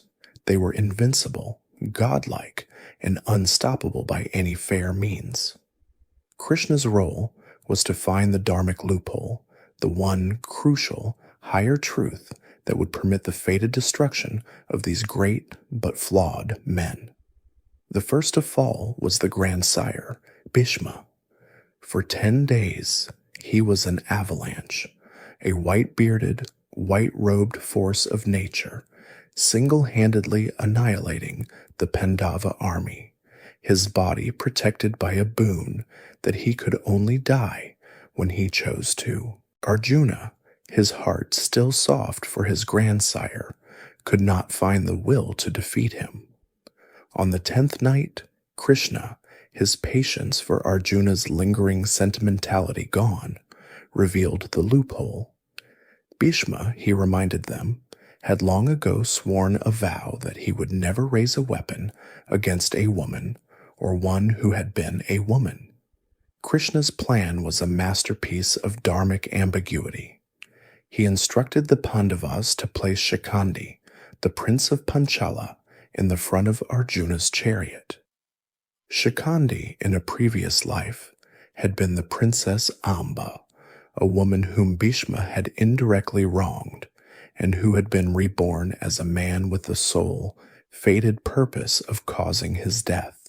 Bhishma, seeing Shikhandi's chariot approaching, saw not the male warrior before him, but the feminine soul he had wronged, and true to his ancient rigid vow, he lowered his divine bow. It was an act of profound, chivalrous dharma. But in that instant, Krishna, his voice a cold command, roared, "Now, Arjuna, he is unarmed. Fulfill your dharma." Arjuna, his eyes blinded by tears, his soul screaming in protest, obeyed. He hid behind Shikhandi's banner, and with a mechanical, grief-stricken precision, he loosed 1,000 arrows, piercing every inch of his grandsire's body, until the great man, the son of the river Ganges, finally fell from his chariot, his body held aloft on a bed of arrows, his dharma fulfilled, his adharma of silence in the gaming hall finally repaid. The next great obstacle was Drona, the royal teacher, a living storm of celestial astralis. He too was invincible in combat. But Krishna knew his Sankhya logic. The Acharya's attachment was not to his body, but to his son, Ashwathama. Krishna devised a darker, more compromising plan. He instructed the mighty Bhima to kill a war elephant who had been, with chilling foresight, also named Ashwathama. Bhima did so, and then he roared to Drona across the battlefield, "Ashwathama is dead." Drona faltered, but his heart, knowing Bhima's nature, did not believe it. He turned to the one man in the universe he knew was incapable of a lie, the Dharmaraja Yudhishthira. He called out, "Is it true, son of Kunti?" Yudhishthira, his soul in agony, looked at Krishna. The Lord of Dvaraka, his gaze firm, nodded. The sin was necessary. Yudhishthira, his gaze falling, called out the fatal half-truth. "Ashwathama hata, Narova Kunjarova." Ashwathama is dead, whether man or elephant. He whispered the last crucial words, his voice drowned by the sudden divine blast of Krishna's conch. Drona heard only the first part. The Dharmaraja had confirmed it. His son was gone. His will to live, his purpose, his very soul, evaporated. The Brahmin warrior dropped his celestial bow, sat down on the floor of his chariot, and in the midst of the raging battle, fell into a deep, renunciates samadhi. Krishna, his voice a scalpel, pointed, "Now, Drishtadyumna." Draupadi's brother, born from the sacrificial fire for the sole purpose of killing Drona, leaped from his chariot, sword in hand, and ignoring the screams of protest from all sides, he beheaded the unarmed, meditating, defenseless guru. It was a brutal, cold-blooded murder, a violation of every rule of war. It was also, as Krishna knew, the only way to save Dharma from Drona's invincible, adharmic defense. But Krishna's greatest manipulation was of himself. On one of the days when Bhishma was decimating the Pandava lines, his arrows so precise they were even drawing blood from Krishna's divine, impassive form, Arjuna seemed to falter. He was fighting, but not with the divine fury required. Bhishma, seeing this, pressed his attack, determined to force Krishna to break his vow. Krishna, his divine patience snapping, his Leela reaching a new height, suddenly leapt from the chariot. He seized a discarded broken chariot wheel, and his eyes blazing with a fury that was a shadow of the Vishvarupa, he raised it aloft like his Sudarshana chakra and charged, thundering across the field, intent on killing Bhishma himself. His vow to remain unarmed was, in that moment, broken. Bhishma, seeing his god, his chosen lord, charging to kill him, threw down his bow, his heart bursting with ecstatic joy. "Kill me, my lord," he wept. "To die by your hand is the highest liberation." But before the blow could fall, Arjuna, shocked from his stupor, tackled Krishna, wrapping his arms around his legs, pleading, "Stop, my lord. I will fight. I will do it. Do not break your vow for me." Krishna, his anger vanishing as quickly as it had appeared, his Leela complete, he had both terrified his enemies and reignited his devotee, calmly returned to the chariot and picked up the reins. Finally, there was Karna, the tragic, sun-born hero, Arjuna's equal, his fated rival. In their final apocalyptic duel, Krishna was the Parthasarathi in his truest form. He was the divine strategist, his reins a sutra of yoga. When Karna unleashed the Indrastra, a weapon of infallible death, Krishna, at the last microsecond, pressed his divine foot down, sinking the entire chariot 5 fingers into the earth, so the divine missile only took Arjuna's crown, not his head. And then, the curses of Karna's life came to fruition. The earth, remembering a Brahmin's curse, reached up and seized the wheel of Karna's chariot, trapping it in the bloody mud. Karna, his memory of the ultimate astrus failing him, another curse, leapt to the ground, his bow on the chariot, and began to desperately pull at the wheel. "Arjuna," he cried, appealing to the Dharma he had so long ignored, "do not shoot. It is against the code to strike a man on the ground, unarmed, his back turned." Arjuna hesitated. His hand, holding the Gandiva, wavered. This was, indeed, adharma. But Krishna, his voice no longer gentle, no longer smiling, turned on him, his fury a cold, righteous fire. "Karna speaks of Dharma?" he roared. "Where was this Dharma, O Arjuna, when this man sat in the gaming hall and called your wife Draupadi a harlot?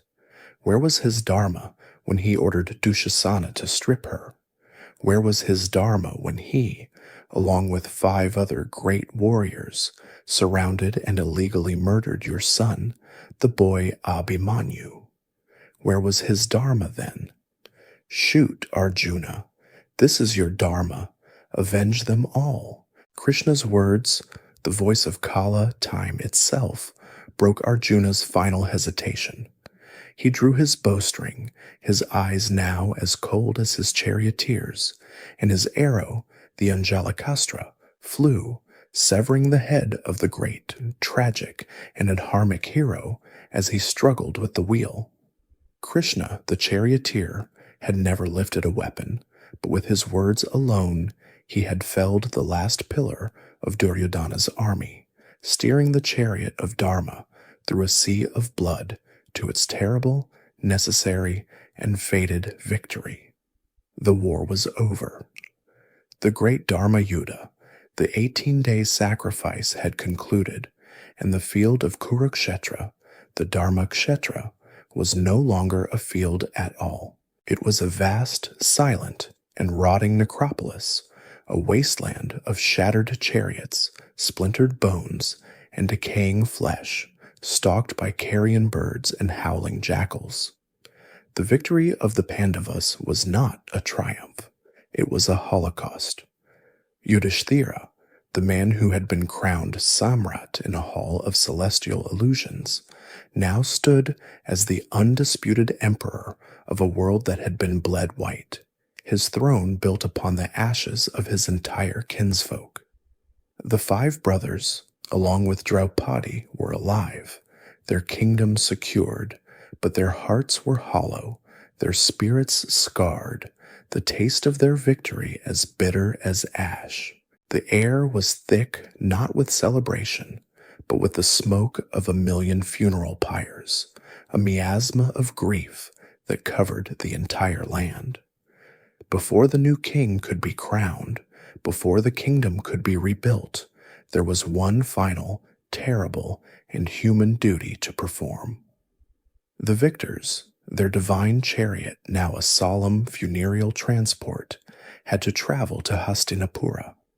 They, along with Krishna, had to face the bereaved, the parents of the army they had just annihilated, the blind king Dhritarashtra, and his queen Gandhari, who in a single 18-day span had been made the mother of 100 corpses.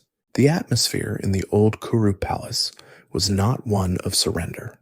It was a thick, suffocating, and volatile pocket of unimaginable grief, a grief so potent it bordered on a new kind of power. Dhritarashtra, the old blind king, sat on his throne, his massive body trembling with a sorrow that was indistinguishable from a seismic, suppressed rage. When the Pandavas entered, led by Krishna, he rose. He performed the formal, agonizing duty of a king, welcoming the new monarch, Yudhishthira, with a forced, cracking voice. Then he asked to embrace his nephews, the sons of his brother Pandu, whom he had, in his weakness, allowed to be exiled and forced into this war. He embraced Yudhishthira, his grief genuine, but then his hollow eyes turned toward the second brother. Where, he rumbled to his voice a low growl, is Bhima? He meant the man whose mace had shattered the thighs of his beloved Duryodhana, the man who had drunk the blood of Dushasana, the man who had, single-handedly, killed almost all of his 100 sons. Krishna, the omniscient Lord, understood the human heart in its darkest form. He saw the murderous, suicidal rage coiled in the old king's grief. He knew this was no embrace of reconciliation. As Bhima stepped forward, Krishna, with a slight, almost invisible gesture, intercepted him. He pushed in his place a life-sized, solid iron statue of Bhima that had been used for mace practice. Dhritarashtra, his arms, which were said to possess the strength of 10,000 elephants, closed around the cold metal form, and he squeezed. His grief, his rage, his lifetime of thwarted ambition, all focused into that one terrible embrace. The iron statue groaned, bent, and then with a sound like a thunderclap, shattered into 1,000 metallic splinters. The king stood, his chest heaving, blood dripping from his mouth, his rage spent. his final murderous impulse thwarted by the divine charioteer. But this explosion of physical grief was nothing compared to the power that was gathering in the queen's chambers. The true spiritual reckoning was yet to come. It would come from Gandhari, the queen who, in an act of supreme, lifelong Dharma and ascetic devotion, tapas, had kept her own eyes blindfolded from the day of her marriage, in perfect, loving solidarity with her blind husband. This act, this willful sacrifice of sight for decades, had not been a mere gesture. It had been an austerity of such profound power that it had concentrated her prana, her life force, into a Shakti, a divine energy that could be unleashed with a single, focused thought. She was, in that moment, perhaps the most dangerous being in the universe, a human woman whose grief had made her a goddess of vengeance. She was not in the palace. She was on the field of war, walking, led by the hand, her blindfold still firmly in place, stumbling through the mud and gore, searching for the bodies of her sons. And she found them. One by one, she felt them, her hands recognizing the features of Duryodhana, Dushasana, and all the others, their once proud forms now just cold, mutilated meat. Her grief was not like Dhritarashtra's. It was a cold, silent, and absolute void. And into this void, her gaze turned inward, seeking a cause, a focus, a single, responsible agent for this Kulanasa, this total annihilation of her line. And she found one, Krishna, the Lord of Dvaraka, his divine Leela now complete, his smile gentle as ever, approached her on that field of death. He came to offer his condolences. Gandhari, hearing his footsteps, hearing the jingle of his armor, turned. Her body was shaking with a power that was not her own. She did not rail at Yudhishthira or Bhima or Arjuna. She saw them as mere nimitta matram, instruments, arrows in a bow.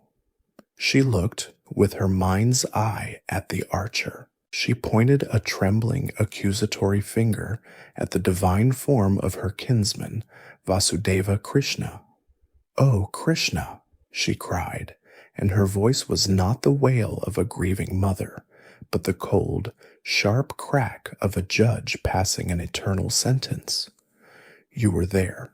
You are the Lord of the universe. You are the wielder of the Sudarshana chakra.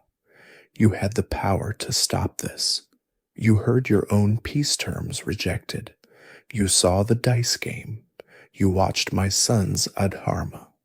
You could have burned them all with a single divine glance. You could have forced peace. You could have saved my children, and you could have saved the Pandavas from the sin of killing their kinsmen. You had the power, and you did nothing. You chose to stand by. You chose to allow this. You willed this destruction." She paused, gathering the entirety of her tapas, the spiritual merit of her whole, blindfolded ascetic life, into a single, focused, and terrible point of Shakti. "And for this," she screamed, her voice seeming to tear the very fabric of the sky, "for this divine indifference, for your role in the slaughter of my Kuru clan, I now lay a curse upon you."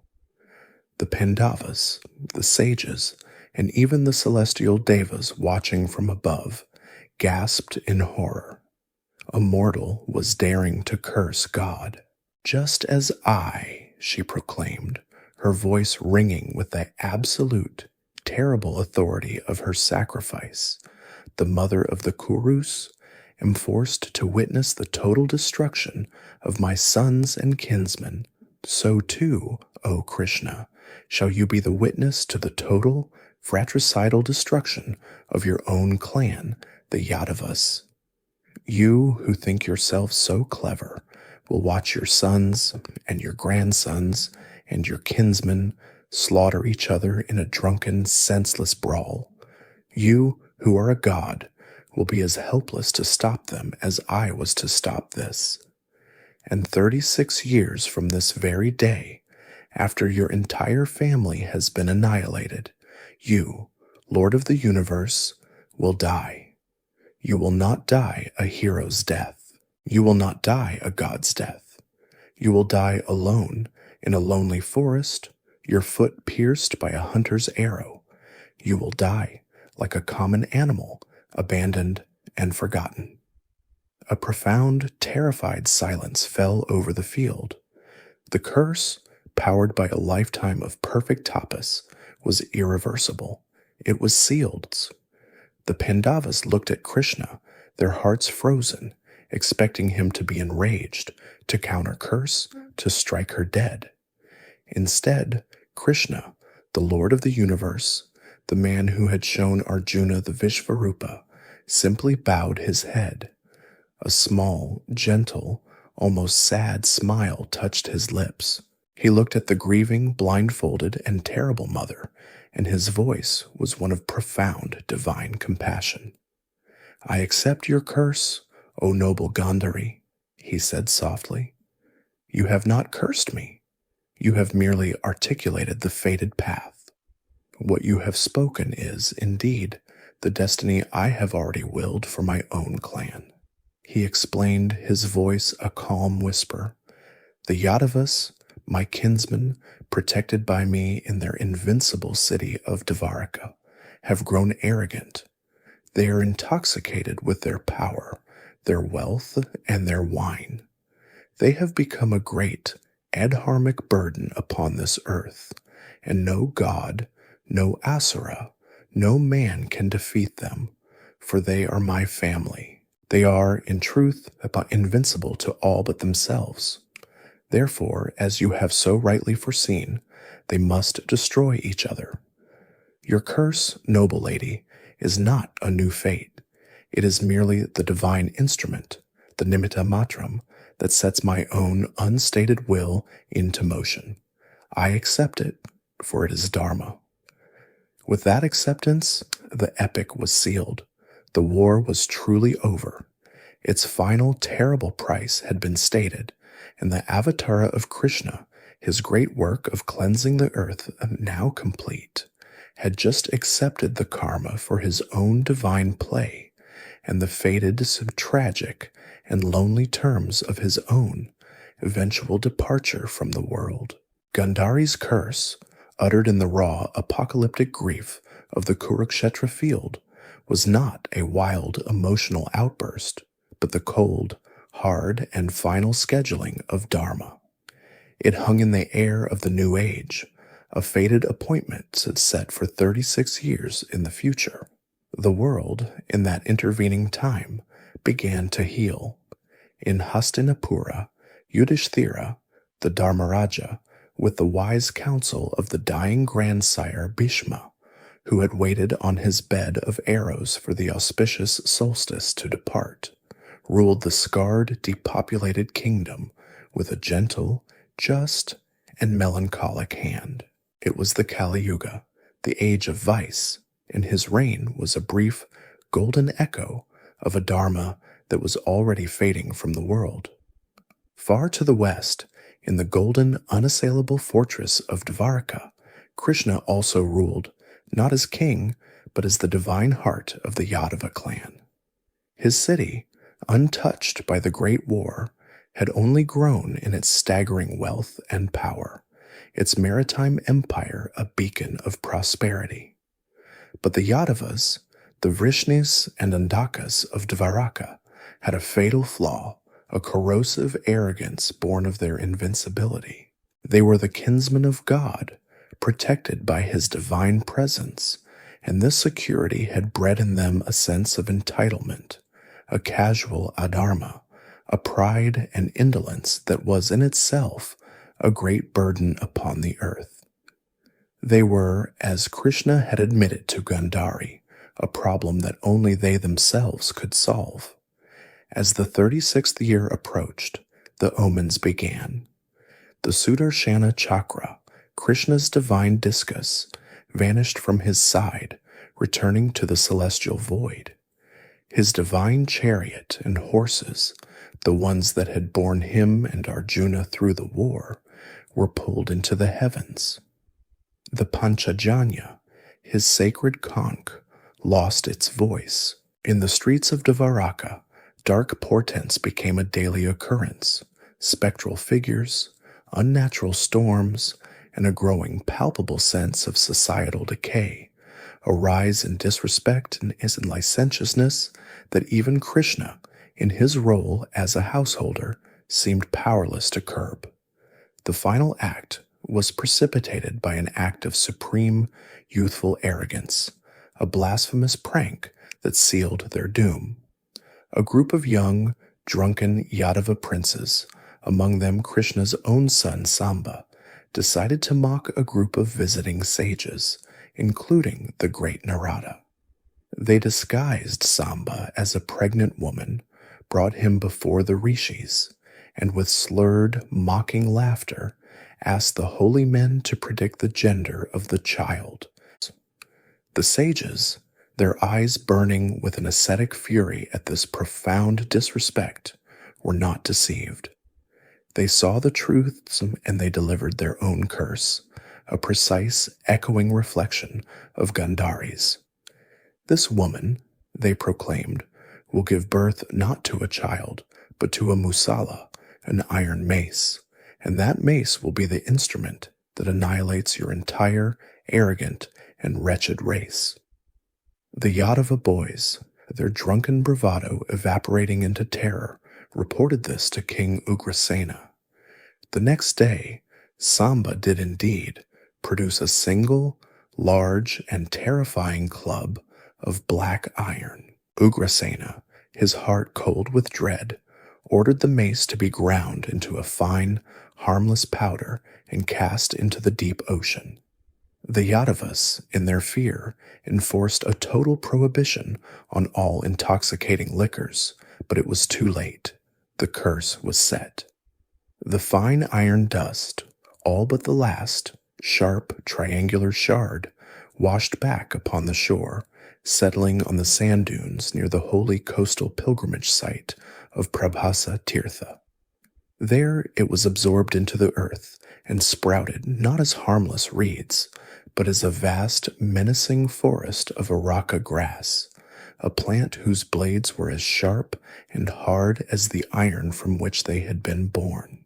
The final triangular shard, the texts say, was swallowed by a fish, which was caught by a hunter named Jara, who, admiring the sharp, metallic piece, fashioned it into a deadly leaf-shaped arrowhead.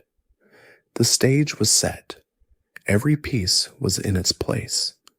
The Yadavas, trying to flee the omens, declared a great city-wide festival, a pilgrimage to the sacred site of Prabhasa Tirtha, to cleanse themselves of their sins.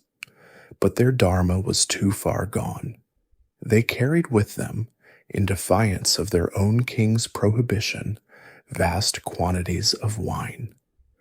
On the shore of the ocean, the festival began with prayers, but it quickly, fatally, degenerated into a massive, drunken, chaotic revelry. Old resentments, fueled by wine and the fated Kala, time, began to surface.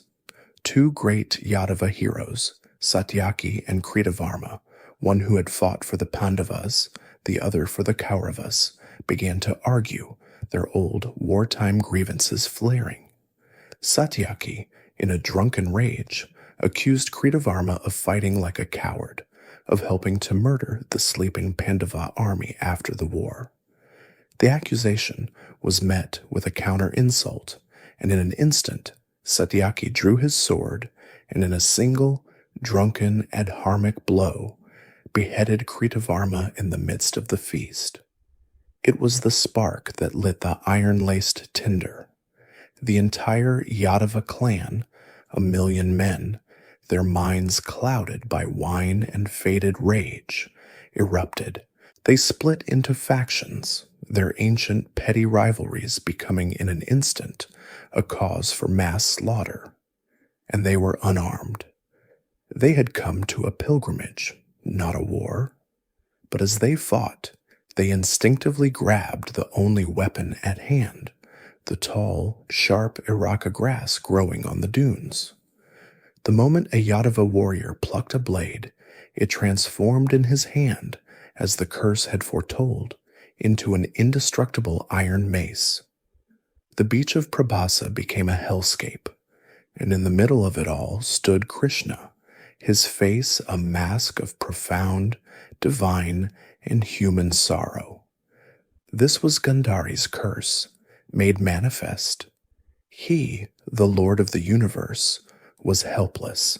He shouted, he pleaded, he tried to intervene, but his kinsmen, his sons, his grandsons were too far gone. In their blind, drunken, fratricidal rage, they did not even recognize him as their god. They saw him only as another kinsman, another target. They charged him, and he, the one who had vowed not to fight, was forced to lift the Iraka grass in his own defense, his heart breaking as he struck down the very sons he had raised.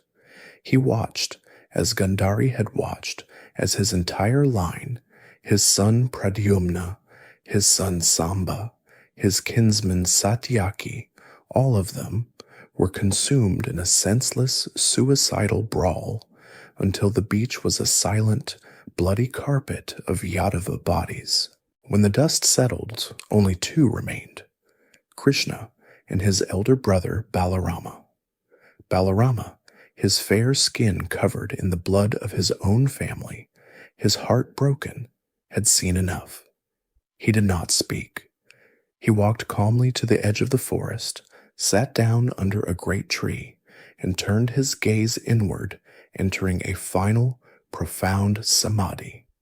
As Krishna watched, his only companion, Balarama's Jivatma, his eternal soul, which was the divine serpent Adishesha, emerged from his mouth as a great, shining, thousand-headed white serpent, which glided slowly, majestically into the ocean, returning to its celestial home. Now Krishna was truly, utterly alone. His city was empty, his family was dead, his brother was gone, his avatara was complete. He sent his charioteer, Daruka, the only other survivor, with a final message to Hastinapura, to tell the Pandavas what had transpired, to tell Arjuna to come and protect the few surviving women and children. Then Krishna turned his gaze, for the last time, toward his beautiful, golden, and now empty city of Dvaraka. He had given his final command to his people. The sea, which had given them their home, was now coming to reclaim it. As the last few survivors, the women and the aged scrambled to evacuate, the ocean, as if waiting for a divine signal, began to rise. The Mahabharata describes a sudden, catastrophic, and total inundation. The sea, with a terrible roaring sound, surged over the high golden walls, not as a storm, but as a deliberate final reclamation.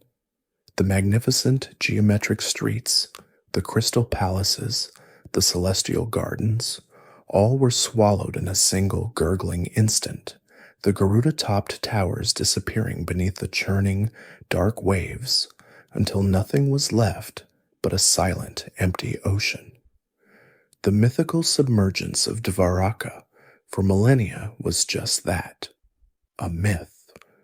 But as we remember, the S.R. Rao-led marine archaeology expeditions off the coast of modern Dwarka have since the 1980s provided a stunning physical epilogue to this story. The massive, dressed stone blocks, the fortified walls, the grid-like layouts, and the ancient submerged harbor, all lying under 40 feet of water, are the tangible, silent proof of a great fortified port city that was indeed catastrophically claimed by the sea, exactly as the epic described.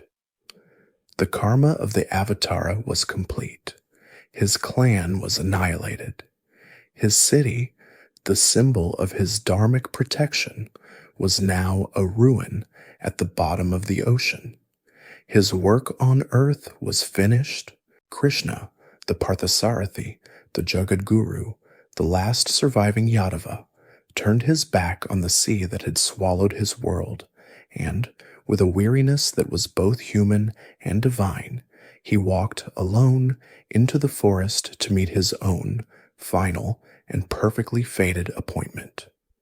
The forest was deep, ancient, and silent, a stark, green, and living contrast to the drowned, golden city he had left behind and the blood-soaked, barren field of Kurukshetra that still haunted the memory of the age.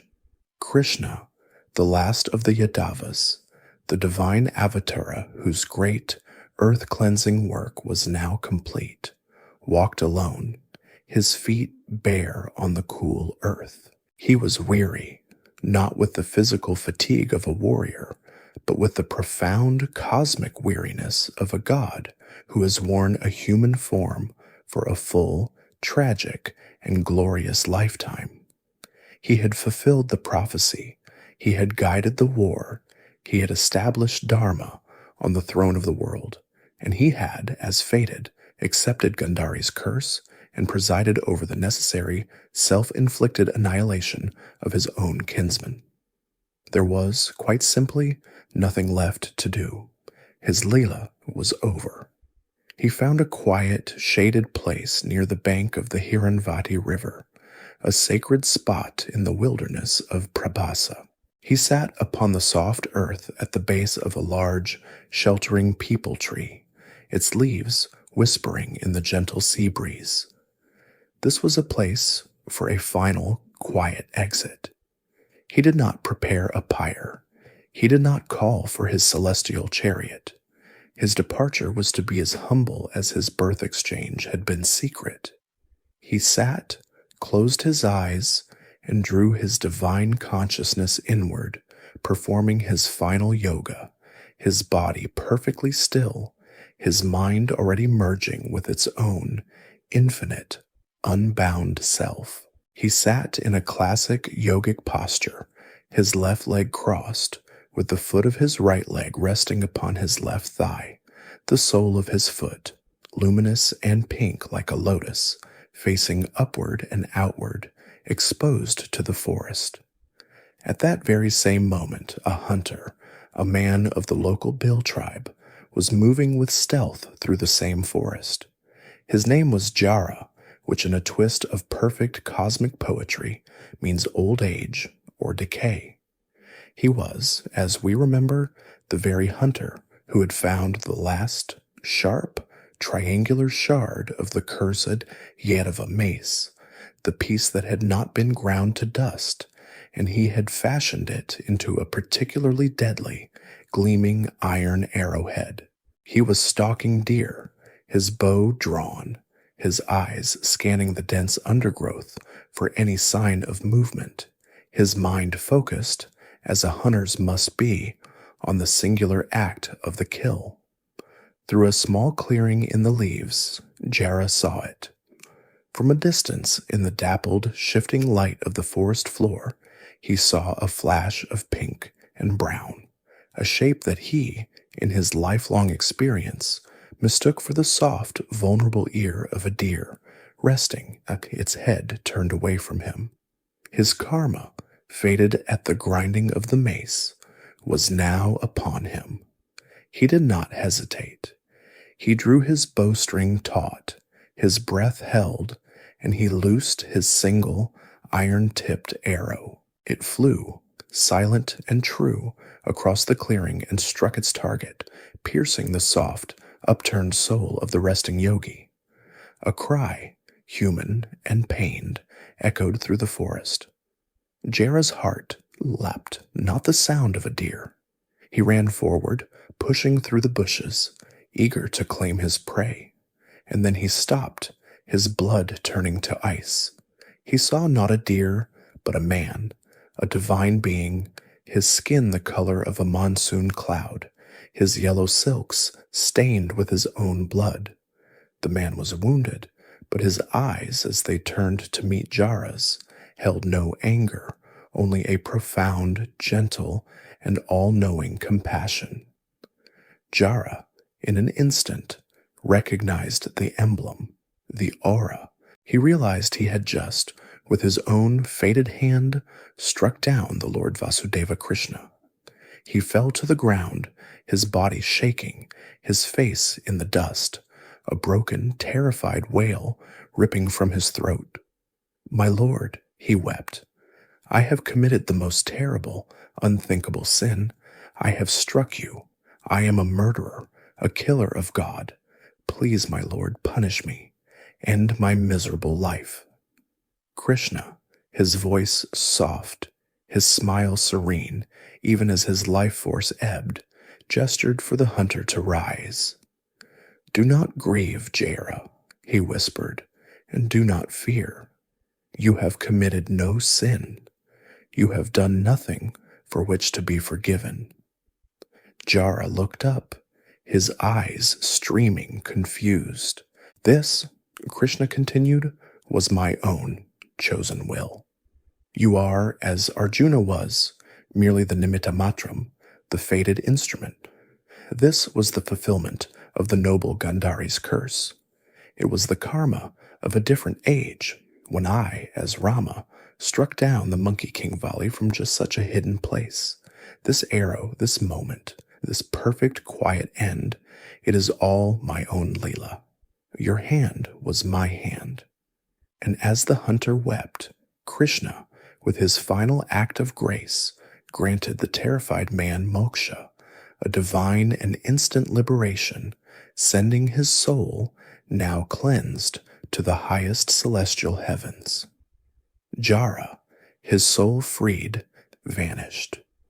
And Krishna was, at last, truly, finally, alone. He laid his head back against the ancient tree, his breathing shallow. He, the Paramatma, the Supreme Soul, consciously, lovingly, and finally released the Jivatma from its mortal, wounded garment. His divine light, the essence of Vishnu, the preserver of the cosmos, withdrew from the body that had been born in a prison cell, that had played as a child in Vrindavan, that had loved and danced and fought and taught. A single, blazing point of light, more brilliant than 1,000 suns, rose from the forest floor, ascending through the canopy, past the moon, past the stars, and returned to its own eternal and formless abode in Vaikuntha. The Avatara was complete. His physical death, however, was not an end. It was in truth the beginning. With his mortal form gone, his universal form, his eternal presence, was now accessible to all, not just to the Pandavas or the gopis. His life story, his leelas, became the seeds of a religious revolution. The Bhakti movement, a tidal wave of passionate, emotional devotion, swept across India, a new path to God that bypassed the rigid hierarchies of priestly ritual and the solitary austerities of the yogi. His lilas became the central metaphors, to love God as Yashoda did, with selfless maternal care, to love God as the gopis did, with a scandalous, all-consuming romantic passion answering the call of his flute, to love God as Arjuna did, with the absolute surrendered trust of a friend and disciple.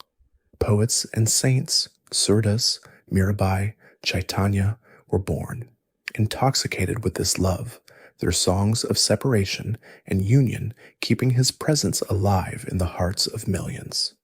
His other great legacy, the Bhagavad Gita, the song he sang in a moment of crisis, transcended its battlefield origins to become a universal, immortal scripture. It became the Jagadguru's final, permanent instruction, a manual for all humanity on how to live in this world of conflict and Dharma, how to act without being bound by the fruits of action, how to see the divine in all things, and how to find peace in the midst of the inevitable wars of life.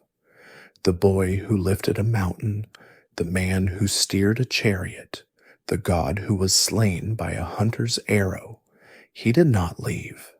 He simply transformed from a physical presence to a universal one. His flute, the Gita, is still playing in the forests of Vrindavan, and it is still calling in the quiet of the night to any soul who has the courage to listen, to abandon their worldly attachments, and to run with an open and desperate heart into the divine moonlit dance.